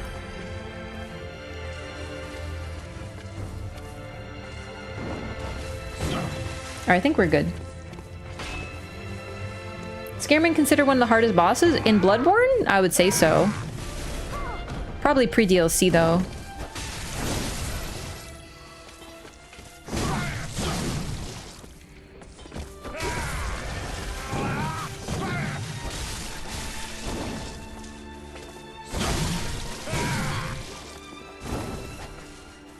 He has a lot of movement too, so sometimes I can't rally off of him. You can see it in action.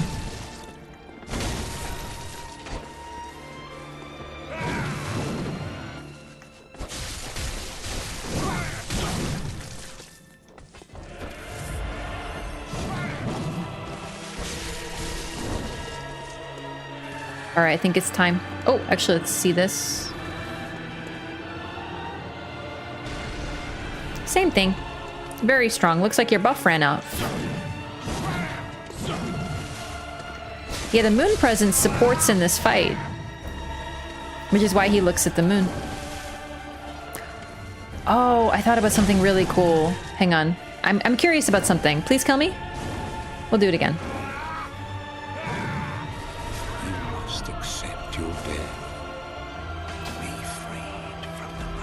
We are the ones making the moon presence lose their adopted child, and that's why it tries to replace Gehrman immediately. Yeah, there's always a Gehrman. There's always a Gehrman. When Mikolash is killed, there is no replacement Mikolash. There's no replacement host. There's no, we need to put someone in that chair like there is with Gehrman. It suggests that Gehrman's role is a little bit different. Okay. So I want to show off this moon. Always been there. If we look at the angle from the tree, though... Isn't it kind of interesting that the moon is behind the tree and then when we go into the boss fight? Oh no, it's still there. But wait, doesn't it move over there? Doesn't he look... Oh no, it's just the angle. Okay. I wanted to keep track of the moon.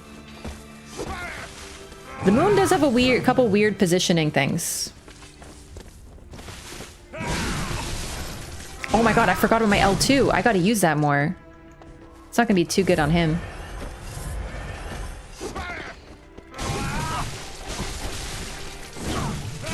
Get Maria, nerd!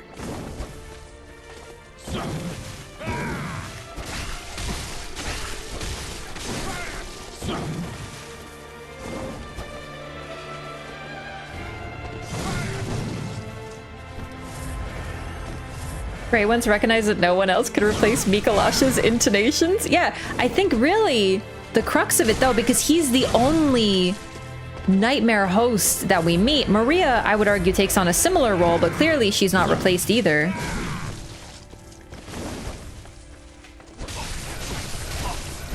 The moon presence replaces Gehrman. It's different. Something about him is different. I don't think it's just they need him. I think they want to have a child. It's a new interpretation of mine, but I honestly can't get rid of it now. I feel like it makes so much sense. It's cleared up so many solutions. Like, why does the moon presence want you... I'm getting my ass beat this time, holy crap. Why does the moon presence want you to hunt great ones? What if it doesn't? What if it just wants whatever the hunter wants? What if Koss doesn't really give a shit about hunters? What if she's not really that pissed? But her children of the fishing hamlet, they're pretty bitter and angry. So she gives the children what they want, as they say. She made hunter hell because they hated hunters. And then the moon presence made hunter heaven because she loved hunters. It didn't turn out to be hunter heaven, but that's what she tried to create.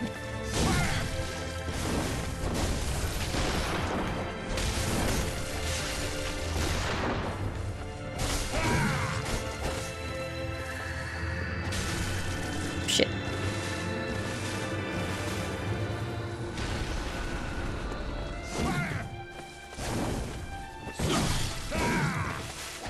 Murgo is a baby. Murgo doesn't care about having a child because he is still a baby. Potentially a permanent baby. We don't really know what's going on with Murgo. He's weird. But a baby doesn't care about replacing a child. So that's why the Nightmare Mensis is particularly weird.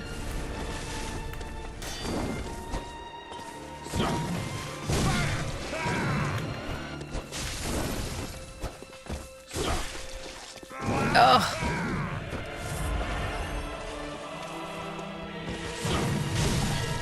I actually don't know how to dodge that second hit if I'm too close. I'm using up everything. God, he's so impressive. I am using a +8 weapon, but still. That should be plenty. I fought this guy at level 4 and I still can't beat him cleanly. This was a surprisingly hard fight at level 4. I learned to respect Gehrman.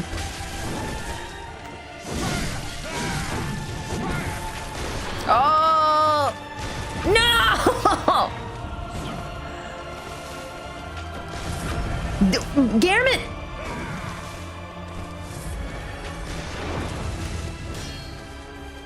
Great One's trying to learn our ways may have simply shown as much cruelty as received. I don't think they care about learning our ways, just because, by my general interpretation, Great Ones don't care about humans insofar as they only use them as kids as far as they can be, but they're always limited children because they can't really ascend to the level. It might be a little bit like keeping a pet, really. A lot of people keep pets that they don't take very good care of, right? What if that's what the moon presence is doing? How many people, you know, get a dog and then do nothing but let it stay outside all day, and they don't, you know, play with it or take care of it or do anything? They just kind of let it do its own thing, and then occasionally they kind of, you know, give it a couple pets and are like, oh, good dog, and then just outside all day. What if that's basically what Gehrman's doing? You can't talk to a dog. We can find ways of communicating and bridging the gaps between dog and human, but dogs and humans are a lot more comparable than Great Ones and humans. So what if the moon presence is just an irresponsible pet owner? Frankly, even taking away the dog thing, just because I'm trying to use that as an analogy for communication, a dog will never be able to get a job as an accountant. Dogs can work, but you can't send a dog to university and get it to learn a degree. You can't make a dog a mathematician. Dogs will never achieve, like, they can be very intelligent, but there's a divide, right? But how many people have kids and don't really take good care of them too? Could be comparable to that. Cows can be accountants. I hate that.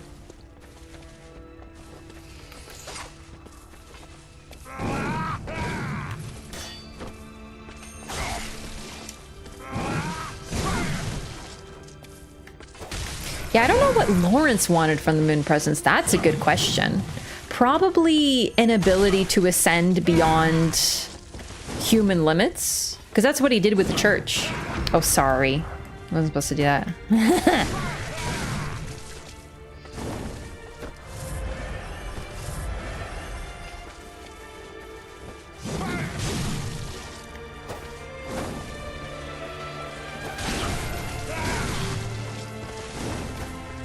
God, you move so much. I really did not let him transform there.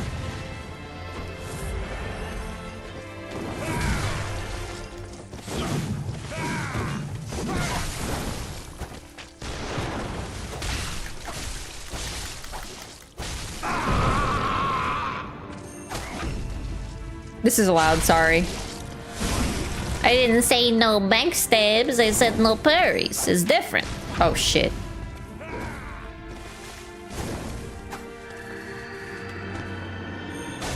Gotta go. Bully? He was asking for a buff from mommy. I don't have any buffs from mommy.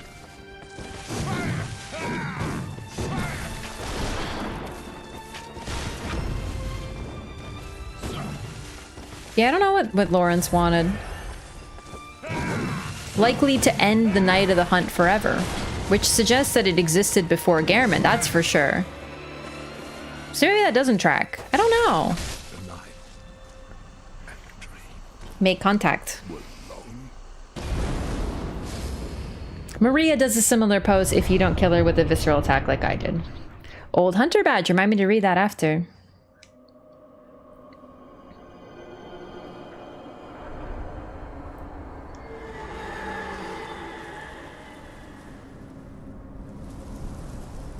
The moon presence is here. An encounter with the Great One. Just what we wanted. Pale blood. Flora.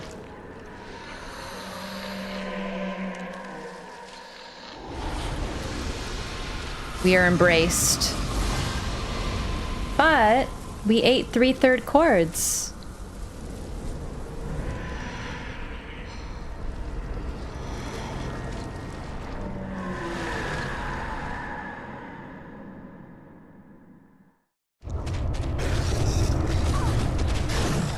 So, I'm probably gonna die a few times on purpose to show off what she does. She is not a particularly dangerous fight. But doesn't this kind of remind you of Elden Ring? This is 10 years earlier. We had this concept of you fight the big bad and then you fight the real big bad. You fight the manager. Why does the moon presence attack then? Because we can't be his child. Her child. I keep saying his. Bad habit.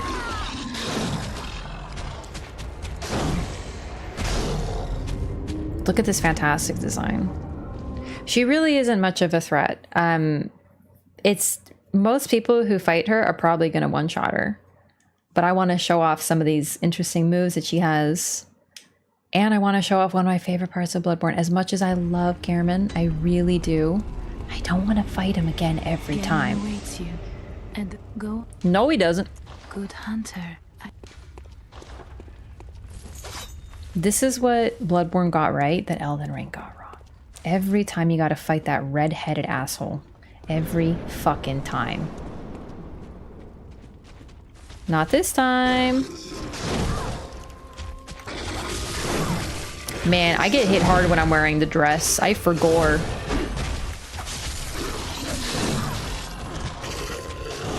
She's pretty squishy, but her main thing is that she is incredibly, desperately aggressive.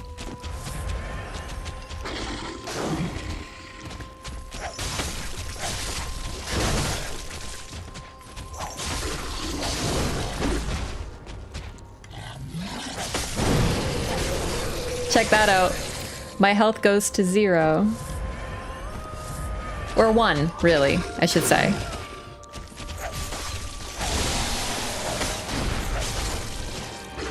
Broke a limb.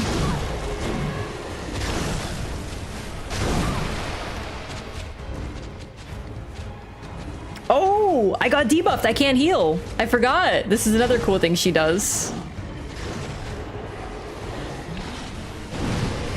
And I'm at 1. Oh my god. Oh my god, I can't heal and I have 1 HP. Oh my god. Oh my god. She's a tricky fight for that reason. But a lot of people are gonna kill her before we even get that far.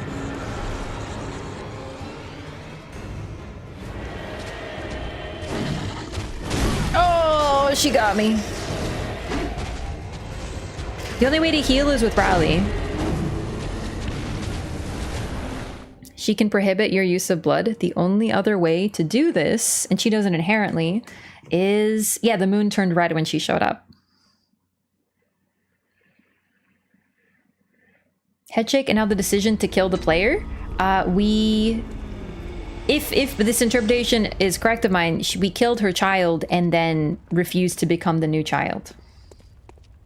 She has an interesting theme.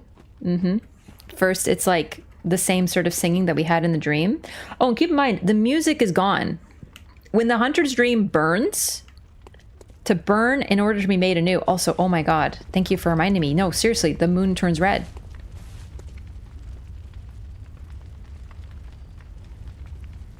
The entire skybox changes. So when we encounter her, the status of the world changes. We reject her. The other option, if we don't eat those 3 umbilical cords, we become Gehrman. That's the ending. Our right leg is cut off. We are sitting in the wheelchair and we hang out with the doll. Because we're not scared of the doll like Gehrman is, but maybe we will be if we spend 1,000 years here. Because these trees are big, but especially if we take the idea of trees growing off bodies, they take nutrients from the soil. That gray tree is way bigger than all the others. Is that supposed to be his grave? Numbing Mist. Yeah, Numbing Mist, created by the Vile Bloods. The Vile Bloods use it to hunt people. Yeah, she's pissed, but she's also scared. She's not much of a fighter. She attacks. She's a great one who fights so bestially.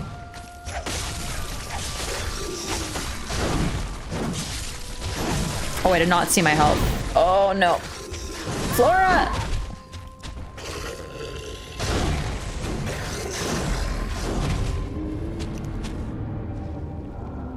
God, I love this theme. It's so good. Gehrman wakes up, remembers any of this, or is he dead? I think he's dead. You're dressed like an Aerosmith song? I don't know any Aerosmith songs. I don't understand what that means. Left leg is cut off in that ending? I thought it was our right leg, because Gehrman's missing his right leg, because that's the leg that the beast blood goes up.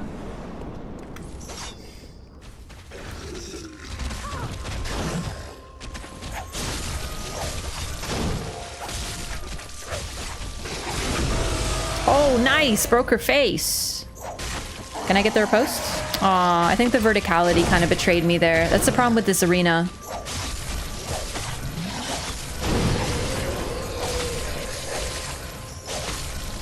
She gives you a lot of time, as you can see, after she does that attack, though.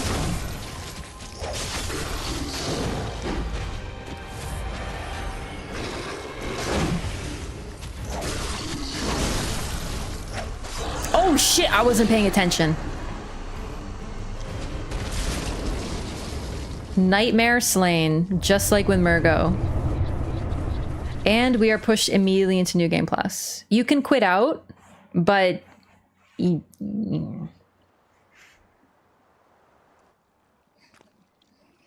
This is the true ending. Are you cold?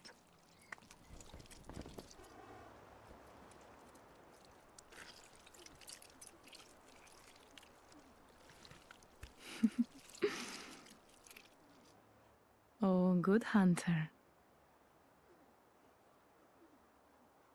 Congratulations, you're a squid now.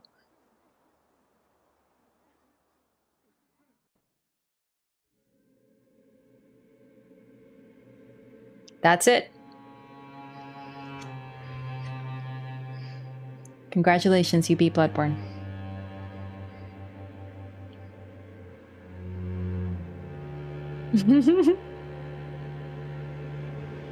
More of a squid.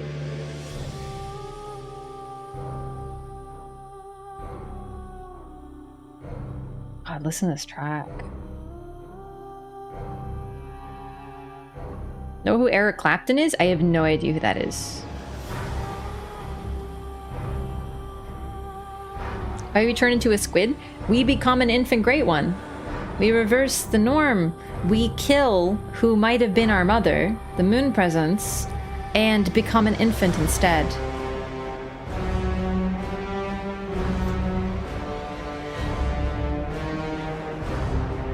But I've never played it? Okay, fine, I beat Bloodborne, y'all watched.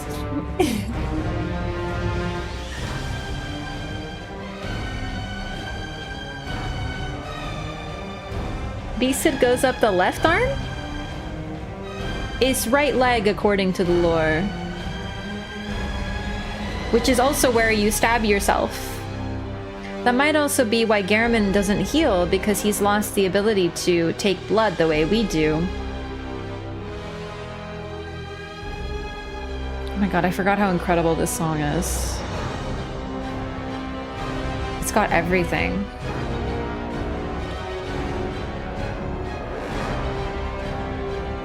I freaking love Bloodborne! It's the best! We are a freaking squid! So, in this game, we kill our mother and become a baby great one. Seek pale blood to transcend the hunt was our goal from the very get-go. Pale blood is another term for Flora or the moon presence. These are all of her names that we know of. He has different terms because we never get to ask, hey, great one, what's your name, by the way? They're named by basically what they look like. Ebritis? We don't really know if that's her name, or if she shared it, or anything else. The moon presence, aka pale blood, Flora might actually be the name that she goes by. And the music box again. Amygdala is called Amygdala because of the shape of his head, really. What is it about the umbilical cords that allows our hunter to ascend where everyone else failed and turned into a monstrosity? Because we ate the 3 and thus developed an umbilical cord, allowing us to become an infant Great One. We are able with enough power. But the thing is, it's like the moon presence was the one we needed because we were her hunter. We became her child. If anything, if you ask me, I think this lends credence to the theory that when we are the moon-scented hunter, when we hunt for the moon presence, we are her child. Because, like a temporary child that she lets go, but Gehrman is the one who does that. He frees us. If he doesn't free us, we'd just be trapped in the dream forever.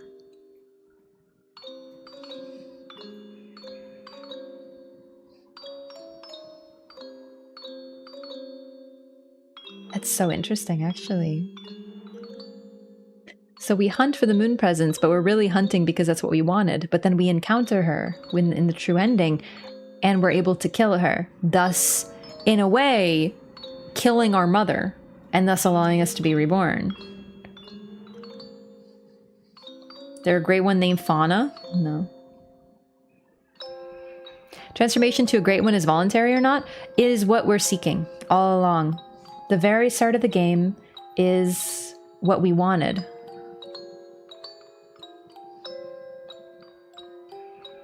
We sought pale blood to transcend the hunt. We sought Flora. We sought the moon presence. That was our goal all along. Our player character, though we have amnesia at the start of the game, wanted this all along. It's a choice that we make.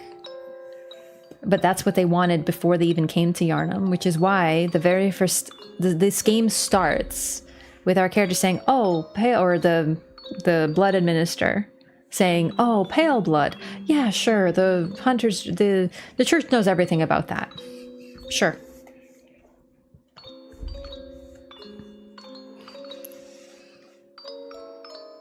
What an ominous theme this is, too.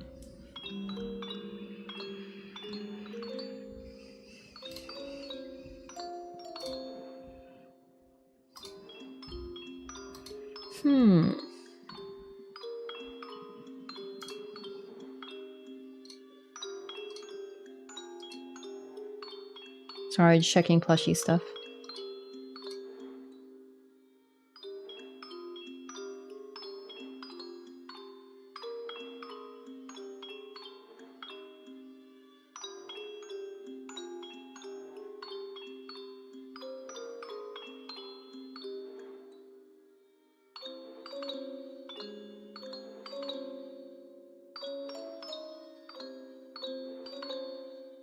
Okay. How this connects Wet Nurse and Gascoigne? That's a good point, because the song is used. We don't know where he got the song, though.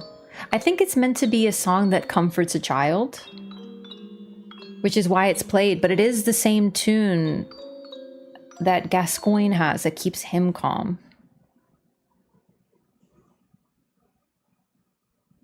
Argue if you want if our character understood the gravity of what they wanted, much like Mensis. Yeah, the difference is they succeed, but absolutely true. Read the trophy achievements? I don't really know if they have... Oh, here we go. All signed and sealed. Now, let's begin the transfusion. Oh, don't you worry. So we don't get the pale blood part, because that's when we create our character. Whatever happens, so that is the very first line in the game. bad. But not in New Game Plus. We don't get that line.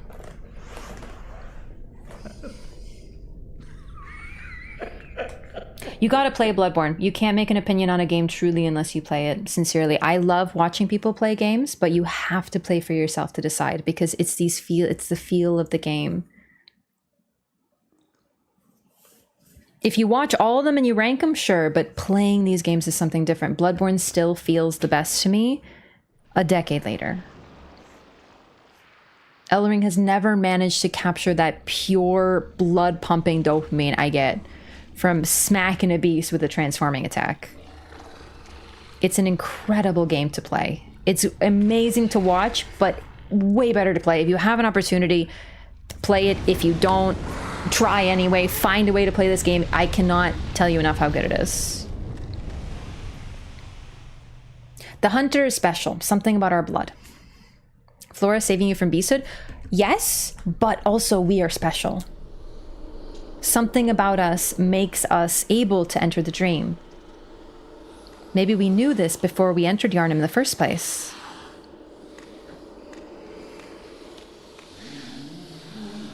It's interesting to see this now with new context, isn't it? Ah, you found yourself a hunter. Hey, P. Dudley, thank you so much for the gifted membership to the YouTube community. Welcome. Welcome, new member. All right, and we're back at the start. This is a game that forces you into New Game Plus. The older FromSoft games did this, but I would argue that Bloodborne did it the best for one reason and one reason alone. It fits perfectly with this concept of a never-ending dream. Even when you ascend to a great one, suddenly the dream starts up again. Or the nightmare, really. The hunt starts up again. We wrote this. We wrote this likely to ourselves, knowing what we might not remember. And back here we are. It's a really, really special game. I never get tired of Bloodborne. It has such incredible replayability. I could play it regularly. Like, all the time. You know, when I was doing Deathless, I was a little like, ugh. But it's because I made it repetitive, right? This is an incredible game. I never get tired of it. I use the same weapon and I still find it fresh every single time. It's incredible. Nothing has hit this peak. So I'm gonna go to the dream real quick. Just so I can get my new weapon.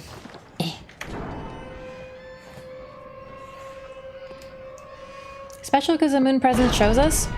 I don't think so. I think our blood resists the scourge of beasts. Not every hunter is a moon-scented hunter. Not every hunter is chosen by the moon presence, but we are, because there's already something special about us. Because the messengers appear first. They're servants of Flora, for sure. But they appear and the doll says, ah, you found yourself a hunter, implying that not everyone can be one. We already knew that, but specifically a moon-scented hunter is kind of something different.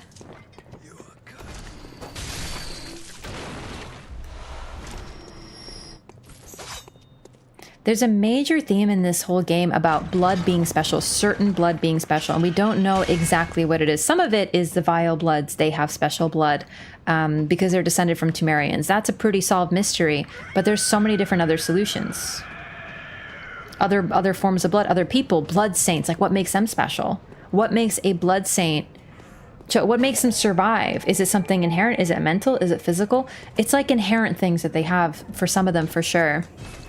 We naturally resist the scourge of beasts because the order of events is the beast appears, it beckons us, it reaches out a paw and beckons, and then it lights into flame because we reject it. Our body rejects it, and then the messengers appear. So if a messenger appeared and then the beast burned, I would see it, okay, maybe the moon presence is interfering. I think that when the beast burned, it showed we had an inherent resistance to the scourge, and thus the messenger showed up instantly. Okay, so we got from Gehrman, from defeating Gehrman, the old hunter badge. So we keep all these. This hunter's badge, crafted in Gehrman's time, has no practical purpose except perhaps to assist in romanticizing about the past. The badge was a special privilege for the hunters of the past and should not be dishonored. It should be left in peace, unless one is truly prepared to assume the will of those gone before.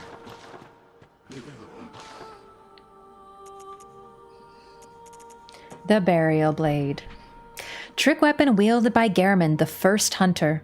A masterpiece that defined the entire array of weapons crafted at the workshop. Its blade is forged with siderite, said to have fallen from the heavens.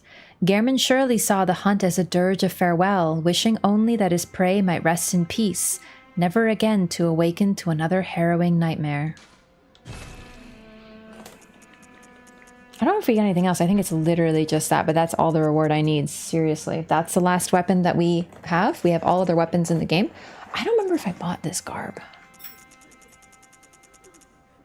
Ah, Of course, Gehrman's set. Hunter attire of Gehrman, the first hunter. Created before the workshop existed by making adjustments to everyday clothing and later became the basis for all hunters' garb. The hunter's emphasis on engaging beasts with speed and therefore of selecting lightweight attire no doubt traces back to Gehrman's own combat style.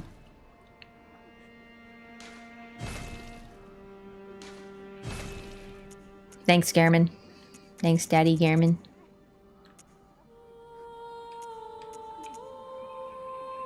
Ludwig, the first hunter of the Healing Church, once recruited Yharnamites to serve as hunters.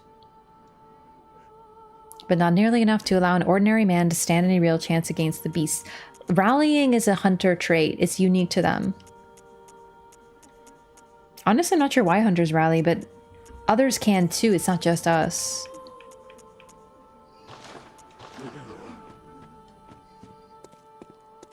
We have to get a new insight. Else the doll simply looks like an abandoned doll.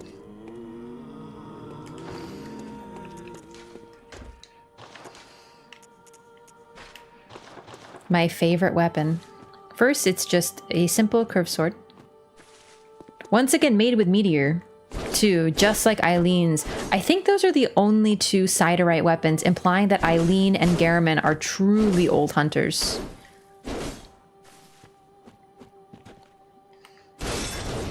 And then it becomes a scythe. The coolest scythe in the game. The only one, actually.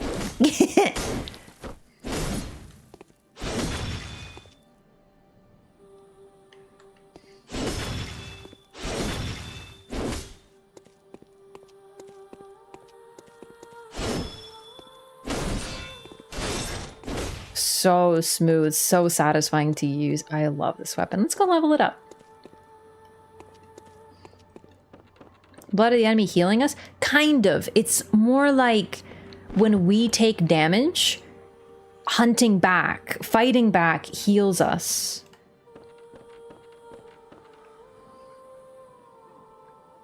Aha. In the face of bloodthirst, being bloodthirsty allows us to survive. Welcome to the hunter's dream. This will be your home. Yeah, Gehrman should be a little concerned by this. I am Gehrman. He didn't remember his name. Friend to you hunters. You're sure to be in a fine haze about now, but don't think too hard about all of Yo, this. Master MPS! Thank you Just for the go 10 out and memberships. Kill a few beasts. It's for your own good. You know, it's just what hunters do. You'll get used to it. Okay, that's our explanation. Welcome to the game. Ah, and we still have this. That's so great. Wonderful. Thank you so much for the 10 gifted memberships. I really appreciate the support. Thank you so much. Use blood to heal. Makes sense since showering our wounds in blood would heal us. I feel like it's not as simple as we heal off blood. Like we do, but I feel like part of it is the bloodthirst. It's getting hurt and then fighting back. That part I think is the key too. It's a mechanic, yes, but I feel like that's a big part of it too. Yes, blood comes out, but what about blood-starved beast, which has no blood? We still rally off of it. I think it's something more inherent to hunters, not the literal blood acting like, you know, healing, but the bloodthirst that we have. Gehrman's supposed to just mean German? I mean, it's a similar name to Herman. I don't know what Herman means, actually. That's an interesting thing. We could look up name meanings. I don't really pay too much attention to name meanings because I don't know if that's something they focused on. But it's just a different form of Herman. Hermit? No, Herman. Herman, like, Herman. Herman. Different spellings, too. You know, it could just be the blood. I don't think it's just the blood, though, because if just splashing you with blood was enough, it has to be internal, too. That's why we inject ourselves with blood. Wow, that was too forceful. Herman, the first hunter. Yes, is a truly intimidating name. Yep, it sure is. Man, we're so freaking cool now.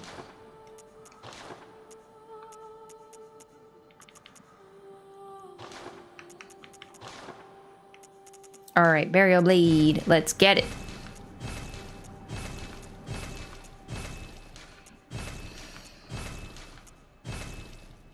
Only 2 blood rocks? Oh my god. I use it on then? Hang on.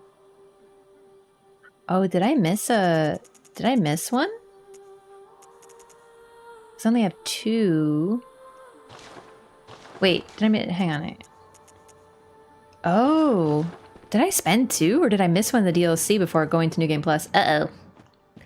Oh well.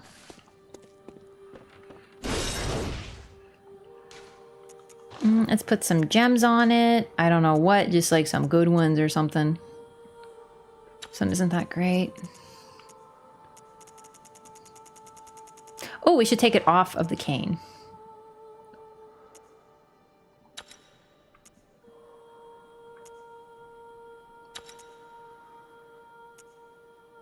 If I forget and I use the cane again, please remind me that I put these gems on it so I don't kill myself.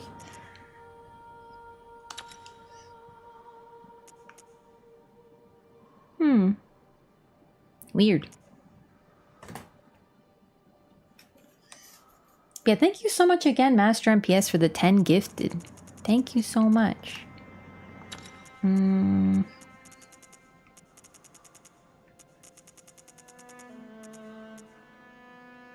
Here's this one that I was using. Oh, right, it's a different shape. A recollection of a second one? I could have sworn there was 2. Isn't there 2 in the DLC? Is there only 1? Oh no, maybe I miscounted. I could have sworn there was 2.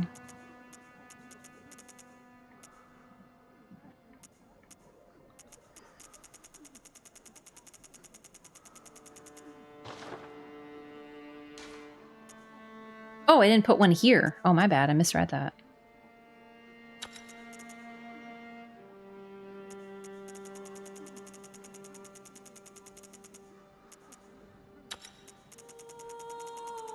This is a weird slot. I don't seem to have much good for it.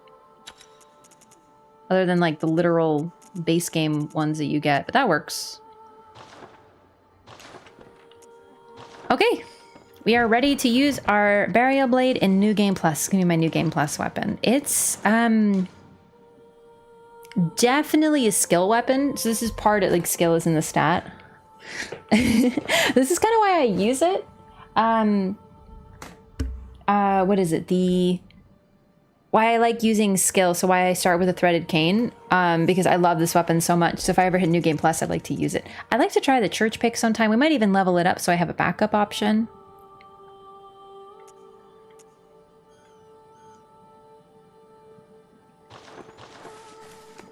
But yeah, I think I'm gonna call it here for tonight, though, everyone. A bit of a short one. We'll start next time, but I have a really early appointment tomorrow, so I have to get some sleep. Seeing my blood doctor, and he always wants to take my blood at freaking 8 in the morning. Ow! Ouchie, ouchie, ouchie. I love the church pick. It's great. I'm actually doing some blood administration tomorrow.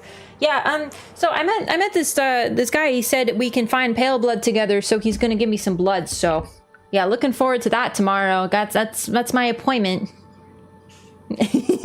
Gonna do real life Bloodborne, gamers. Tell the blood doctor you beat Bloodborne. I feel like I've talked to him about Bloodborne. My doctor's a bit of a nerd, like me. But I feel like I haven't expressed to him that he should play Bloodborne because it's literally his game, right? Because he's like a blood doctor. So I feel like I have to really cement that. Maybe he'll come to chat sometime and just be like, hey, I heard that there's this game called Bloodborne. A doctor who's a nerd? Surely you jest. It's true, they do go to a lot of school to be an Omega nerd. 8 a.m. at Yosefka's clinic. Yeah, I have an appointment at this place called Yosefka's clinic. Hopefully it's good. It's well reviewed on Yelp. So here's hoping that goes well. Wish me luck, gamers. Maybe Utana is your blood doctor? Yeah, thank you so much for watching, everyone. We'll be back tomorrow, assuming I don't crash. Admittedly, I have a really hard time sleeping after my appointment, so... but I want to stream, so... Forward to seeing Blue Wrath. Oh my god. I'm gonna be one of the jellyfish type individuals, aren't I? Thanks so much for watching, everyone. Thank you so much for sticking around for Bloodborne. I love Bloodborne. Bloodborne.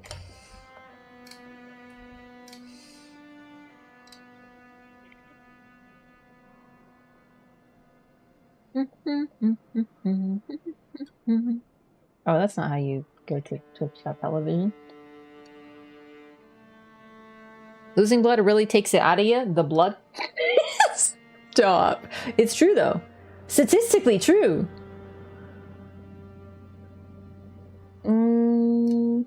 Oh, let's raid K-Dub. He's doing an All Souls marathon. He's playing Lies of P right now. How nice. It's been a while. He hasn't been streaming at times where I can raid him, so this is perfect. All right. That's it for tonight, everyone. Thank you so much for watching. We're going to do a New Game Plus run, and the best part is now open discussion. For the Lorathon, I've kind of been trying to take it piecemeal, talking about things as we encounter them, but now we can talk about everything. So if you got any crazy theories, hopefully not too crazy, then we can talk about whatever and just have full open discussion with all different questions while we go through New Game Plus. And soon, Dark Souls 2 is likely going to be my next one, so look forward to that. But we still have some more Bloodborne fun to do, a few different dialogue options, a few different quest lines we're going to do to really make this 100% run. Good night, everyone! See you next time! Wish me luck at my appointment tomorrow. Being stepped on by Maria? That's not a theory, that's a lifestyle, gamer.